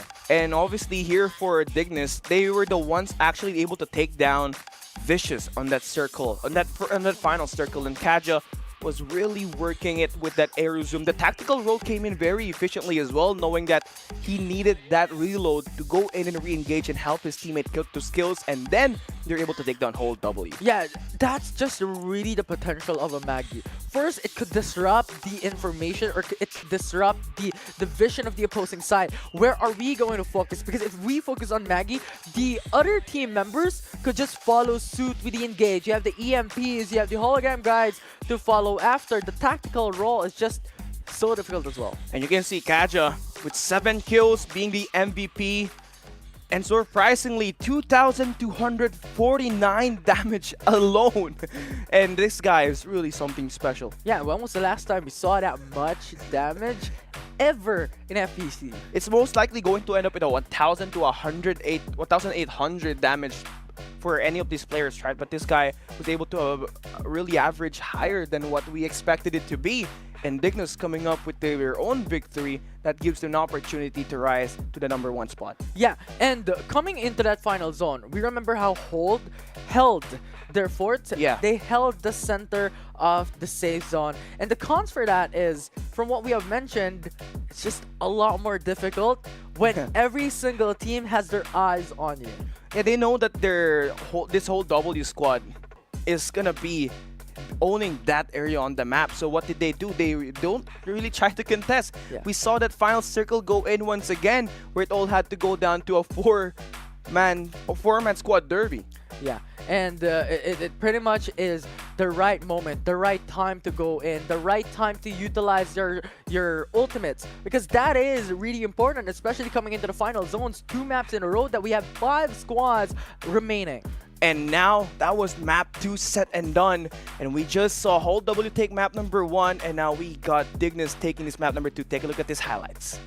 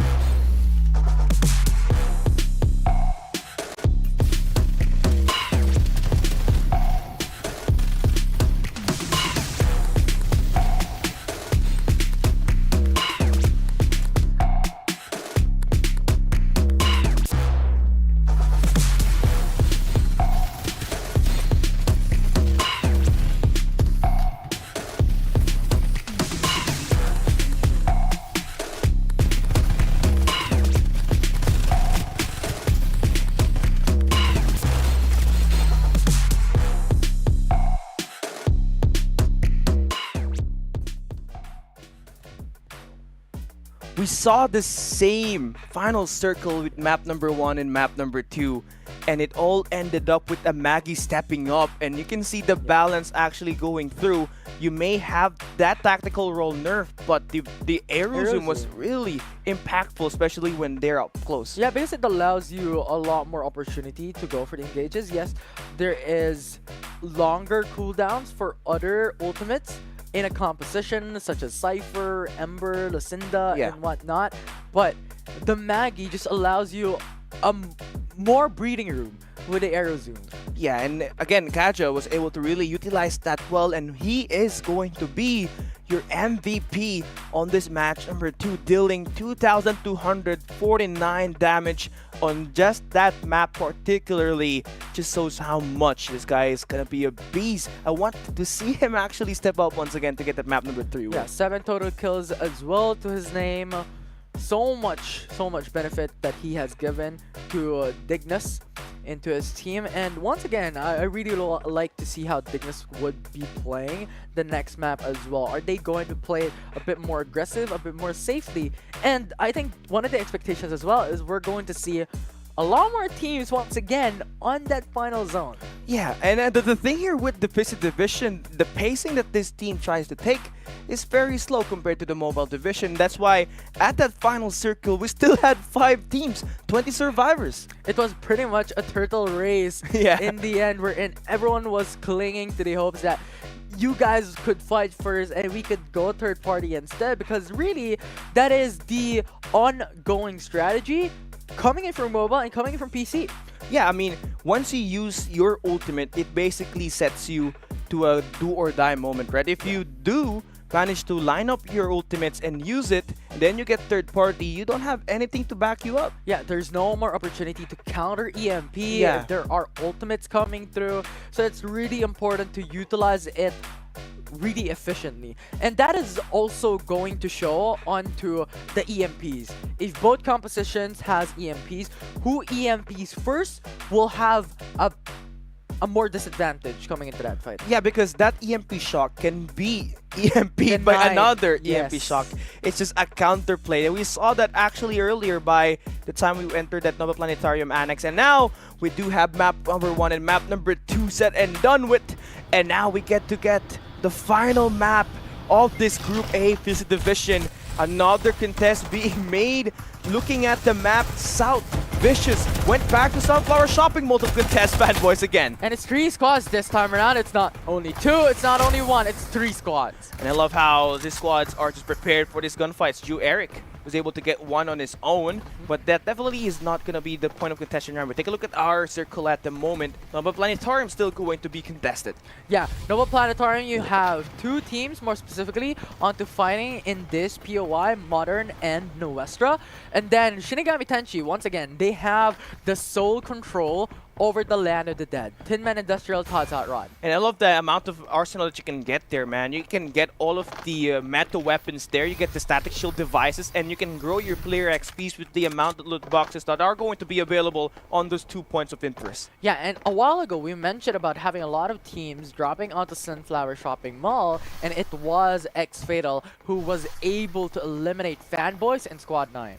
Yeah, and here they are again trying to really give this team a really tough fight. They forced Fanboys to go to the heart-shaped island. Then they got Vicious to drop into the tiny fortress. And Mugen Fatal definitely are one of the squads that you really have to look forward to, especially with Sayasha on their lineup. We take a look at their current standing here. Despite of the loss that Hold W took on that map number 2, still remaining strong with 60 points at number 1. Yeah, and so much stakes coming in from NG1P, 1 Paragons, and also Dream Killers to be able to fight for the top 4 current standing, or even top 3 in this weekly finals. Yes, it's amazing that the Dignitas really are trying to fight their way in. They had a solid map number 2, but that map number 1 was really lacking, and they got to make up for it here this time. Nuestra, they're going to have 4 of their players already in. RTZ, the main ace, is going to be in, but Modern are going to have that EMP shock invested in. The arrows now for Gabe to get the shots going through inside of the observatory. He's got that Ryuzi that can delete players up close, and he gets to help his teammate find more kills. 1-for-1 trade, but they lost another member. Rank is down. It's a 2v3. Yeah, now this guy is actually needing for some restore, but he has to stand his ground. Still alive. He takes down Daisy. He's going in, but he gets knocked down. And now it is RTZ still alive, going in for that fight. Wowai steps up once again, gets this early 3 kills, but there's going to be another guy popping in. And that's going to be a close quarter combat, AK-77 in hand, with the help of his teammates. Get those trades to happen, but still, Nuestra has 1 more player in Brave, trying to clutch this 1v2 up. He's got that Maggie used up as well, and he's got the backup to help him try to work this way through. Wowai and his crew really taking their time here, not really going and pushing right away. Yeah, the thing is, Modern has the advantage when it comes to armors, when it comes to weapon loadouts as well. Nuestra is just using Mad Rabbit. And RTZ, can you stand your ground? It's going to be a 1v1 here, up close with Darwin, but the team up now goes in. Wowai is there, Rank going in as well, and we got a new Reaper. Wowai knocks down 4, and he's going to be the guy you wouldn't want to mess with.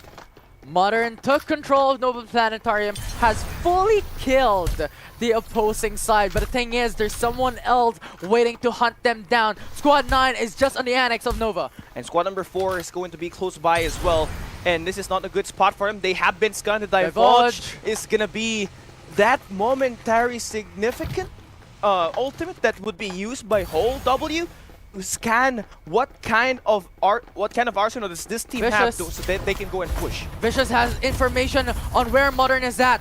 And here we go, Rank and crew are looking to still hold down one of these observatories at this Nova Planetarium.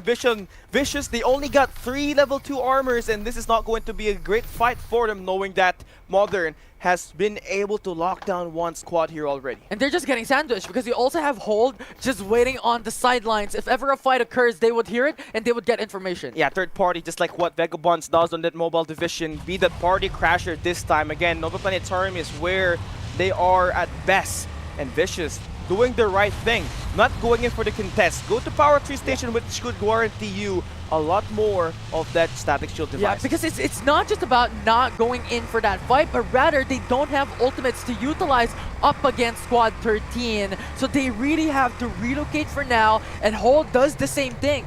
Yeah, and that's going to really unearth this early game. We had so much contest happening at the first 2 rounds here at Group A, and finally we are seeing some action for Fanboys. They're going up against Dream Killers. They're using that Rocket Tarantula to pressure one of the players. Now, Hecate goes down, only 1 HP. Oh no, he's by the trees. Gunboat for Joe Eric gets that pick, and this team will just pick up their third kill for now. Level 3 armor already though. The rest of the crew is coming in. Squad 6 is just around the corner, so they could go in and take those kills up and running. But 1 member down is so much of a disadvantage for Dream Killers to pursue a response. Yeah, squad number 1, Kitsune Daichi is still here as well, using that Rocket Tarantula to go and pressure and destroy one of the vehicles in this open area.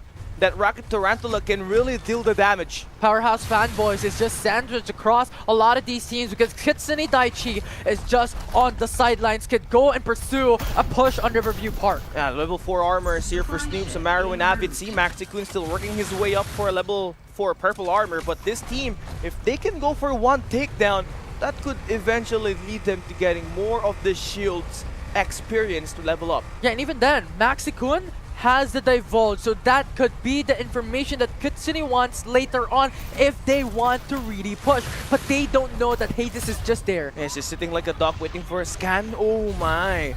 He's just inches away from getting scanned by the blinding mark, but Maxi-kun still hasn't spotted that guy, and now we got Fanboys trying to hold their ground. They got this construction site being held down to the T. Yeonwoo is gonna have the high ground control. They still do have 2 vehicles just in case they want to Mamba out. Yeah, 100%, because the thing about this is if they're just stuck here, they really want to go somewhere else. Kitsune! And this could be a kill coming through. Amaru with the white dwarf has only got this on his up close, so he's gonna really have to work it efficiently and nail down the shots. Dream Killers, the other squad eliminated. They are not Dream Killers, it's their Dream who has been killed. And it's going to be squashed as well. Kitsune prepare for another fight with CKGG. Jello Nade, Aero zoom out, tactical roll still working. Squad 3 and Squad 7 can also pursue onto CKGG. It's a third-party central here at Riverview Park. And it's just an open area that this potentially could lead into a haywire. But CKGG doesn't want to go for that engage. They're relocating themselves into somewhere safer. And Shinigami will be disengaging. You can see players actually crossing out, going and staying at the edge of the circle. And I love how this team are just playing it safe at this point. They have to be wary of their backs as well. If they want to go in for that push, there's a lot of risks involved. We're talking about aggression here. We're talking about how aggression could lead you to success or could lead you to a disadvantage and a loss. It's a double-edged sword, right? Once you used up all of your ultimates, it's basically done and done. We got some action at the Power 3 station, but that Shinigami Tenshi has gotten that number. He may have spotted the guy on the rooftop, and Mugen Fatal has one of their players actually able to take down Kitsune Daichi Amaru. Yeah, and Squad 7 knows that information that Shinigami Tenshi, or well rather Mugen Fatal, is on Motel. So they could push this out. They have ultimates ready, but from the far away distance, overdose. Oh, he gets still picked up by FaZe with that Invader. It's one of the new weapon update that really saw a huge rise of every player using an Invader at the damage it uses and no recoil on the long range, which basically grants us as an AR sniper. And now, Mugen Fatal successfully being able to hold the fort, being able to hold the motel, and Shinigami Tenshi is just forced to relocate. Yeah. It's forced to go somewhere else. They cannot find any good position, a power position that could stay at. They have been rotating over and over again, and at some point, you're gonna get caught into that, right? But you can see them now moving around the Carnival on the map.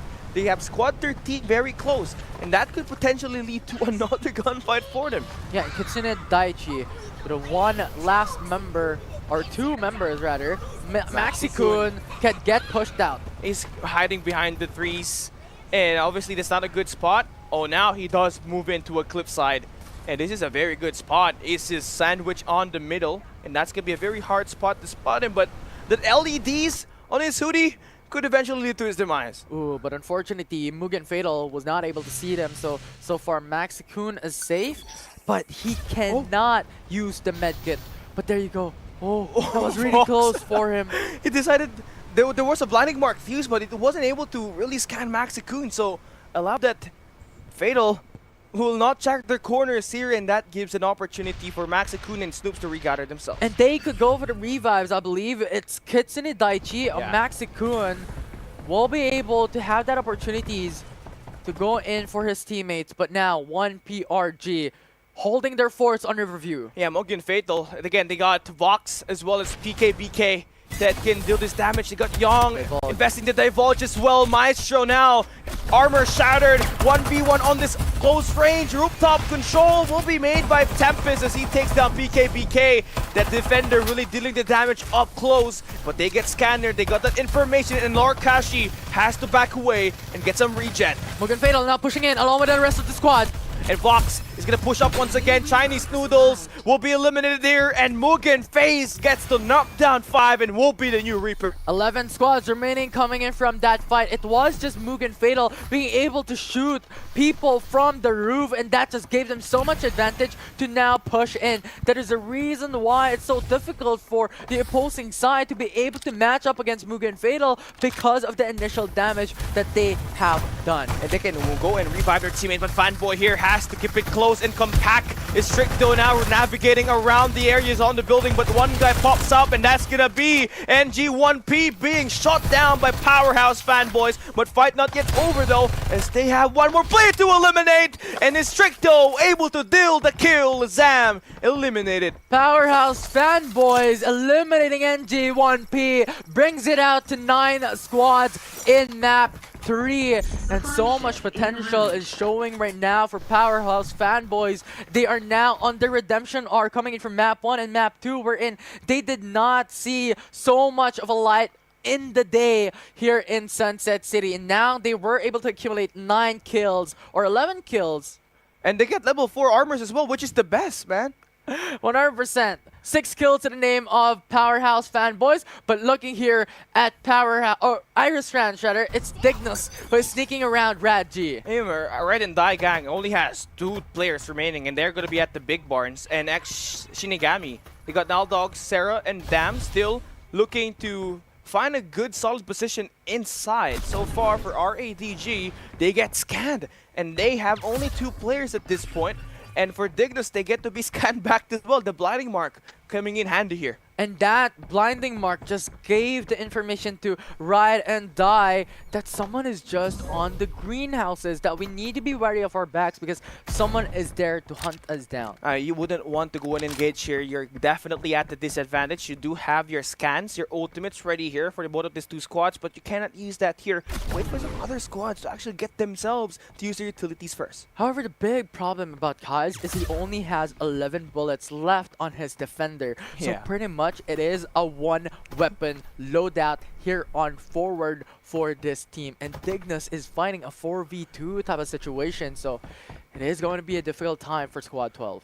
Dignus is the map number 2 winner, and you cannot count them out. When they try to take you down, they really do their best, especially with Kaja, with that Maggie, can dance around and penetrate, thread the needle through the defenses, and take you down one by one. And RADG keeping themselves very passive, not wanting to put themselves out in the open, where Shinigami Tenshi and squad number 8 to take them down. And I like the position that Hold is doing, because this is what they did in map number 1 that won them the game, the control over the safe zone. But right now, Dignus pushing in. Yeah, here comes the springboard.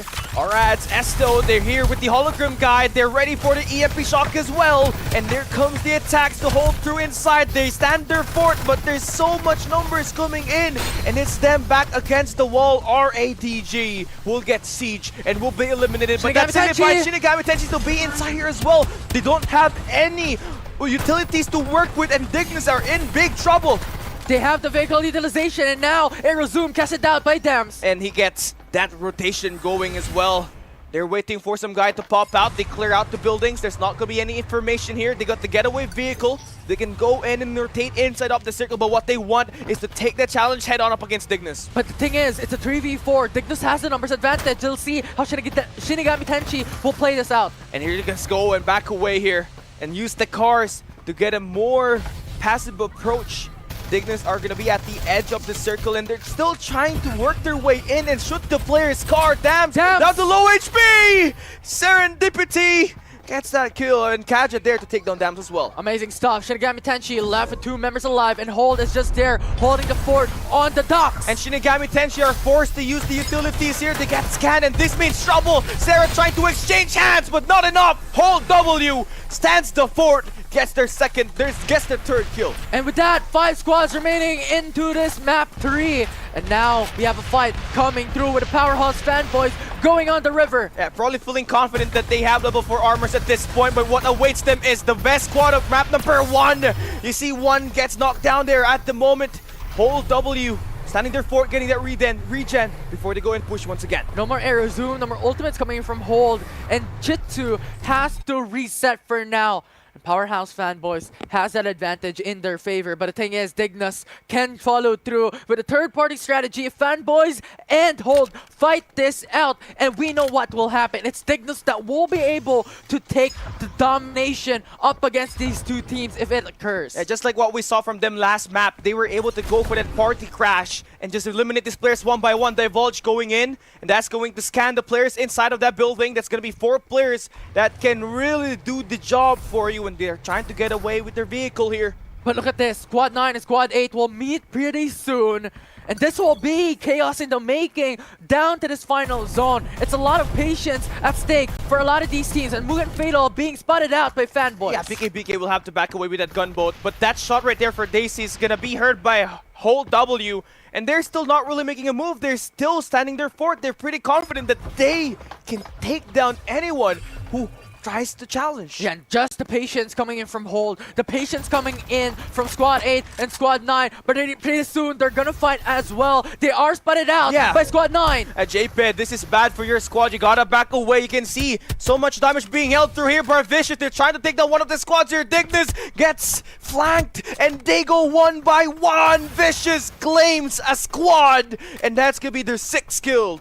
4 squads remaining into this final zone, and that was just phenomenal coming from Vicious, because if they did not eliminate that squad, they are on a pinch. And now Mugen Fatal is on the move. Yeah, fanboys as well, waiting for their perfect moment to strike again. Circle is closing in, and this is going to get condensed. Mugen Fatal, they're one of the better squads here this time around with 17 kills. They got 1 player with a level 6 armor, 3 of their players with level 3s, and they have spotted Vicious as well. And now Vicious with a springboard relocates into the safe zone. But the thing is, Mugen Fatal is just ready waiting, and now the damage is coming across. Yeah, Vicious, one of their players is down to their 1 HP. That looking good there. The shots from FaZe with the defender, the Reaper, gets to reap another soul. 2 members down, last man standing for Vicious, and that will bring it down to 3 squads. And Mugen Fatal, all of their kills came in from the defender, and they're able to get that squad elimination. They're going to be the ones far away from the altercation between fanboys and Whole W, so they can just wait it out, play the third party, and just wait for them to utilize all of their ultimates. That's really scary though for Hold, because they are in the middle of the safe zone, and everyone wants this prime position.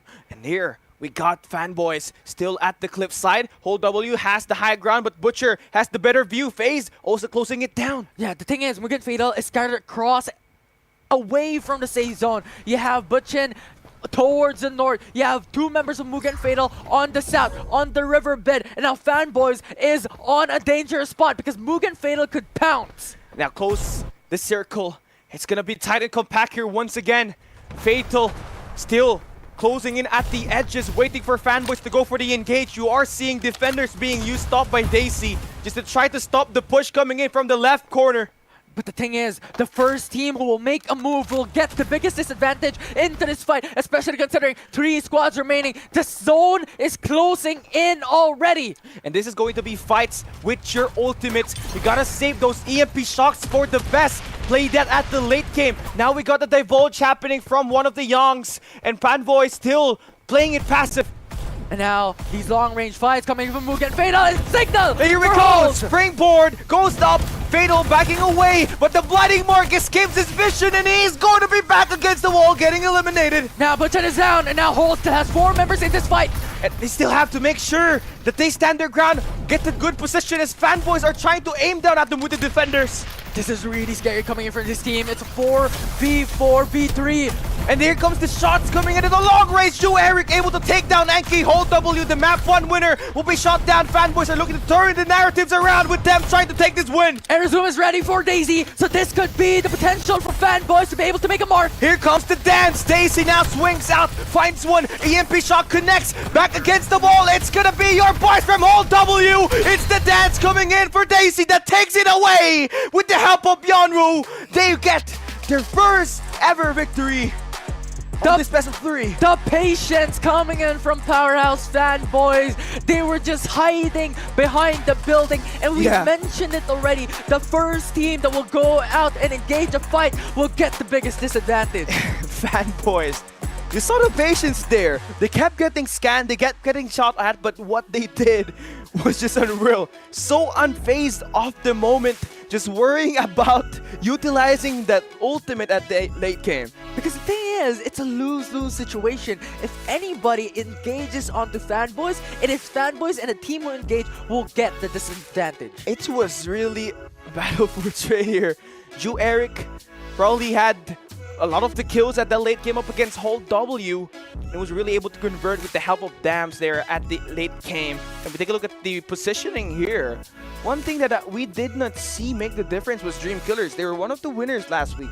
Yeah, it was really unfortunate that Dream Killers this time around was underperforming here in this PC finals.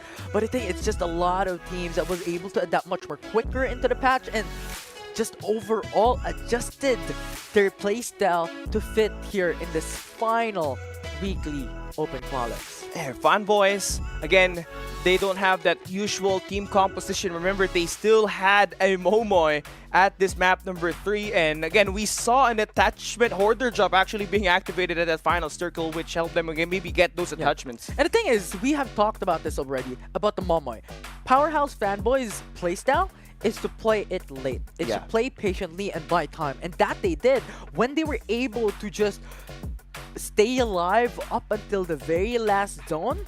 They were able to win because that is their strategy. Momoy is there to keep giving them a lot of these loots and wait for them to be able to go for the reset much more quicker, and that just gave them so much benefit. And not only does the Momoy have that hoarder drop giving them those attachments, right, but it also gives them that shield experience that can help them upgrade their armors, and it obviously helped there as most of their players having a level 5. Yeah, 100%. And I think it's just the breath of fresh air with these new composition. And I think a lot of these teams are also adjusting quite significantly well. Yong is really the prime hero right now with a blinding mark and divulge. The divulge and the blinding mark were seen at that matchup, right? At the final circle, it was really the difference. And now we get to take a look at our highlights here at this final map.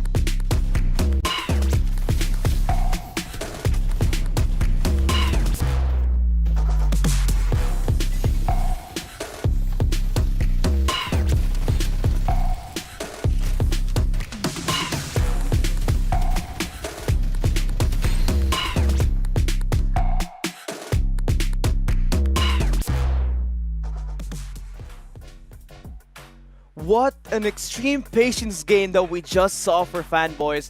Literally the epitome of those who wait gets rewarded. Ooh, patience is a virtue, as Yeah. they say. A lot of patience game has been seen every single time here in the SPC finals for Group A. It was a bit of a shocker because everyone was waiting for the final zone to close in at the center of it all. When you talk about passive, I think this is the epitome. 3 maps all played down to the wire, and we see that the Divulge ultimate is bigger than the circle where we had to finish. Yeah, there were a lot of times that happened. And then we got our MVP now. It's going to be Joe Eric, surprisingly with a Sunil, 1,140 total damage. And I believe this is the first time we get a Sunil MVP. Could be. I believe so as well. It's just Sunil is really strong. Yeah. And I think here in this PC, it's a lot more complex when it comes to the team compositions. Because it's mobile, you have Sunil, Young, Cypher, Lucinda. That's the staple. Yeah. This time around, we're seeing Sunil and Young come through. We're seeing Momoy's come in, Maggie's coming through. So it's more so how creative can you get and how comfortable can you be. What's interesting for Powerhouse, again, they got a Sunil, they got a Momoy, they got a Maggie, and a Cypher. That's 3 support roles that they have in their composition, and they managed to make it work. Yeah, they definitely did. That goes to show, you know, their comfortability in this type of composition. Momoy as well, her passive. Typically, we don't see it being used that often, considering how aggressive and how fast-paced Farlight 84 could be. Yeah, and we just saw the epitome of fanboys there, really utilizing their personality. They want to play it passive. But now, for everyone that has stayed here so far, we got another reward for you going, and it's going to be diamonds here. Make sure you redeem it. It's only limited. Yeah, Diamond 0924 with 30 diamond. That's massive. Yeah, I mean, you can use that to upgrade, or maybe lucky draw. You know, there's like One or lucky two draws. times. Yeah, 1 or 2 times, and you maybe could get the UR bow skin that we have in the new update. That's really nice. And yeah, so far, if for the viewers watching at home, just click on the triple burger or triple line menu and go to CD key and type that in. Again, you have to type it fast, and you have to be caps sensitive. All has to be caps on that lineup, right? So now that we'll head with, hopefully you guys get to activate that. And Group A officially set and done. Yeah, it's amazing. Now, what will be the rankings for PC? Yeah, I think Hold W stands a great chance since they have managed to get all of the skills. But now we take a look at team ranking. Again, Hold W takes the #1 spot with 76 total overall points, and their kill points today is 39. Yeah, but a bit of a shocker here coming into this specific group is that Fanboys' placement. Also the kills. Yeah. The longest skill, the only time that they had so much effort to get the kill was map number 3. Map number 3. And map number 1, they just played the rat strategy because they were constantly being pushed out by I believe Vicious. Vicious, yeah. Yeah, it was Vicious who's constantly putting them on a corner, not giving them like extra breathing room to get those loose, to play for the patience game. And map number 2, they did not exactly perform the best of the best as well. Yeah, you really hate to see that, right? But again, our team ranking, #1 is going to be Hold W, 2 Vicious Ross, S to Dignus takes 3, the 3rd spot, NGIP takes a #4, and Fanboys takes a #5. And more surprisingly, the Week 3 champions of the PC division, Gitsun and Daichi, not really able to show up today. Yeah, especially considering their performance up against the likes of Naos Esports. How they really performed in such a way that is outstanding to watch. And now being able to be placed in the bottom half of the placement rankings for this specific group is quite a shocker. Yeah, Snoops, Abisi, Maxicune, these 3 players let alone really showed out the last time they played. And it almost felt like the drop point wasn't it there for them. We saw them alternately drop several times, map 1, map 2, and map 3, and I believe that really caused their chaos. Yeah, they were still looking for their best drops because the thing is, coming in from those maps, is that every single one was fighting for their POIs. Yeah, and again, we got the new Maggie SR Coco Briz skin. Get it for free, log into the game for 7 days, and get this skin for free. Especially considering that this skin is specifically designed for the Philippines, and on top of that, it's free. Yeah, again, Coconut is a giant. Not that if you eat too much, you'll get very fat. But yeah, again, it's a new SR Coco Breeze skin. Once again, there's still 14 days before you get to claim this. Again, only 7 days that you need, so hurry up, claim it now.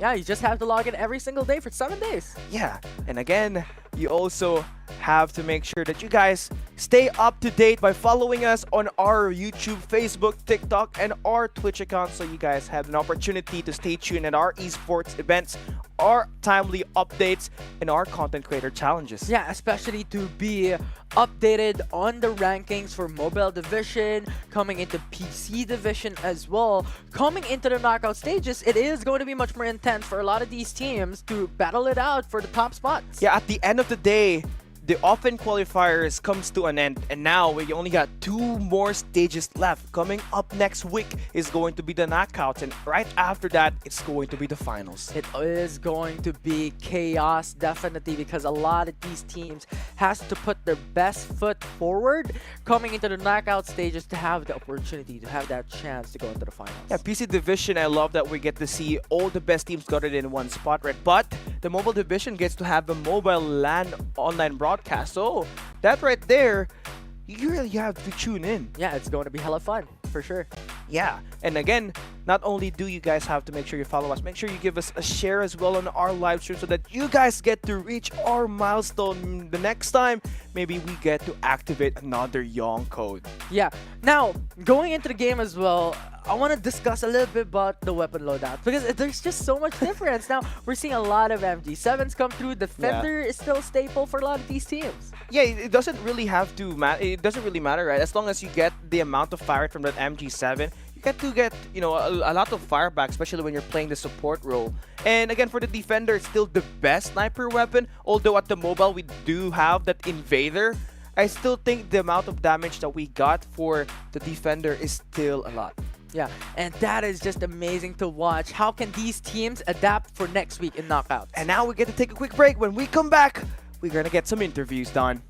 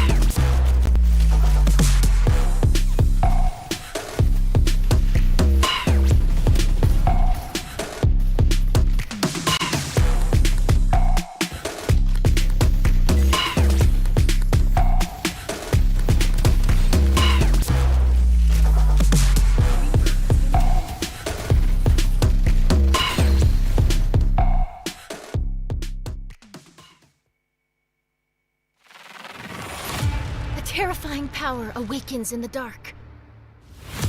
Machines driven by curiosity, becoming cold-blooded killers. Everything must end.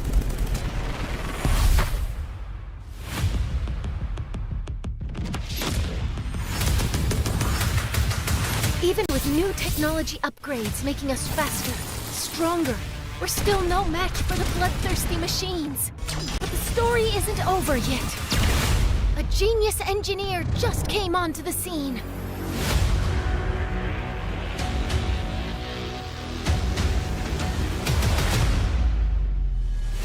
I feel the power, I'm just counting the hours. My inner beast is ready to feast. Competition devoured. You ready? This is the moment. How bad do you want me? Put your arm, you'll never fall against any opponent. This is my life. Hit him down for the fight. Hit him left and then right. He's on my light. His mind in the great. His time to fight. Watch your learn. Keep it steady right now. I'm a legend. I'm ready right now. Once I get it lit, I'm one great. I was made for this. They say Rescue en route. No turning back now. Kill directive initiated. Eliminated. One's enough. The truth always comes out. Play a game of MASH. Out of the way! great. I was made for this. Legendary. Thanks for stopping by. Mission complete. They all telling me I'm dope now. I'ma teach you a thing or two. I gotta take over the world. What is greatness mean to you? Great, I was made for this. It's time to make 'em pay for this. You don't have to wait. Save for the fate. Great, I was made for this. I was made for this.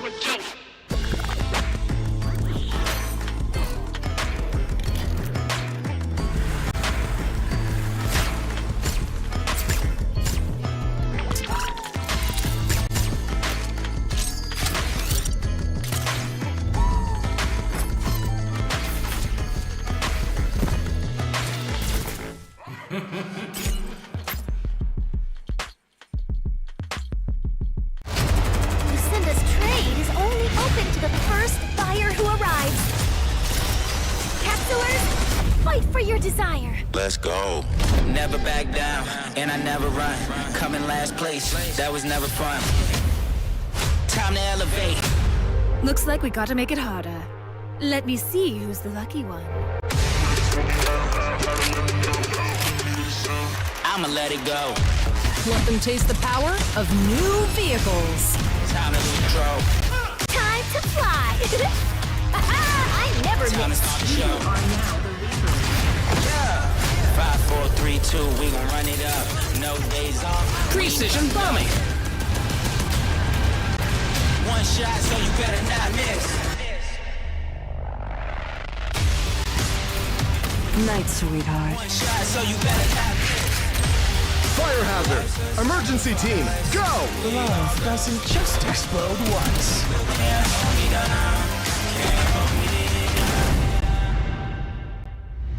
Feel the gravity of fate.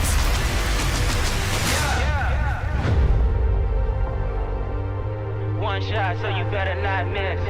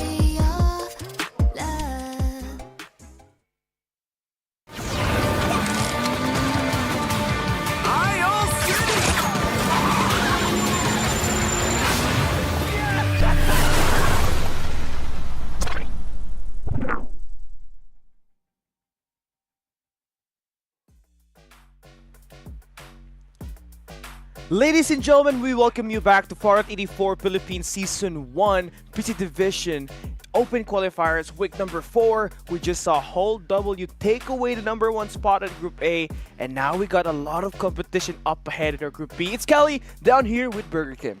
Yeah, a lot of competition indeed, since we are going to be heading over to the knockout stage just shortly. But yeah, this group has now Esports, one of the teams that has already solidified their name here in the PC division. Yeah. Although they did struggle a little bit in the past few weeks, they're going to be in this group alongside the others, DD, just to name a few here that has some of the standouts in the previous weeks. It's very interesting that now Esports, after having such a dominant week number 1 of the open qualifiers, aim versus everyone with the defender plus a tactical role with his Maggie, it has been kind of inconsistent for them, especially when we went in week 2 and week 3. But after all, we are going to be able to end this open qualifiers. We're going to be able to find out what kind of plays are they going to do here today. And of course, we did talk about the Highlight Digital Devils. They're going to be part of the group as well, which makes it very stacked because joining them along will be All-Star Race, Team Nitrox, and Built Different Easy Sweep.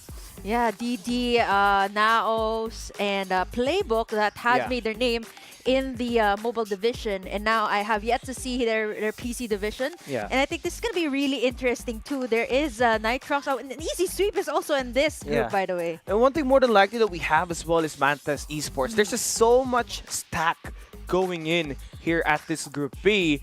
And we saw that Group A, that everything had to came down to that final circle. I don't think that's going to end up being the same exact thing for Group B. Well, for Group B here, I can expect to say the pacing as well. If it wouldn't be the same, the pacing is a little bit different in PC, right? As compared to mobile, it's a bit more fast-paced. PC, everybody does need the time, takes the time to actually, decide on what to do next. Because mobile, it's pretty much like chaos every single time we go in. It's run and gun at the mobile division, but Not here the at the Spacey division, it was kind of very, very slow. But before we head into the action and bring you the chaos, let's take a look at the reward we're gonna be able to send to you guys after being here for so long. Here's a Jetpack Blitz redeem code. That's gonna be Lucky Blitz. Make sure you go in. It's gonna be only limited.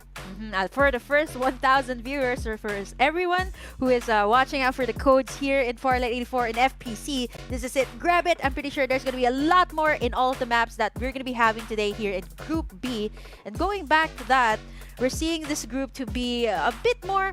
Last time we saw Now's Esports, right? Everybody was trying to take them down. I'm not so sure if this is going to be the case here in our first map for Group B. Yeah, I mean, Now's Esports totally going to be one of the teams we have to watch out here today. They're looking to try to bounce back after that week 1 disappointing, after that week 2 and week 3 disappointing performances. Now we get to see them go at it here at this weekly finals. Group B for the PC division. It's going to be them dropping at the Power 2. That's going to be their initial drop here today. Ooh, not the Power 3 station. And looking at Power 3, it seems like it might actually be another squad that will drop there.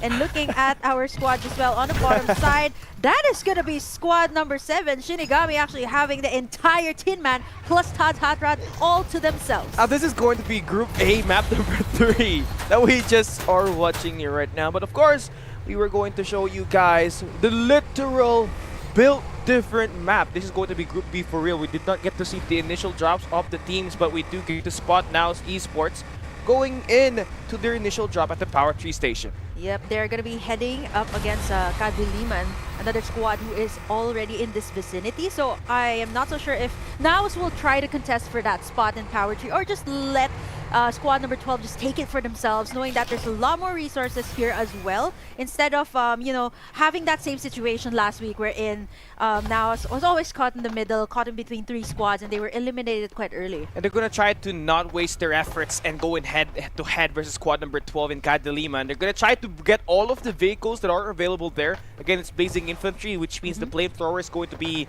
in the mix as well, and you get to see them having 2 flamethrowers already. So mobility-wise, they can rotate anywhere they want to with all the arsenal that they have managed to build up. Now, Kadiliman, knowing that Naos is already out of this zone, this area, this is going to be their turf for now. And knowing Power 3, this is an area that has a lot of ins and outs for me and a lot of good places to, cover in case this is the last zone that will be closing in. A lot of shields as well. Are they going to go and chase nows there, or are they just going to take their time and get in the resources that they need? Yeah, at this point, you don't have any vehicles, so you're just gonna have to try to wait it out and get all of this arsenal to build up, right? But here, for easy sweep, their drop point has been contested by squad number 13. Interestingly, someone is ready for some gunfight here. They already have the flamethrower. They're being shot at the moment, and this is going to be them backing away. Oh no, look at the damage coming through from that. And squad number 13 is just not gonna let Easy Sweep have an easy time in Carnival. And honestly, I guess that's the best thing to do, knowing that Easy Sweep loves dropping there. There hasn't been any other different drop points for Easy Sweep. And looking at this Easy Sweep, speaking of them, they actually take their vehicle on the other side, but look at that Mantis! They're being chased by Mantis Ragnar! They can close the gap down with the flamethrower. They can go for the attack. Divulge is going to be used as well. They get to have the arsenal read through. Don P trying to get that revive, but will get caught in the act. Hologram Guide will be invested by Mantis Gaming. They definitely have all of the arsenal in their favor here. He's just using the flamethrower to delete all the players, and 6ix9ine gets reversed card by Worry. And Easy Sweep, the fight's not quite over. Oh yeah, they still got to take down Ragnar. Oh man, they're trying to go for the revives here, but Mantis Gaming is not stopping as of the moment. Squad number 11 is in the vicinity as well to join in the party. Yeah, Notorious, they're just going in to get these kills. Easy Sweep cannot get any peaceful timing at this early game. They have been chased. They have been running for like the past 3 minutes, and now they're gonna be obviously meeting their end here with Notorious actually trying to chase them down. Wow, Notorious and Mantis just going at it for Easy Sweep. This is definitely not an easy time. I mean, they haven't been able to get as much loot in Carnival, and right after that, that was 2 squads going up against them. And these 2 squads are not just any squads. Mantis Gaming is part of the top 10 of the PC division. And you also have Notorious, who's slowly on the rise to be one of the bigger squads as we move in at the knockout rounds next week. And you expect them to really get all kills as much as they can so that they get to boost up, get to be part of the Group A top leaderboard. Yeah, that's going to be just 1 squad down here as of the moment. There's still some respawners in. And we see here Riz, or Raze rather. Yeah.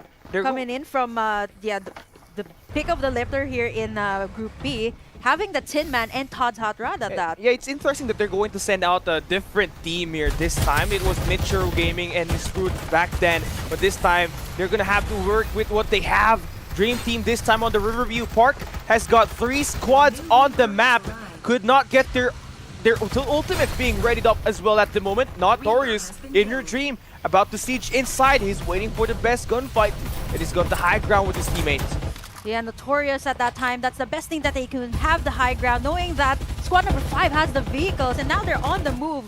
And I love that this Notorious squad does not even want to contest any of the teams, right? They're still at the orange building, and having this high ground gives you the cover to not be pounced by any of the blazing infantries that are around the map today. Yeah, they're just creating some space between these squads that definitely have the artilleries as of the moment. They're not going to contest for it, and we see that Vision Erosion. Yeah. The Carnival drop. And well, this was L4 Wood, Champagne, God Broke.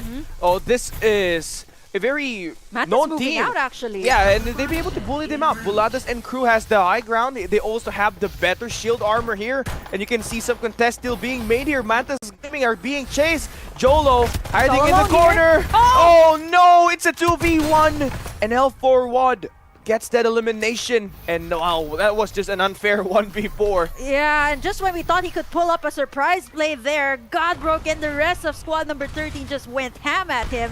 They got in the vehicles here, got in the loot, but fortunately enough, you know, there's still respawners, still 14 squads up here, and we did mention that the pacing is going to be a little bit more different here in PC. Yeah, definitely more aggressive this time around at the Carnival. Again, this was the team that were able to contest Easy Sweep at the Carnival, forcing them to be eliminated early on the map. But we have our map and our sickle headed in towards the eastern side. So Riverview Park potentially could end up as the final circle. Yeah, now here we have 13 and 3 with still some unfinished business as of the moment. Let's see if they can be able to bounce back, knowing that Mantis Gaming, Godbroke might actually make a surprise play here. They're a bit scattered here for squad number 3, but on the flip side, we see as well now it's Esports. they're taking all the skills. Cos with the bang gets a kill, and they still have to worry about their teammates that are waiting for a revive. It was really an intense fight, you can see it, but Guy de Lima now, they got a level 5 armors, and now Esports has the high ground though, and WBU gets eliminated. Cosbang with the young gameplay, dancing up and down, puts him 6 feet under, but the backup goes through, and it was Tet coming in from the sky that has managed to get this elimination, but it is still going to be Mantas Gaming going in for the third party here. Fight not yet over for Guy de Lima. The circle is also closing in at the Lehman just after they took down Naus. They're gonna be facing off Mantas here, who is in for the chase. And they got the Mad Rabbit to play with. Oh my, disgusting Mad Rabbit gameplay for DGP. Tet taking it down 1 by 1. 6-9 will be spotted by the player of Guy de Lima, and Tet with the generator play. Can he kill it? No, he does not. Oh, the EMP shot goes through. Another squad going in. Tyrant Playbook Esports are here. Wonder and Raph has already 6 kills here. Still got some players on the corners, and they get to clear it out for now. Just when we thought that Mantas Gaming was going to be able to take over that situation, now they actually force Naus Esports to be split up in the map, and it's wise too that they didn't go in for the engage, knowing that there's going to be Playbook Tyrant here. Wow, full armor for Wanderer. This is interesting. I mean, this is all the loot that we saw coming in for Guy de Lima, and remember they had like level 5 armors, and it all just took one time for Tyrant to get all of these eliminations and clear it out. You can see that Mantas Gaming are still very much alive, but it's going to be Naus Esports. They have to fight here at the Carnival. But you know what? 15 Playbook Tyrant, they're gonna go around the corner. They might actually just face squad number 6 Naus, as well as Mantas Gaming, who is fighting on the sides of the zone. Carnival is here, but not so sure if they're gonna force it out. This is still just the first circle, so it's not as much damage just yet. Yeah, but the thing with Naus Esports is that all of their players have used up all of their respawner. And the thing with Tupac right now is he doesn't have any of the medkits available on the match, and you can see Playbook Esports still going back for seconds, and that's gonna be them able to really put in the pressure, get that kill through. And Naus Esports, the team that we have managed to talk about at the earlier segment, seems to be that second team to go down early at this Group B round 1. Squad number 4, Digital there Devils. They get taken down. Naus Esports. Wow, I mean, there wasn't a lot of resources too, and that's Naus Esports, and this is the same problem that they were facing ever since, right? They get into these skirmishes with the other squads, and it makes it so difficult for them to move forward. And speaking of moving forward, we see squad number 5 and DD right in the middle of this loot. Let's see who will actually take it first. They might have to move out, but on the other side though, it's a big kill. It's a big kill coming in for Wraith, as they have managed to go in and EMP shock the enemy that they have dealt with, and they get to revive their teammates, and they get to pick up the loot as well of the teams that they have eliminated. But Nitro is still trying to close in that gap. That's not going to be a friendly sight for you. They got a vehicle to work with, and that's going to be Lin about to pull it through. Weirs are going to back down, stay away from the absolute gravity and the EMP shock wombo combo, but they are currently caught into a pinch. Set up the place has Team 7, and now they have to deal with Nitrox as well, the number 1 team for Group B. They're looking in for the kills, and they're going in for the conversion. Nitrox was able to capitalize on that moment, and now they have to take down the ones on top. Squad number 13, they're looting as much as they can. They got this vehicle, but it's still not over. They get the fights in there. Nitrox already got 5 kills here, not as much as healthy in comparing to that shield armor that we saw earlier at the guys holding the checkpoint, right? But it still is going to be playing a significant role. They're building up for that late game. Nitrox, squad number 13, right in this building. It's going to be really hard for Nitrox or whoever is in that open area to move forward. And now looking at their minimap, we see that Nitrox actually is going to be moving forward. Squad number 5 though, and DD, it's a different story. Here we go, Vision Erosion. That's going to be the hologram guide invested here by the Digital Devils. They're going in for the throat. They take down 1 player, and Chuya gets to find more of that. It is all down to Wiz. Last player alive. He is able to clutch up onto Chuya, but he's down to his 1 HP. And Corby gets the elimination. Another squad will be wiped. You see how well DD was playing this, waiting it out in that high ground, eventually getting a spot on this squad, and eventually jumping in at the right moment. And now they get to loot their armor before they get in and head over into the other circle. You hear Another Nitrox, squad here. here we go, third party for Notorious. It's gonna be in your dream now, trying to stay alive at the rooftops, but Nitrox is just too good. Lin with the EMP shock destabilized every movement that we can see for Notorious. You can see all of the players for Notorious is down. It's all down to Import, but Middle of the God fails to convert the kill, and it's not yet over. Notorious Import has to clutch this one through. Another siege will be made. Absolute gravity will be invested. Lin is closing the gap down, and we have a new Reaper. Lin gets 5 kills. Just when we thought that they were going to be able to get the revives, a lot of plays after plays coming in, and Nitrox is the one coming up on top. The absolute gravity right there on time, and instead of Notorious, it's actually Nitrox that gets in the revives. And what's great here is that only one player went down for Nitrox, so those who are trying to build up and cooling down the duration of their ultimates is going to be a big factor for that. But now we take a look at our map here. Tyrant Playbook Esports at the upper ground of the Pixar's garage. Then you got Hal W holding the Riverview Park. Yeah, that's going to be really sticky for 3 and 4. Whenever they come out, it's going to be 15 that they have to face. A lot of armors though, but they have to move forward. It seems like Didi, they know he's there. I think they're just scouting the area. This is really difficult, right? Information is so important, but I guess it wouldn't be wise because there's a lot of shots coming from downhill. So they wouldn't want to waste all of those shields, all those health packs as of the moment, and that's definitely something you need. 8 squads left. We see Mantas also in a sticky situation. Squad number 9, it's only Alpaca right there. There's a tent over there that you can move in, but they know that DD is right there. I kind of feel bad here. You get to see a great lookout. Mantas Gaming, they're kind of broke. Their car just broke down. Digital Devils, they're kind of rich. You got 3 Blazing Infantries. Then you got Alpaca. Barely scraping by. Has no teammates to work with. Also doesn't have any vehicles to traverse the land. Yeah, it does have some shields, but it's not as much, right? So you have to be a bit more frugal with that, knowing that the squads on the other side, they got the vehicles. I think they know, and it's down. Alpaca's down. 7 squads left. It's the elite taking down the weak. Digital Devils, Singod, and Crew gets their 5th kill. Yeah, they're in the momentum too, right? DG was able to take down 1, and as of the moment, they're thinking of a way on how to go down south, knowing that Nitrox is there as well as squad number 15. How will they move forward? Not unless Nitrox is going to charge in on them, but it seems like DD is going to be the first one to make the move. It's a bad spot for Digital Devils to be in. Circle's closing in, and Nitrox is being the guy holding that high ground. They got the orange building locked in. Too. Yeah, they're ready for that gunfights. If they want to take the challenge head on, they can do it anywhere, anytime. You just have to go in for some shots. Circle is definitely pressuring Digital Devils to move in. Absolute gravity will be invested here, and that's gonna stop the push being made by Digital Devils. But the EMP shot goes inside of the buildings, and that's gonna be a counter EMP. Middle of the God beams down Yui with the defender. Oh my goodness, the defender coming through for their side, and now Digital Devils, there's only 3 of them. They're going to be moving, doing a detour there, knowing that Battle the God is on top, gunning everyone down. 1 member is already down, and it wouldn't be so wise to go up against them. That is 4-man squad. Yeah, Battle the God's got 5 kills. He's the MVP, but now easy sweep. Monfushi, another leaderboard player for rank right now. He able to beat down Harvard and 6-9. How nasty was that? It is just a big play for him to keep his team alive and get the revive for Bear. Come on, this is like easy sweep, not having an easy time, and now Nitrox here as well. They're gonna be facing Hollow on the other side, DD as well, but Petal the God once again! He's the MVP now, Reaper, but will be knocked down by Hollow. There's the trade back, the kickback goes on. Hollow says hello.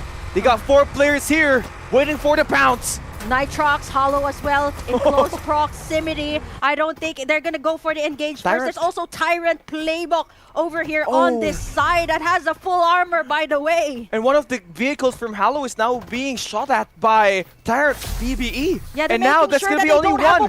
But they got the airpiece here. They can go in for the siege. But Wonder, they're ready for the gunfight. And here we go. Aerozoom gonna be invested. EMP shot goes on. PBT Rap able to take down Karma. That's a 3v4 situation we have here at the open. It's PBT Wonder now going out, getting the perimeter play. Tactical rolling in, getting this elimination. Easy reload, easy kill for them as Easy Sweep gets eliminated. Tyrant Playbook, but there's still not a problem. Around the corner, we see Nitrox closing in on Tyrant Playbook just after they took down 1. They're still waiting for the right moment. We're down to our 3 squads. Nitrox 15, and 2. They got the vehicles. I think vehicles will be very crucial in this sort of situation. An open area. It's be a 4v2. And again, it's going to be Tyrant PBE that will be having that high ground. They only have the initial cover inside of this building. They have the best armor too. Yeah, level 6 for Wanderer and Murphy, as well as Rapaz level 5. They only got 3 players though, so now they're gonna have to be very smart to how will they revive their other teammate. Yeah, squad number 2 also. I don't think that's going to be the main problem here for Tyrant. It's going to be Nitrox here that has been playing so well. Jenny the God, Battle the God, but we see, wait, Easy Sweep also. They're going to try to corner in Playbook. Nitrox, they're all separated here, so I'm not so sure if they're going to try to go in. If Playbook, they try to eliminate Easy Sweep, who is just around the corner, but they have 2 squads to deal with. They're right there in the middle. Yeah, a pinch play here for them. Not exactly great when he tried to go and bounce, but this EMP shock coming in for Team Nitrox could potentially lead into a massacre on that mid-map. Worry Bear, Monfushi, and Don P of Easy Sweep has spotted that information that the players are going to be inside of that building. Oh, they're just trying to take down the armor of Wanderer. They're just taking as much shots as they can, and I think Nitrox as well as Easy Sweep is like, we had to force them out of this building. And it seems like with someone that has the high ground, they're struggling right now on what to do because there's Easy Sweep, there's Nitrox into the open area. How do they get out? They're gunning down all the vehicles before they go in for the engage. It's going tighter and tighter as of the moment, and they're trying to take out as much resources as they can. Yeah, Don P made a big play for Easy Sweep, destabilizing the mobility of Team Nitrox. They don't have any gunboat to traverse the land here, but they still do have that hovercraft Tyrant PBE. They're going to be at the edge of the circle. They have to move in. Circle's going to be part of that middle. And Easy Sweep, Worry Bear, he's going to find himself into a big cover. He's got that defender as well. He can make the big play for Easy Sweep. They also got the hologram guy to back them up. Yeah, let's see how Easy Sweep will move towards the situation. They have all their ultimates up as of the moment. And now it seems to be an engage. There's EMP shock out. Yeah, Beetle the God and crew are that's traversing the circle. Beetle the God is going to be low in HP. Worry Bear gets eliminated. Easy Sweep will be squad wipe, and it's all down to the last 2 squads. It's going to be Nitrox taking them down with the White Dwarf. And they mean business. Definitely one of the top 3 teams at the Visit Division right now. The Jenny and the Beetle God mode combination clearly was a factor. Oh my goodness, Battle the God and Jenny the God. Can you imagine how many clutch moves that they've made for Nitrox, considering that they've traversed almost across a lot of the POIs here in Farlight 84. And of course, Battle the God, living up to his name. Look at that. 2,500? Yeah, the damage and the most damage crazy. too? That's just crazy. I mean, Beetle the God is just like the hitman. He's always the first one in and will always be the last one out. And you can really rely on him to make that big play for Team Nitrox. And just like what we expected, they're going to take 1 win here today. But more surprisingly here for me, though, is the way Howlo was actually playing that last circle, because they had a great position on the Riverview part. Yeah, I think the thing too was the 40 was the first one down, and the 40 is the one who is making the plays usually for Howlo. And looking at our podium finish here, it is actually Easy Sweep. They managed to take in the podium finish. Again, you guys have to remember that Easy Sweep were contested by Kadeliman in Carnival, and they were bullied by Magnus Esports.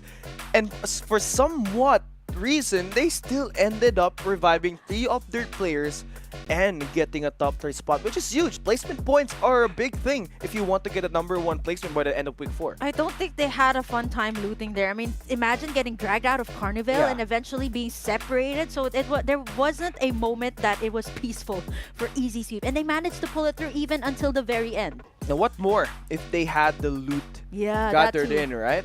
They could have taken that #1 spot. It is the resilience that really boggles my mind on how Easy Sweep was able to really turn it around and still secure a top 3 placement. Yeah, and speaking of, aside from Easy Sweep right now as well, that has struggled always for some reason in the early stages, and we haven't seen them move forward as much as we did in the first 2 weeks. The pit stop play for them today was kind of lacklusting. One of their key player in aim was taken down right away, and they had to work with 2 players. And it was really a disappointing moment for them, knowing that they had the best chance with the initial drop at the Power 3 station. And again, that's gonna be wrapping up what just happened. If you missed the action, we got something for you up ahead. Let's take a look at the highlights for you to watch.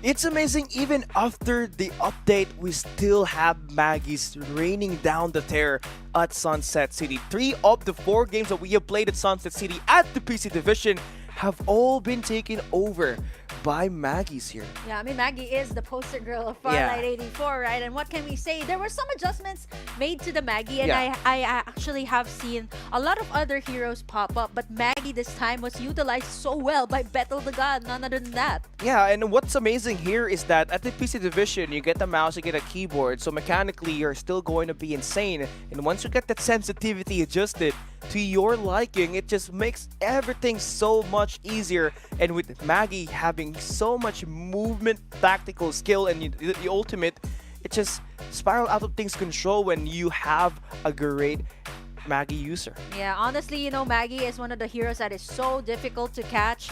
And speaking of Maggie, I think our MVP is none other than Battle the God. You've seen how many moves he has clutched, and he was so difficult to catch as well. Not a lot of players can take him down. Yeah, it's amazing that Battle the God has continued to be relevant in terms of playing this Maggie, right? I mean, we saw one team earlier use one Maggie, and it was the MVP. Got 7 kills and 2,000 damage, and Battle the God was able to top that with 9 kills and 2,514 total damage. Can really ask for Battle the God to be the primary playmaker for you every time that there's a clash.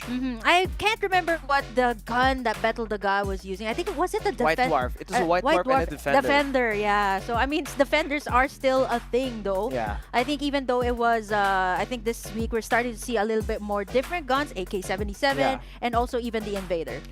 It's just amazing that this team's still sticking to that sniper meta, right?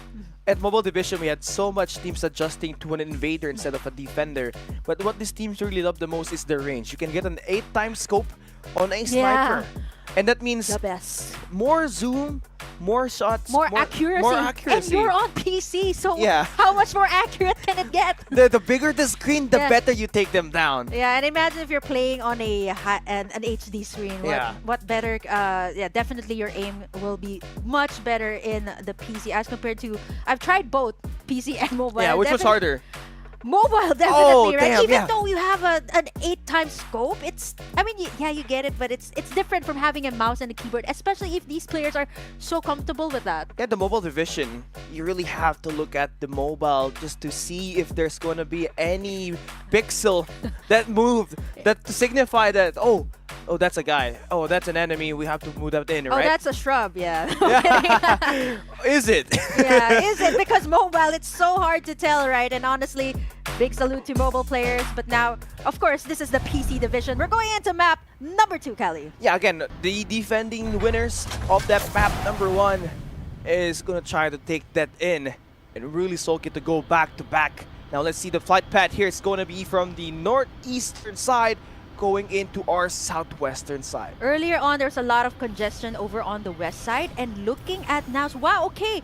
Earlier, it was Kadaliman trying to contest the area of Power 3 Station. And now I think it's going to be Naus's area. They're going to have the pick of the litter there and definitely have that area all to themselves, not unless Mantas is going to rotate towards that area. Yeah, obviously for Now's Esports, they can pick up the flamethrowers that are going to be available at Power 2. Then they can also get the potential flamethrower by the water pump station at the Power 3 station. And if Battle the God is all alone too here. Wow. he's not afraid. I mean, gunfight-wise, he's got the movements to back him up. But now again, looking at the Carnival, easy Still the sweep. same? They will be contested once again by L41. Yeah, is it going to be them chasing L41 out this time? Earlier on, they were the ones that were able to siege the area. But as of the moment, let's see how they will be able to take over the situation, knowing that there is another squad trying to contest this area. It's also the Sunflower Shopping Mall, the comfort drop here of Hollow, but they have to face Dishband. Hollow, again,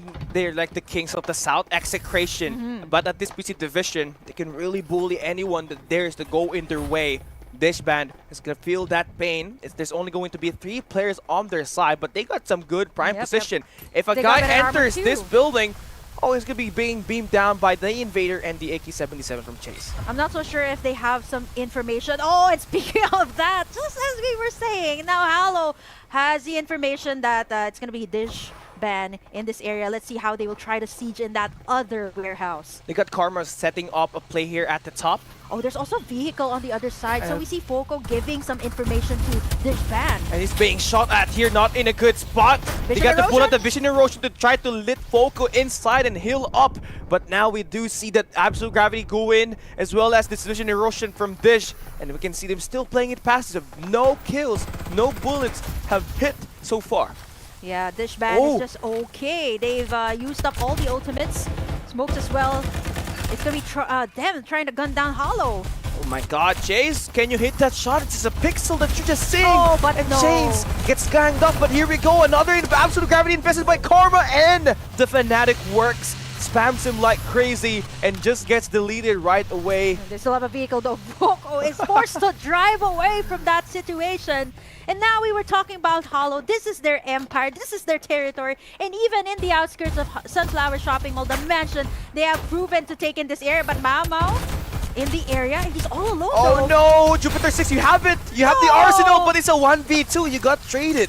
And you have to be going back to the sky to relocate with your teammates who are going to be at the Tiny Fortress. But squad number 15, that's going to be Tyrant Playbook is Tyrant here. Playbook Esports. They're trying to cut that rotation down to take down Foco, who's got that blazing infantry. Oh, this is a lot of sales and going on in the Sunflower Shopping Mall. Highly contested area, knowing that Dishband has to actually disperse away. All of them are scattered out as Hollow has this sort of high ground. They should actually be able to spot out Tyrant Playbook over on the other side that's trying to get in as much loot as they can. They spot out Chase and can no longer be able to dash out of that one. They got 2 vehicles here too. Oh, make that 4 for Thailand Playbook. Yeah, not much you can do there for Dishband after going down early up against a squad like Hollow. But here at the Batcave, we got Digital Devils, Corpy, and crew able to spot down Wraith. It's going to be Zars and Alpaco close by. Corpy now closing that gap down with the Ember. Has no Vision Erosion, but he gets the pressure in, but the EMP shot lands, and Corpy gets outplayed! Outmaneuvered! And just when he thought, well, there's the rest of DD to back him up, fortunately enough, I think he didn't expect that EMP shock to come out. He's like, there's only one person, I can take him on. But fortunately enough for DD, there's that backup. Tyrant Playbook It's going to be a very great action here. They just want more chaos at this point. Digital Devils are going to be engaging on an early team fight up against Tyrant, who's got level 4 armors ready, but all of their armors have been shattered, and they gotta back away. The good thing is they have these flamethrowers to mobilize themselves and traverse this land. But you can see Digital Devils trying to close them up. Tyrant has one of their players actually caught into an island gunfight. Murphy pulling in that vision erosion, but that's not going to be enough. Singon trying to do best to get this kill. Oh, he's just using it to heal himself up, and he gets spotted! Back against the wall, it's an Ember! Mirror matchup! Corby gets that kill, and Murphy gonna get eliminated. Okay, yeah, he thought that was enough time to get himself to heal up, but DD was just so aware of the map. There's the thing though about the vision erosion. There's just so many ways to disengage, but we see DD is still going at it. Yeah, Corby and crew pulling out that EMP shock, but they're the ones that get countered here first. Absolute gravity to be there, but the counter of the vision erosion helps them stop the bleeding and get themselves to go and act together. All-Star Race has 4 of their players alive. Singod, 4 Digital Devils are still on the sky. They have to wait for him to back up and get that info up on the sky. And All-Star Race able to force them out, and I love that play from them. But some of the players of Digital Devils still going in for the push. Yui and Corby not going to be able to do much, as this Ken backup is going to play a significant fight for All-Star Race to finally get this one over with. But they get shut down. Oh my goodness, DD still being able to manage out of that situation, but not for long. Okay, sorry, I thought Wraith was gonna try to go in, but they actually dispersed from the area. Nice move coming in from DD. I thought that would have been All-Star. Yeah, and for Digital Devils, they were able to clear up the bridges, and it so happened that there's a loot crate that is gonna be dropping. Oh, so they were all trying to go for that. Yeah. And so that MG7 that's gonna be inside is gonna emphasize more of the firepower for Chuya. Chuya is gonna get the pick of the litter, but Nitrox is around the area. They do spot down Chuya. And that's gonna be the map 1 winners, trying to chain it into a back-to-back. They still have Easy Sweep gonna be at the corner at the Sunflower Shopping Mall. And that's going to be a tight and compact battle for Team Nitrox. I don't think they have spotted the team. They're trying to close it out. On the backside, they're trying to get a move onto Nitrox. There's EMP shock. And Hologram Gun has been invested as well. Team Nitrox are ready for this gunfight, and now they're sieging inside. They spot the players up top, and Kaden spraying them down with the White Dwarf, just trying to go for the delete. Build that gun, and he's moving in as well, and the third party is gonna cost the team some time. Easy Sweep trying to move out. Yeah, he's doing well, because Nitrox, they have used up all of their ultimates, and now they're gonna be the ones caught into a pincer maneuver, as we see them actually trying to stand their ground. They have the high ground, but Digital Devils are in for a fight. Oh man, this is trouble for Nitrox. We see Easy Sweep. We see over on the other side, squad number 4 trying to close in. DD playing this to their advantage, knowing that they have the high ground. They get spotted though. 3 squads right over here on this what did I call this? The construction. Yeah, the construction side outside the Sunflower Shopping Mall. No one's moving in yet, but Nitrox in a very dangerous situation. Left and right, they have to either take down DD first or take down the other squad. On the flip side, Hollow, this is their empire. Yeah, and they're about to move into the construction site where there are 3 teams. Too. Yeah, and they're trying to bombard the one on the gantries where they're out in the open. So if they are able to kind of push them apart, that is going to be a very big kill for them. And that could spark the attacks. And that might force Digital Devils to enter that building and take down Nitrox at this point. Nitrox, I think they're stuck in this situation wherein, yes, we got this building all to ourselves, but DD is gonna try to get into this one. Get into this building. We see that they're trying their best to like check which location they can actually escape, but at the moment, right, it's gonna be such a, it's gonna be difficult for them. Easy Sweep, or is it going to be DD over on the other side? So as of the moment, they're hard stuck in this area. And the thing here is they don't have the high ground, literally. They got the gantries being locked down by Digital Devils and the orange warehouse being locked down by Easy Sweep.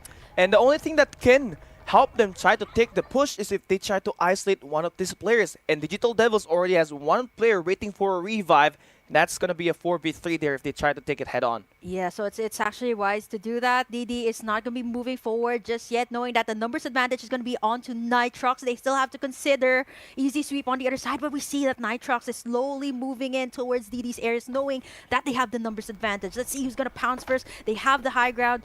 And Easy Sweep as well is waiting for whoever is going to come out on top of that one. And these 3 squads that are waiting for a challenge at this construction site is part of the top 10 of the best teams in the Farlight 84 PC division. And Murray Bear, the super content creator, have managed to pair up with Monfushi, which is the super sub. Middle of the god out of nowhere beams down Corpy. Again! Digital Devils down to their last 2 players. They gotta get that revive, but Middle of the god has got that angle on the guy that just got taken down. This is so insane. Everyone just has to crouch down because they Oh, know Lord. that Jenny or Bethel has their heads. They're going to try to get in. Are No. they going to try to go in? No, they're just trying They're to just get going to that force pressure. them out of that situation. Yeah, stop that team from getting that revive. Yeah, they aren't unable to move us at the moment, and DD is just watching their every move because they know that Nitrox is in that building trying to gun anyone who peeps up. Oh my god, Easy Sweep is still keeping that pressure up until Nitrox. You can see the 2-2 split. There's 2 players trying to get that information up against Easy Sweep, and you get 2 players holding that fort down up against Digital Devils. But we take a look at our current standings. It's Nitrox on top. number 1 with 27. Tyrant, 21. Very close.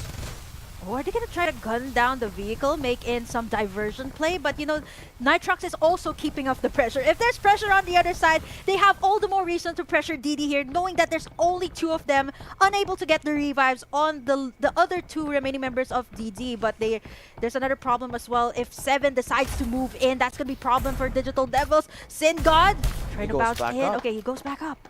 But I think Battle the God knows they're trying to get an angle here, and it's so difficult, right? There's a lot of cover, not unless someone can. They don't have any springboard.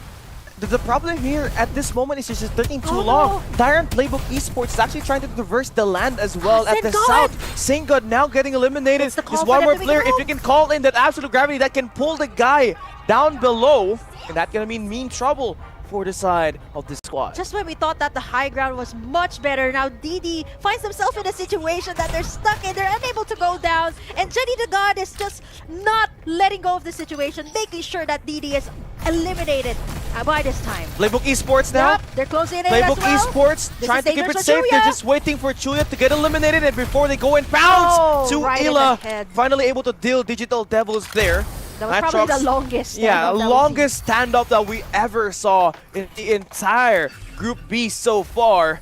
And you can see the loot being dropped here. That's gonna be more attachments, more level that will be growth. That will be grew here by Nitrox as they try to keep their bag deep for that late game. You know, again, another pincher move onto Nitrox. There's so much pressure on the squad. Tyrant Playbook on the other side that has taken over the spot of DD. But over here on the other side, Naus and wow, Dish is still banned. alive. Mama, right in the middle of Mantas and Naus. I'm not so sure how he can escape that. There's going to be a lot of information here. Now, as the circle is slowly closing in, Nitrox still in this compound, unable to move out, making sure that they have the space all to themselves. Well, they aren't able to do as much, right? Because 2 squads, making sure that they're right there in the middle. Yeah, again, on the kill feed, AIM has managed to take down Mammoth Disband, officially disband after that matchup. And again, that's going to be one more squad eliminated here at this group round number 2. It's going to be down to our 9 squads with 31 survivors remaining. Nitrox are still busy trying to take care of Easy Sweep that has that orange rare. I mean, when you take a look at the other side, the right side on your screen, that's Now's Esports with And 3 players with level 6 armors. That's insane. If they do decide to move in here, there's only one way to go, and that's going to be Easy Sweep that they're going to be facing first. So at this point, Nitrox is like, okay, fine. Either Easy Sweep and Naus go up against each other, and if Easy Sweep does fall, they're going to have a hard time trying to take down Naus that has the full armor as of the moment. So it is going to be a 4v4v4. Not so sure who is. Let me take a look at the map. So now we're going to be trying to move in that area on the outskirts of Sunflower Shopping Mall. We see Kadiliman up as well. Going to try to go up against squad number 5. They might actually try to go in for the gunfight before the circle closes in. They're waiting for the cooldown of the divulge here. Now they're going to try to take the up. push. Springboard is up. They're going to try to close the gap down. And that's going to be players with level 4 armor, so you can take the kill on True. You stop that EMP shock, and now you get the hologram guide to buff your damage and your speed for a short period of time. And the vision erosion will not help Kadiliman get out alive as they get killed by the Dream Team. Their dreams officially shattered.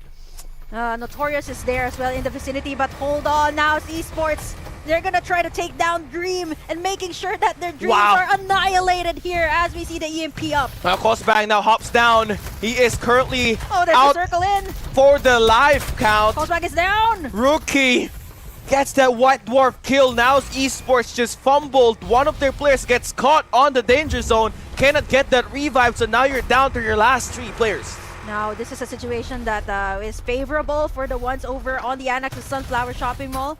Now, Esports going to try to close in, making sure that Dream is unable to move forward. Aim! The defender play gets that top Reaper spot once again with 6 kills, and he takes down Lonely BJ as well. This guy is for real.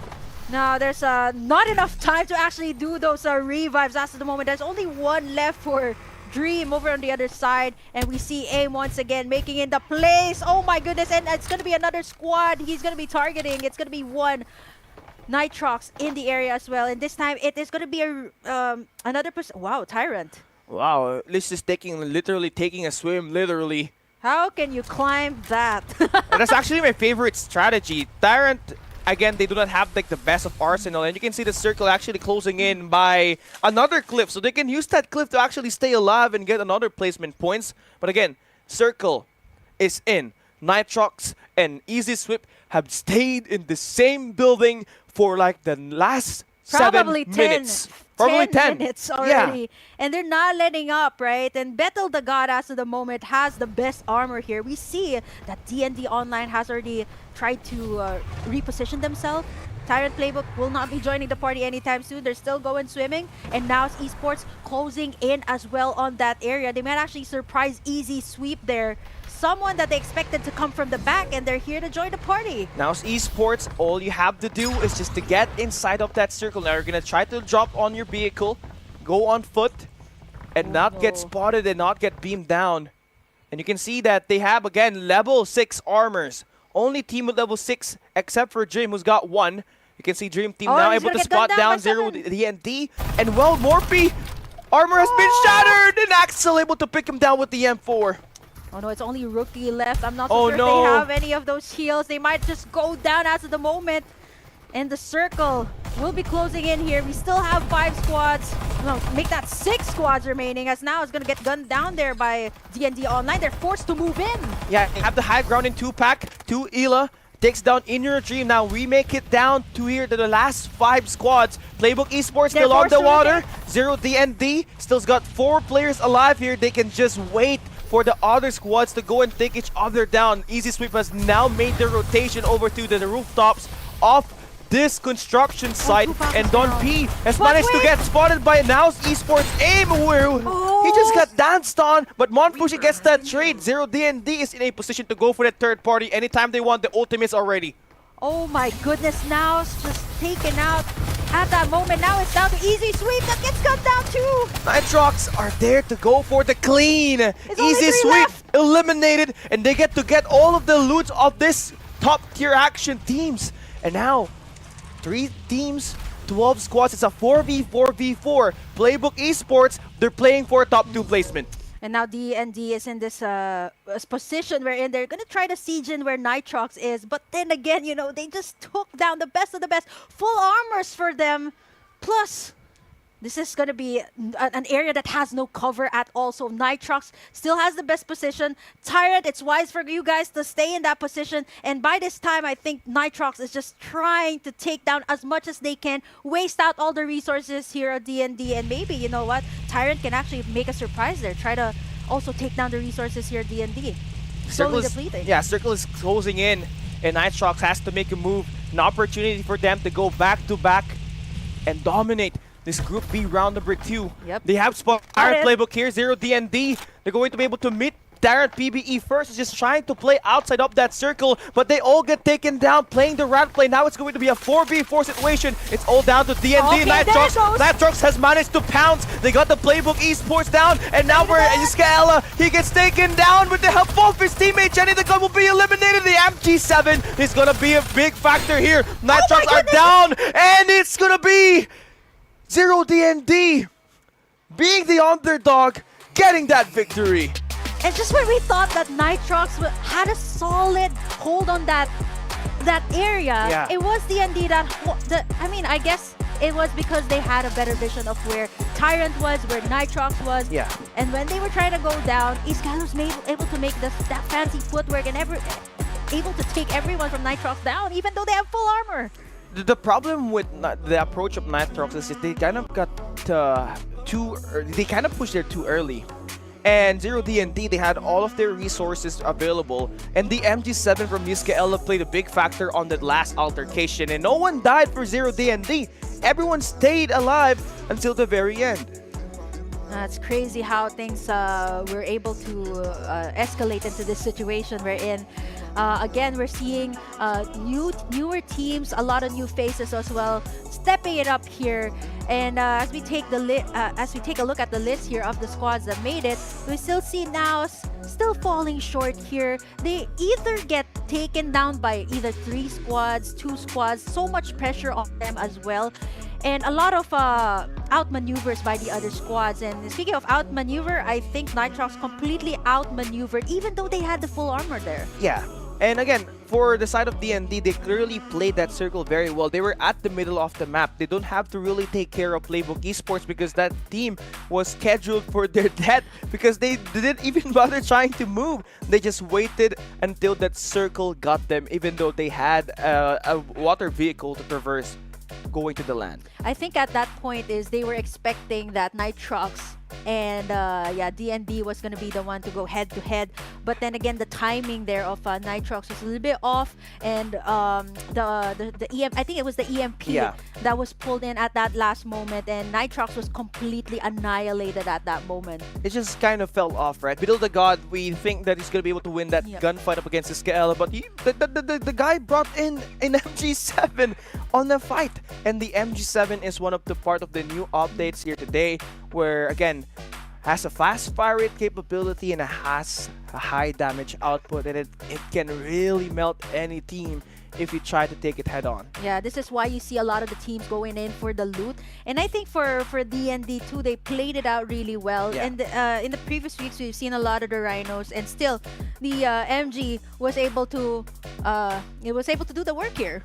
Yeah, and again, that is going to be D&D winning that match. Let's take a look at the highlights to catch you up real quick on what just happened at this map number 2.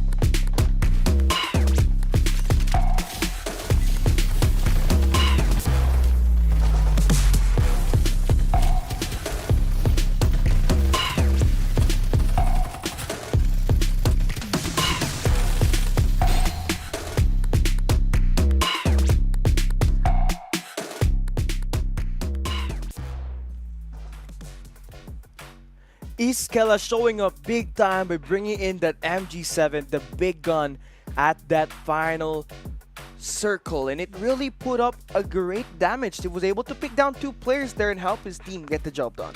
Yeah, even though we did talk a little bit about the patch earlier, especially you with Infinity as well, like the Rhino's already out. So what is coming after the Rhino? It is actually the MG6. 7. Yeah. And I love that the teams are fully utilizing it now. And now we get to take a look at our MVP here at this Philippines Farlight 84 Championship Week 4. And the MVP round 2, it may not have been Iscaela, but it was a total team effort. And another Maggie is able to get the job done, surprisingly, with only 2 kills. With 770 total damage, Ulob from D&D Online. I think it was a group effort here from D&D, collectively making sure that they take down the last one. And here's the thing too about the Maggie, twice that we've seen it in the PC division. I think it's far different from what we have in the mobile, where there's a lot more Lucinda, so you can aim in more accurately. But the Maggie, I think for PC, knowing how everyone can aim accurately here, you definitely need more movement. So I guess this is exactly why the Maggie is the one standing here on top of our MVP list. That's making it 4 out of 5 MVPs. That's gonna be Maggie. It's very interesting. But now, after watching all of that action, it's time for us to get you guys rewarded for helping us reach another milestone. And we got this redeem code ready for you. You better type it very fast. It's gonna be an MF18 SR weapon skin. Wow, just for the first 1,500 viewers. And be sure you guys got a screen cap, share it to your friends, and let everyone know there's FPC every weekend so that you guys can have a lot of these goods, a lot of these redeem codes as well. So be sure to tune in to FPC every weekend. And now we're already in week 4. Can you imagine how fast the time has gone by? And we're already gonna go into the knockout stage. And time again, we've seen all these teams continuously step up, right? It's not like for the first 2 weeks, we've probably seen like a lot of just like probably 1 or 2 squads. And now we see like, okay, wow, there's other squads here stepping it up, and even here in our weekly finals for the PC. Yeah, we're seeing so much progress, right? Here, especially at this PC division. Before, it was just now Esports were able to dominate that lobby at week 1. Who could have forget that? They were really able to make a mark. And then so much teams were able to pick up on the meta. The Defender plus the Maggie setup with the tactical role added in. It's just an OP stuff. And now we get to see our final game of the day at the Farlight 84 Philippines Championship Season 1 Weekly Finals Week 4 Group B Round 3. Our flight path going in from southeast to northwest. This is going to be a little bit more different, right? Especially knowing those who drop over on the top side. Yeah. Earlier on, the first 2 maps, we had all of the pods over on the north side. Yeah. So this time, the ones who are going to be rotating towards Power 3, Iris, and even Sanctuary Tower, they're going to need a lot more time to get in the resources that we need. But now we see, again, Kadiliman going to try to contest for the Power 3 station. I mean, that's going that's going to be now Esports that they're trying to take the challenge head on. And that's going to be the initial fight for a spot. If you win that gunfight, you immediately take control of all the loot boxes at that Power 3 station that can help you upgrade your weapon, your growth experience, as well as your arsenal. Oh wow, Dishband choosing to go for another area instead, but they find Playbook Tyrant here in this area. And Wanderer and crew are looking to try to turn that narrative around after being killed earlier at that round number 2 last circle. They're trying to change that narrative and trying to get this win, but up against Dish, it's gonna be Mamel. Cypher play, the generator and the porcupine is not gonna work, and Tyrant Wanderer keeps on doing the damage here. Wow, it seems like Dishband is just going to continuously contest this area that Tyrant Playbook has. They're going to be spawning in the same area, doing the same thing that they did to Hollow in Sunflower Shopping Mall. And you can see that the kill feed right now Esports is able to deal with Kadiliman at the Power 3 station, but now again, more action being done here by Dishband. They got a infantry to work with. They're trying to siege inside. They don't have any of the ultimates ready for now, but for Tyrant Esports, they for sure have what it takes to get these eliminations. Kenny will be shot down by the Fnatic here from Volko, and what a great counter play now. The Vision Erosion will be coming in and will be casted, but the core will be shattered, and Tyrant PBE has to get his teammates healed up here. Yeah, if you know the location well, definitely you can play around it. And Dishband just hasn't found their home just yet. We're moving from Sunflower Shopping Mall, hoping that they could actually find their space here. This time, using their respawn pods to actually disperse from that location. But it's just a wise decision to make, knowing that Tyrant Playbook Esports has pretty much solidified their hold onto this area. And speaking of Nows as well, I wonder how they're doing there on top. And so far, it's up quiet, but we see here on the Tin Man, it's going to be 2 squads, 9 and 2 going up against each other. But this is going to be such a long stalemate, knowing that This is gonna be an easy sweep that has the vehicles moving around. Yeah, you got Raid, who has been bottom fragging, and you got Easy who has been top 5ing, right? But for Mantis Gaming at the Power Tree Station, will he stay alive? Who wins the fight? It's gonna be AIM, and Mantis Gaming still trying to take the crack here. Armored and crew will be able to deal with the early set of Downs Esports, but they still got that auto respawner, and they gotta expect that all of them shots will be reverted back into this Power Tree Station. 2-pack kind of playing with this live island gunfight, and 6ix9ine able to deal with him, gets himself 2 kills. Oh my goodness, now Esports, it's inevitable that they always have these early engages, which is really what makes it hard for them going into the mid game. Using your respawners, giving your opponent the loot that you have, and forcing actually Nows out of their turf. They're going to be moving away from Power Tree Station, perhaps into Irish Lands. It's going to be Mantis Esports that gets in their loot straight from Power Tree Station. It just hurts, right? After trying to build up so much of that arsenal, only for it to be taken away here by Mantis Gaming, you're gonna have to really try to work your way up arduously. Mantis Gaming will be there for Raid, going up against Digital Devils. Alpaca now brings out the Hound.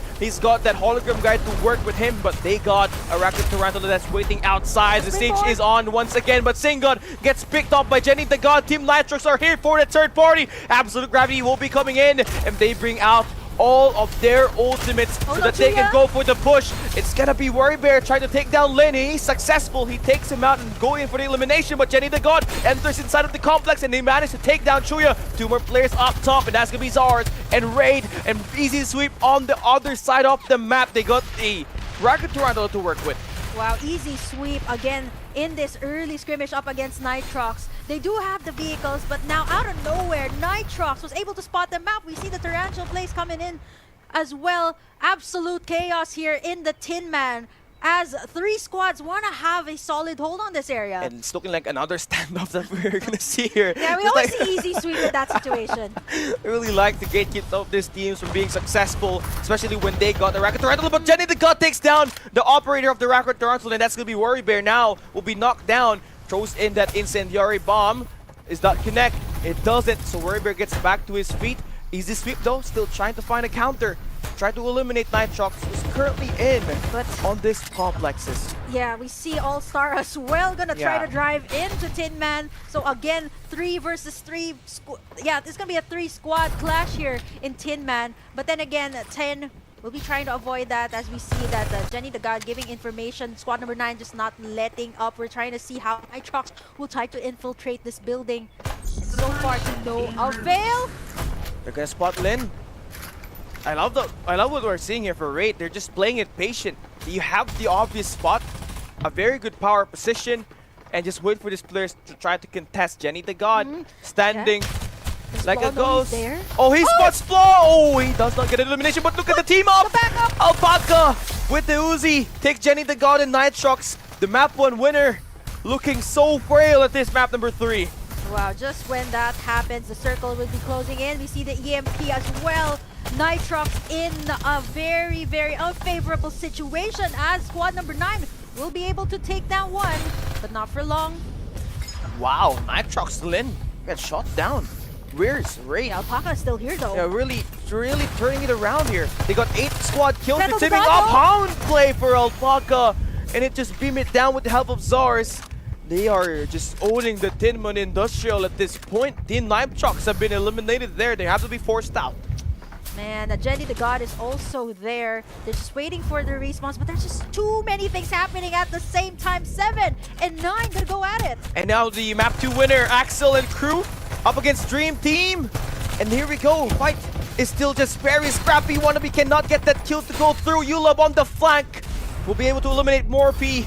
And the vision erosion there is to counter him. Gotta back away and stay alive. Wow, fortunately enough, he was able to bounce out of that one, because Rookie was going in, was out for blood, trying to take down the MVP from our last. And now we see it's still not over. Yeah, the third party for Notorious is gonna be timely here. They're able to pick up the stragglers for the side. What's with the squads playing outside the zone? This has been a thing ever since yesterday, making sure that no one makes it out alive. And this is going to be a battle for the resources too, right? If you Yeah. don't have any health kits, that is going to be so detrimental to you and your entire squad. But still, it is not over. 5 and 11 still at it. Yeah, Morphe getting shut down. Notorious are searching for Dream Team. Wiz is still here, up close. And that's going to be 2 players teaming up. 1 player is all you have to worry about, and they take care of him. And Wiz will be eliminated. Still 1 more player for Dream Team alive. Try to wrap this one up. Oh. And you can see that is going to signal that Notorious knows that there is still, it's not a team ace yet. We need to spot that other guy. Wow, and it seems like it's going to be D&D joining in, squad number 11. They're outside the zone, and not for long, 13 as well. So it is going to be chaos, not in the circle, outside the circle at that. So this is going to be really difficult for the squads. A contest actually for the resources, as I mentioned earlier, and we can see that some of the squads will be choosing to go in, divert from that altercation that the other squads are trying to brew. And we see DND, squad number 13, already camping out here. Do they find the scan! The scan worked! Yep. Iskele is He's spotted! alone. Where is he? Oh, he's hiding so well! Nice try! Well, we got that scan worked up pretty nicely. L4 Wood gets their 3rd kill of the day. 3 players, 4 players with level 4 armor. That's how you want to start the early game. Yeah, just when we thought that he was able to escape out of that situation and that no escape from the scans, obviously. It's just a matter of hiding under the rock, pretending to be a rock. And now we see 13, 11. They do have the vehicles. They're going to move out. They're still in the safe zone, though. That they might actually go up against each other. It's not a good spot for L4 Wood to actually take, because the team that they're going to try to take down is a level 5 armor. All of them are complete. Rookie has spotted another straggler trying to hide away. Kits. Rookie, it's a do or die moment for you. No med kits though for he does have the shields here, so you see the ND wannabe driving by, but he's gonna try to loot as much as he can. Yep, Finally, you have to wait for your teammates to get back though. You have to revive them. There's 2 players that is eliminated right now for Dream Team. And although the loot may not be a lot here, at least you still are a 4-man squad by the time the 2nd circle closes in. I think that is going to be vital as well for the teams that are, going in for the final engages. You definitely need more the numbers advantage, especially here in the PC division. And we see Dream being able to revive 1 member up. So I'm not so sure if they'll be able to make it because the circle is pretty far out. Notorious here as well. They might actually find DD, who's right there in the bottom. They're actually going to be traversing out. This is Carnival that we're talking about. They're taking shots from afar. High ground kill for Import. And EJ trying to use the Jupiter 6 on the long range. If it's like the pass to update, that would work. But at this point, only the defender can secure you these kills. Digital Devils, again, after trying to recover back, one of the teammates have been picked up. The team that they're going to try to take down has that high ground. Yeah, we see DD as well choosing to split up at this moment. We see SynGod as well going to try to make in that detour, but I think it's inevitable that they have to deal with squad number 11 who's on the other side. They're choosing to reserve their resources, knowing that it's only Corfi that has that level 5 armor. He has the most kills as well. They're going to have to try and eliminate 11 before they move in. They do have the high ground though, but it's going to be a sticky situation for Wannabe. On the flip side though, oh my God. we see Dream. It's a Fast and the Furious. Now Esports goes down, tries to challenge 2-pack, will get shot down. Now Esports aim, tries to get one more before it gets eliminated. But now Esports will be caught into a deadly trap and will be shot down. Dream Team again after being revived. But has 2 of their players knocked down. Yeah, from the top though, we're seeing the damage coming out from 13, gunning down Dream Team, making sure that they don't make it out there, don't make it into Iris Ranch alive. Champagne, RGS, L4 Wood again. I love this position. They're trying to gate Wiz is the only one left here for Dream. Yeah, if Wiz gets eliminated here, it's over. Yeah, Dream Team will be placing Dream is still alive though. Oh man, this is so much pressure coming out from 13, right? Making sure that Wiz does not come out and revive the remaining team members. He's forced to use his resources with only 1 health kit left. He's gonna be forced to loot as much as he can, but with nowhere to go here, it is pretty much evident on where he has to be. Just make sure that he stays there. But we see 11 gonna try to close in onto DD. Digital in this Devils. complex. Yeah, from guide is killing in. Yui is gonna Uzi here. Import, Defender, and the White Dwarf. Mission Erosion will keep him inside. Yui out in the open will be beamed down. by Import. Oh, And and now Notorious one more as well. connection. The spray transfer is unreal. Notorious once again stays alive, but squad number 7, they are going to be close by. They are ready for some fight. They're waiting for that cleanup. DND, our winners for the last map. We see one member of Mantas as well within the vicinity. But so far, they're not. Wannabe is just not letting go of his position as well, knowing that there's a lot more squads here that has the numbers advantage.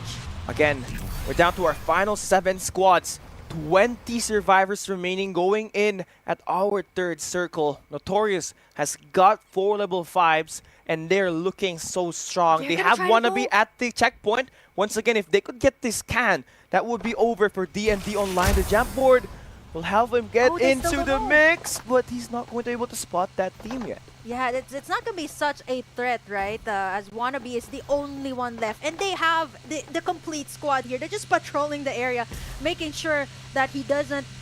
he's actually just camping out there at the back seat. And the thing here is he's not going to get spotted. He's not the passenger princess. He's the backseat queen.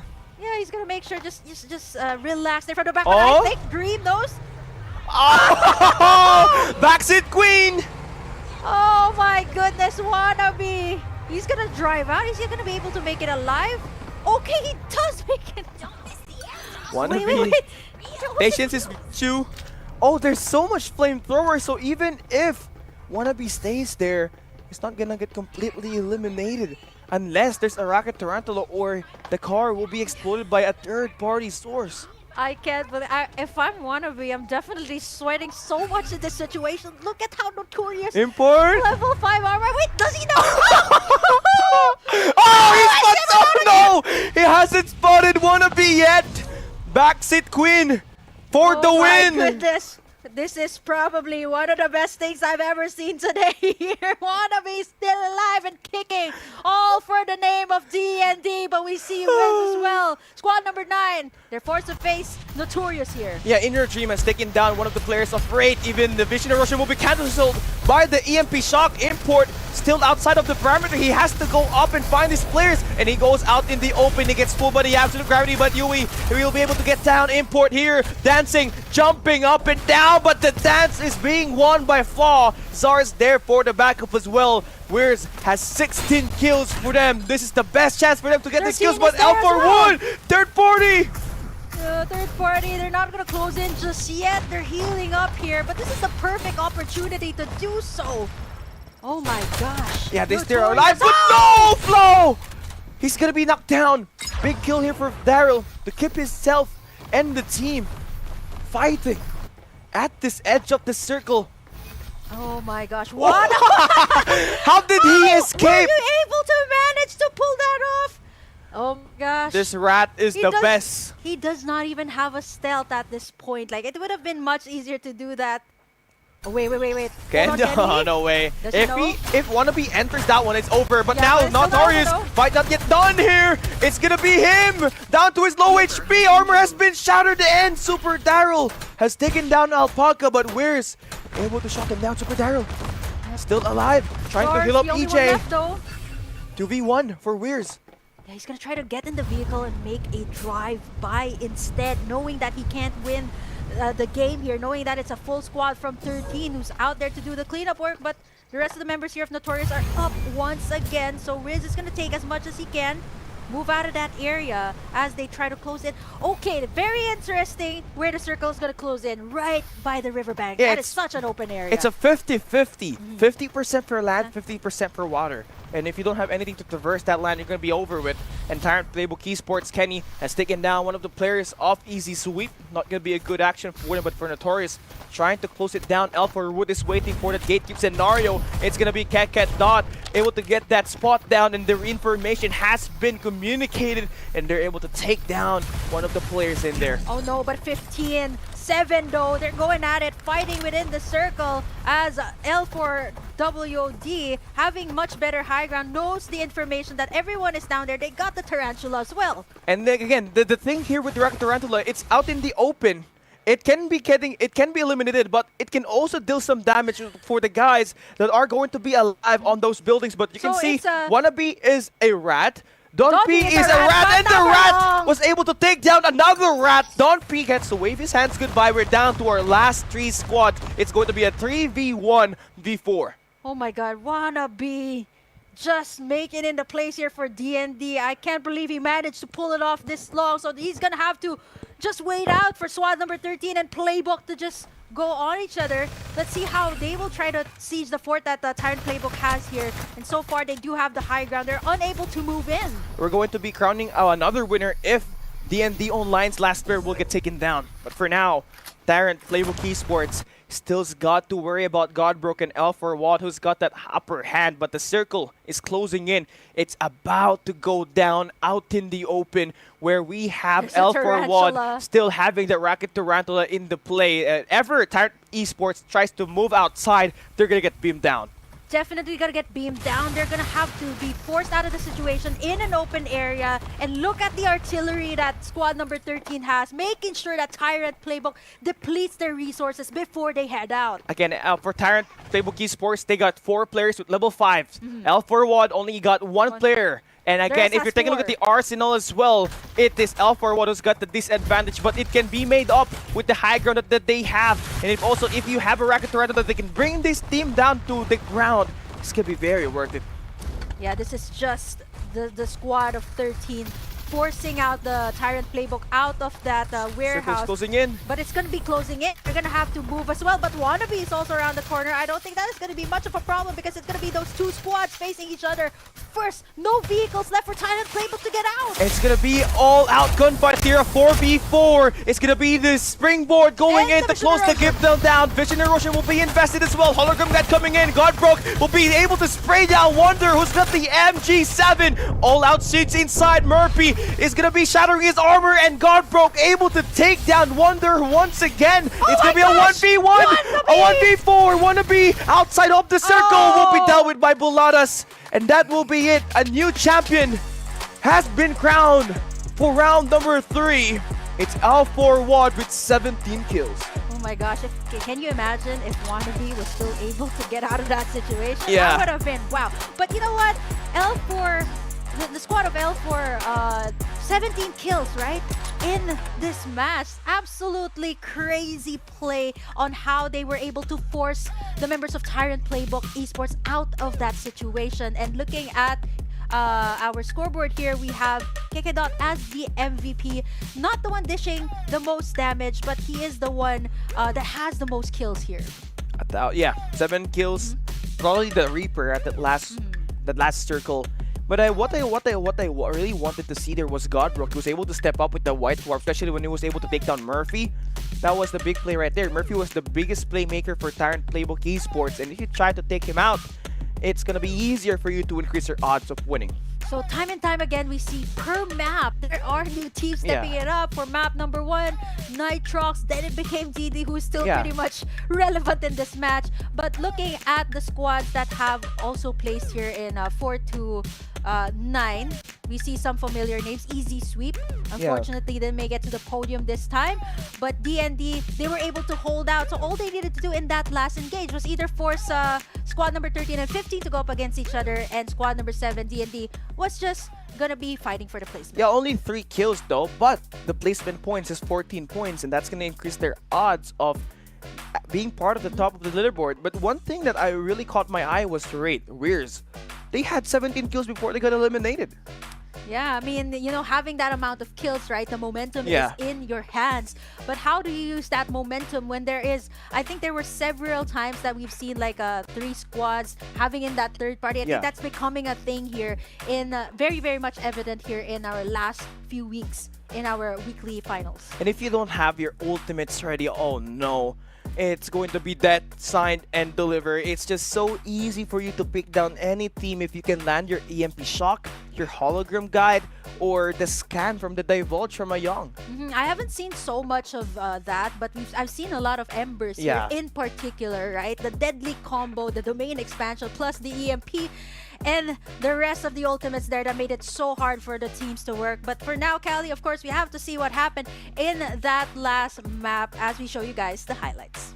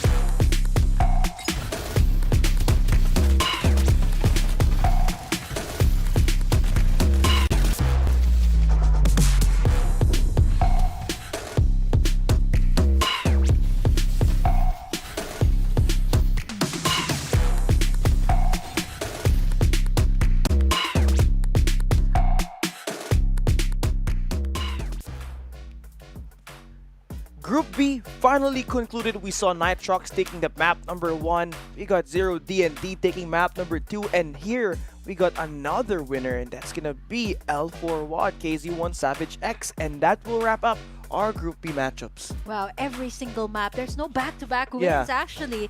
Goes to show that a lot of the teams have stepped up, knowing that we're going to be heading towards our knockout stage. So I honestly can't wait for the next few weeks to come here in FPC. And we're going to the knockout rounds next week, and that means only the best is invited.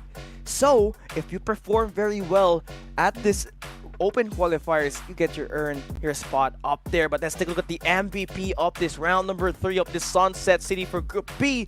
It's gonna be KZ1 Savage Kekeda with another Maggie, 7 total kills with 1,192 damage. Yes, we didn't have like a back-to-back win Yeah. for the teams, but we have a back-to-back-to-back MVP Yeah, for crazy. the Maggie. 5 out of 6 of the MVPs have been Maggie at the PC division. Yeah, it's more of the Lucindas, right? In the mobile division, Lucindas. I think I've seen a couple of Sunils as well. But for the PC division, it has been consistent. The Maggie that can definitely do a lot of outplays, a lot of mobility as well for the hero, which makes it really difficult, especially if you're going up against a Maggie with a ton of artillery. Mobile division and the PC division both have different metas. And that can be concluded at what just we saw for the mobile finals and what we saw here at this PC division. The PC is being rained down by Maggie. Maggie, and not just Maggie's. I think for mobile, I want to point out there was a duck side. But for the PC, I think this is probably one of the most times that I've seen an Ember. Yeah, Ember, I was shocked knowing that there were so many vision erosions just being, activated and casted by every team, and it really plays a big factor, especially when you're out in the open or when you're trying to just stop that bleeding and let this other team to escape your domain expansion. Yeah, plus the fact that especially in the recent update, they're being forced in a situation where the final circle will definitely be in an open area. So I think that's where the Ember comes into play. Yeah, the only downside that I can think of the Ember is when the core has been shot down by any of the players or it has been deactivated by the EMP shock. But aside from that, it's really a very useful ultimate, especially when you're really down bad. Yeah, I think it's also one of the few times that I've seen the triple deadly combo. Yeah. The vision erosion, the EMP, as well as the absolute gravity, all in the same area. I haven't seen that in the mobile this week. So yeah, you're right. Different metas for the split actually. So yeah, mobile has their own meta. PC has their own meta, and it's so nice to see this because there's a lot of things that you can actually take into consideration. And another thing that we noticed here as well at the PC division is the team still using that defender.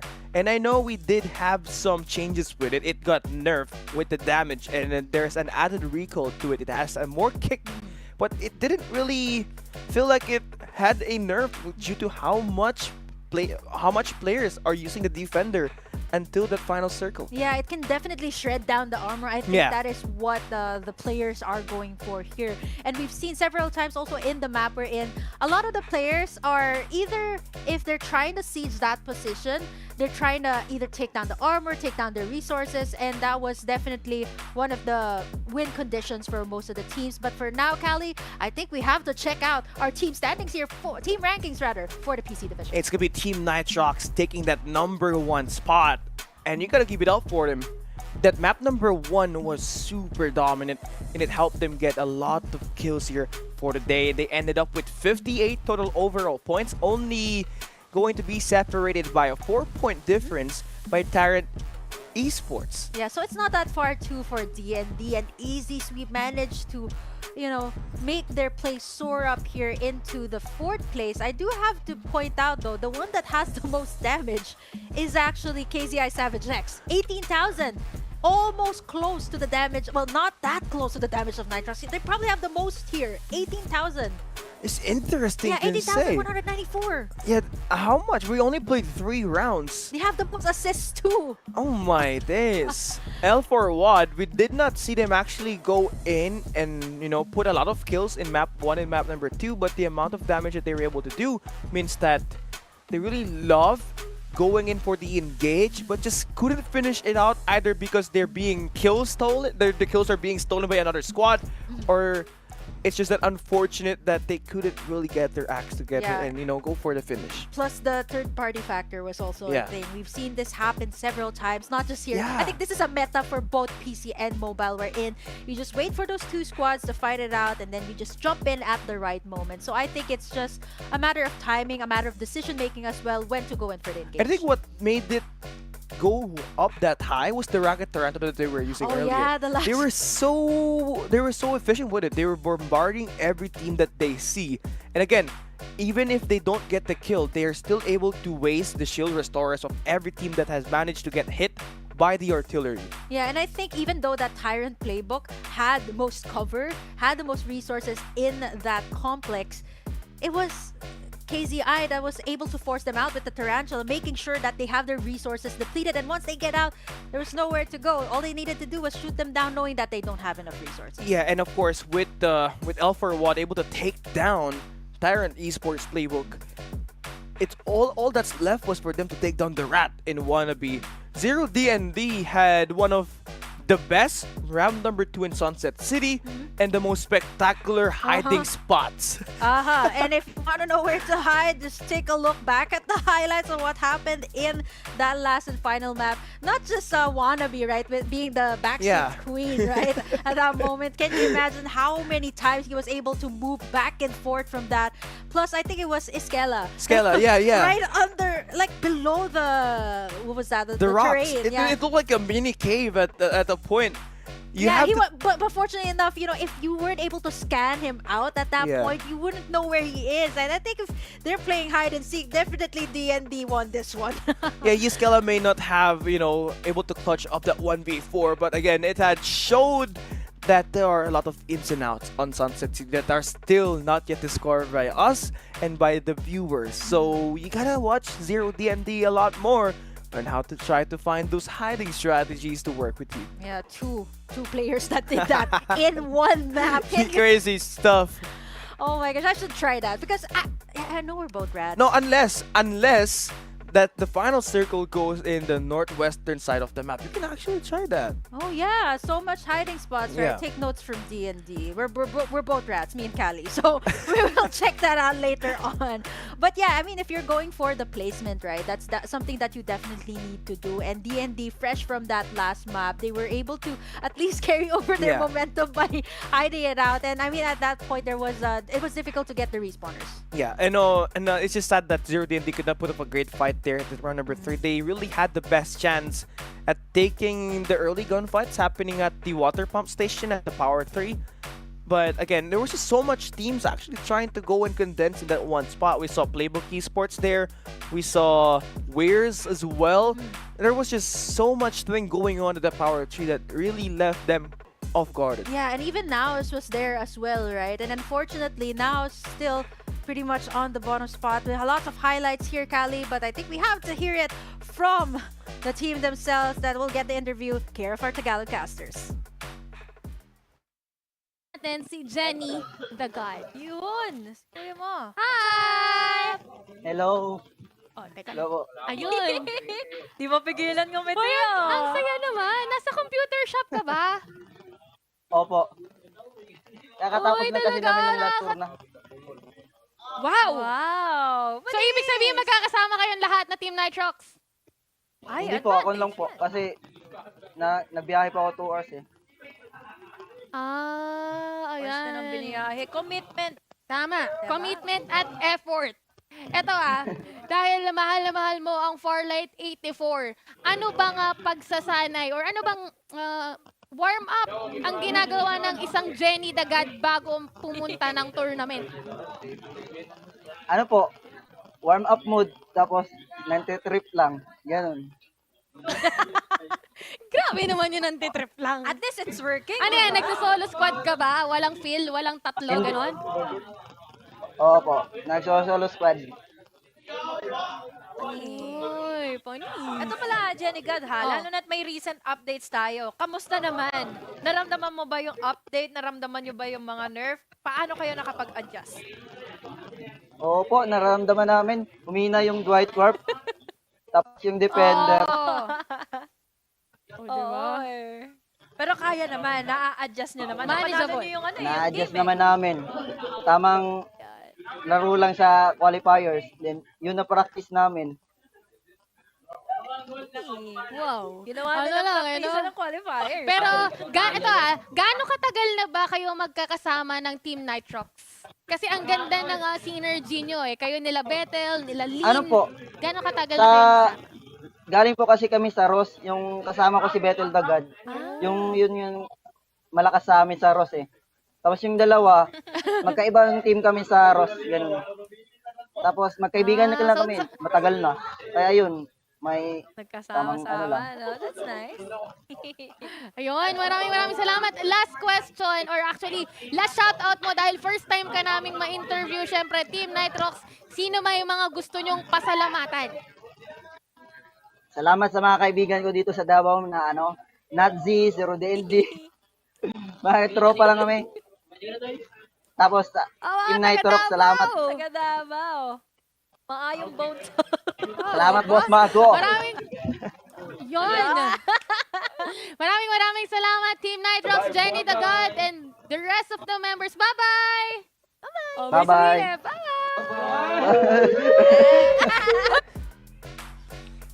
This is just one of the topics that I really want to bring out here. Farlight 84 decided to invest in cyber cafes and support the local cafes and host Farlight 84 tournaments. And Jenny the God, prior to the matchup today, he said he just finished another tournament. Wow, so it's just time and time again. There's so many tournaments popping up, and I've been to an internet cafe myself recently, and it's so nice to hear. I was like, do you guys have Farlight 84? And they said yes. So we're starting to see these show up, and I think this is the first player I've seen in a cyber cafe. And Jenny the God said it took him 2 hours to go to that cafe. Right? And talk about dedication and the amount of work he put in. We did also one of our casters also asked, what does he do before he plays the tournament? And he said, I just play warm-up mode and just fool everyone that is inside that lobby. Plus, there's one thing that he also highlighted in that interview where he said, okay, did you guys feel the nerfs and the adjustments? And he said, yeah, they felt the nerf on that white dwarf. Yeah, the white dwarf,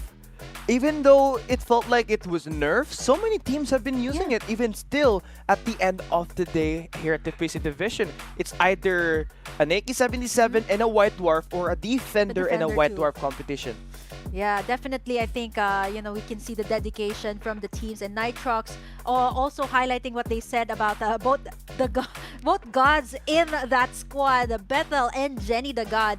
They actually came from the same team back when they were playing in another title, and the other two as well, they were playing in an enemy squad, and now they eventually decide to converge and fusion together and be Team Nitrox. And they're actually all the way from Davao City. Yeah, Davao, if you guys don't know, is at the southern part of the Philippines. And again, knowing that Farlight 84 has reached the southernmost part of the Philippines just says how much support we are getting to Farlight 84. And that's why I want to give a big shout out to Farlight 84 Games and Lily Games for making this effort happen, because now it's ripping off. Everybody knows Farlight 84 in cyber cafes. Yeah, every corner. And to think that, honestly, even up until Davao, Visayas region even, they're going strong. And even these teams are already competing in LAN tournament. But of course, you know what else you guys have to watch out for?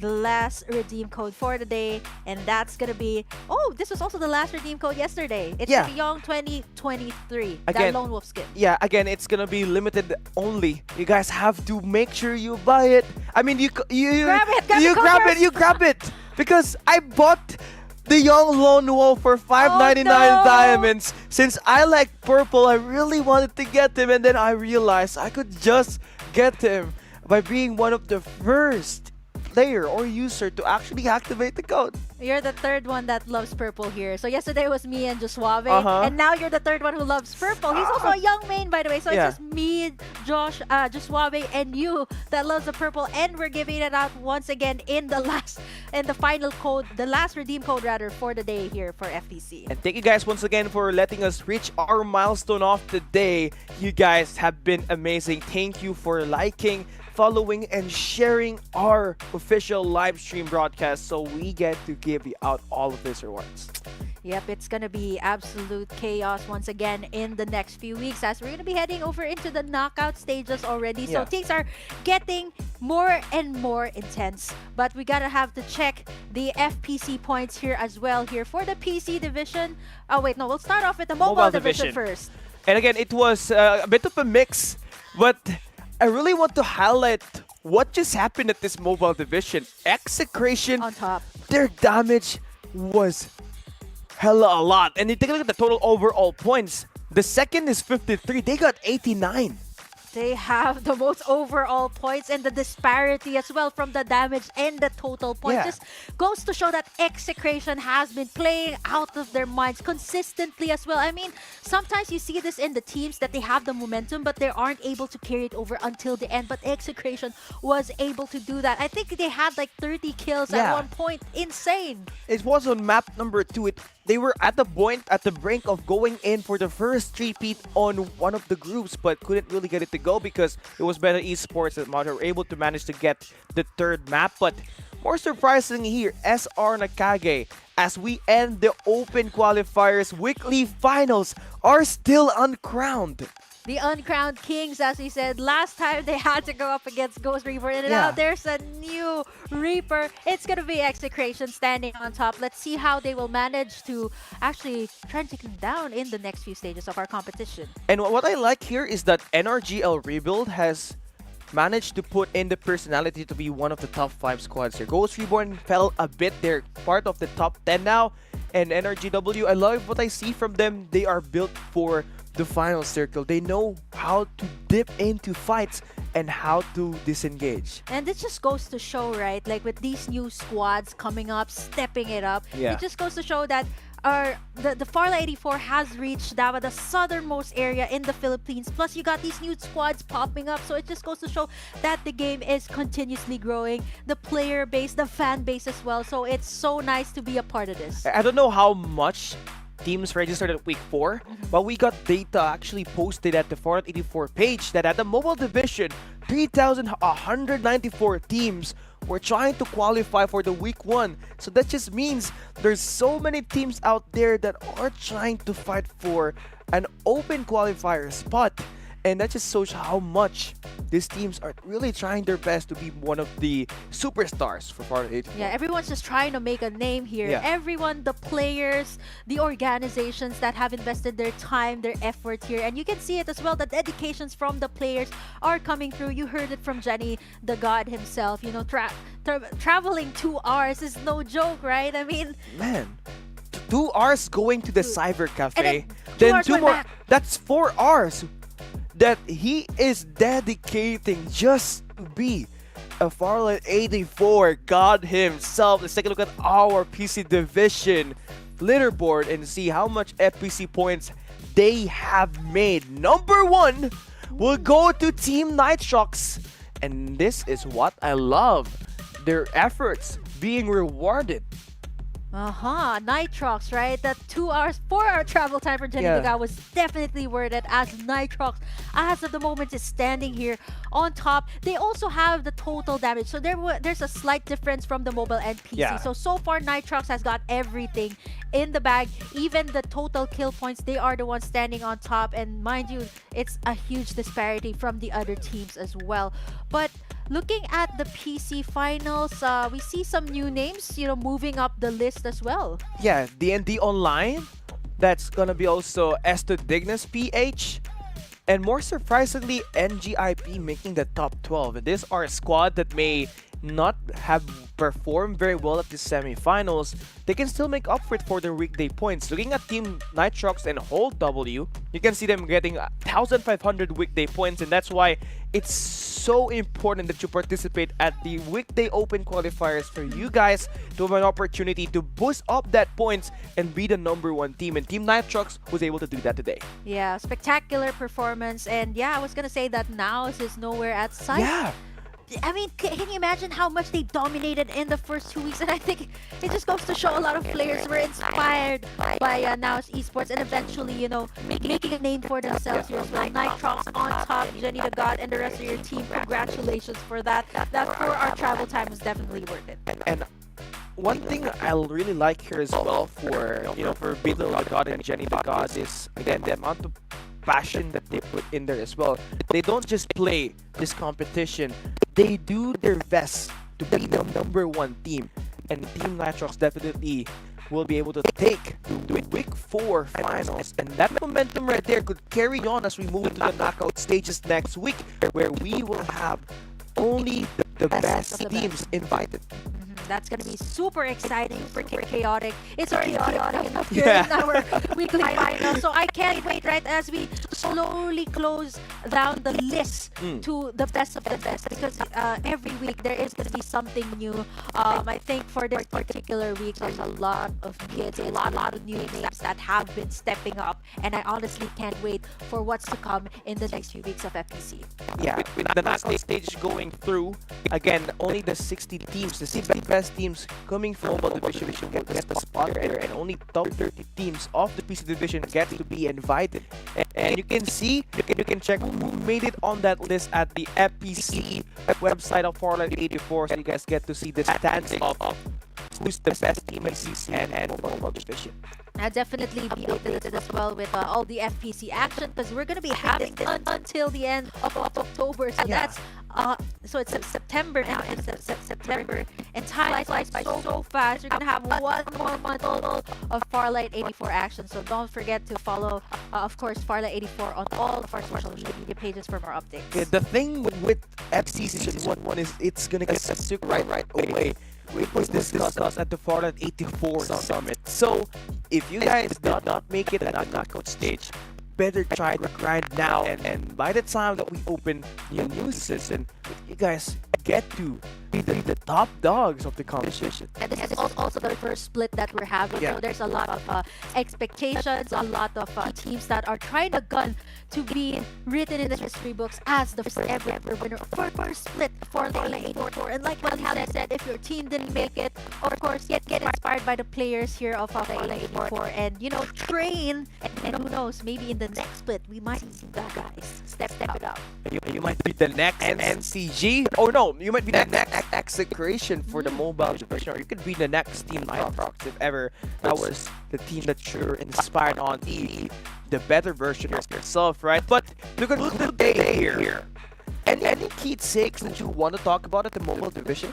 I think the mobile division, right? Very dominant play from Execration once again, and I'm still looking forward to the teams that will be facing Execration. How will they prepare against Execration? Is it going to be the same tactic as they do up against Naos, wherein everybody tries to, you know, deplete their resources, try to take them down early on? Is that going to be the case? Because they have been very consistent for Execration. And for the PC division, I think Nitrox definitely stepped up a notch this weekend, and it skyrocketed to the #1 spot. So I am looking forward to see more developments in the PC division, and knowing that we're already going to the knockout stage, and there is a patch that's going to be up. Yeah, definitely at the PC division, there are lots of ups and downs. We came here thinking the day is going to be Kitsune Daichi that will dominate. But that's the other way around. Team Nitrox coming out of nowhere. We're making sure they get the best version of their attacks to go through at the end of the day. They have #1 at the Group B, and also expecting so much attacks to happen at Game. And our next week's schedule, it's going to be the next stage of the Farlight.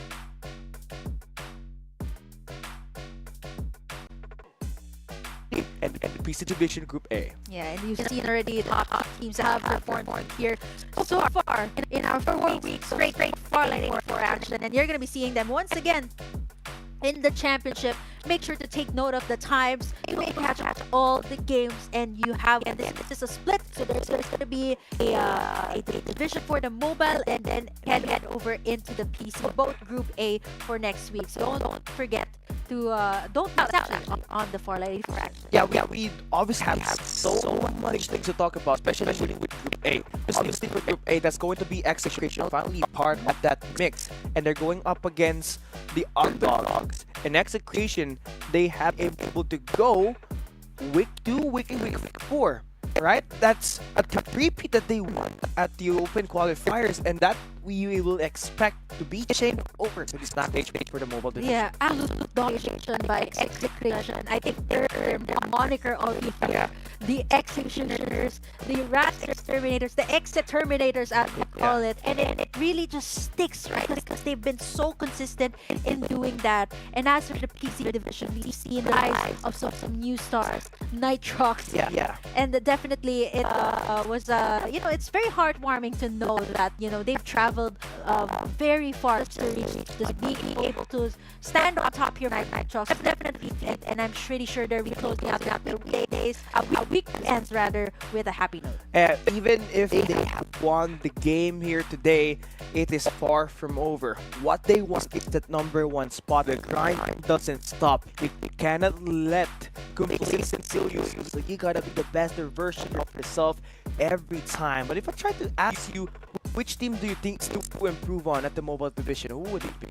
Wow, that is a tough question because a lot of teams stepping up. I do want to see Vagabonds though, because they have been performing consistently in the semis. They even carried it very well up until today. So hopefully they may be able to rise up to the occasion and maybe try to take down Execution. So far, they've been so dominant. And I don't know, like, who can take down the Executioners at this point? I think for me, for Vagabonds Esports, I think they have to go for an extra party a little bit more later on the match. Early clashes could lead into a very bad fight. And again, here is our social media. YouTube, Facebook, TikTok, and Twitch. Make sure you guys follow us. If you guys want to be part of the FCC Creator, just go and head over to our Facebook page. Search for the FCC Creator Zone. I'm pretty sure Callie has a fun time there in the Creator Zone. I love it. Yeah. So much rewards if you try to do a lot of teaching for other people that are quite new, right? So I've been doing more of the tips and tricks and the best heroes, best weapons, and the key advantage for me here, I don't have to do the research, right? Because I get to watch this team play. Yeah, and all you need to do is, of course, not only follow Callie, but don't forget to follow Farlight84 Esports as well. Honestly, Callie, looking forward to the knockout stages. I just can't wait, and it's already next week. I can't believe it myself. Yeah, 4 weeks just went down so fast.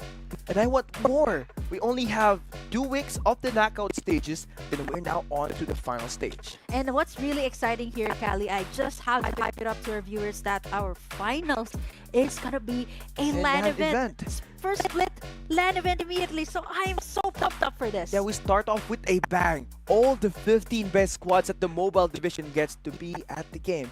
And well, that will wrap up our today's matchups and schedule. Once again, it's Cali Gaming here and Burger King on behalf of Infinity and Dash.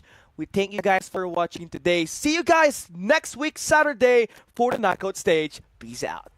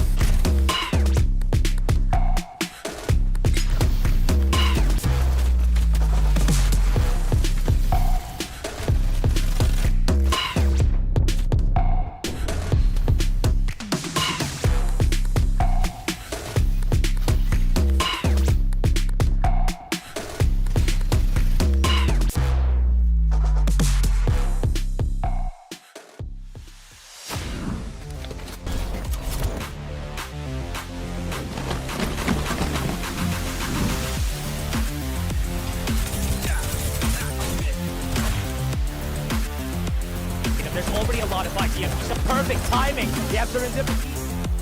People just still fighting back. They're gonna move forward, and that's with a lot of the members here, and then a lot is gonna be giving.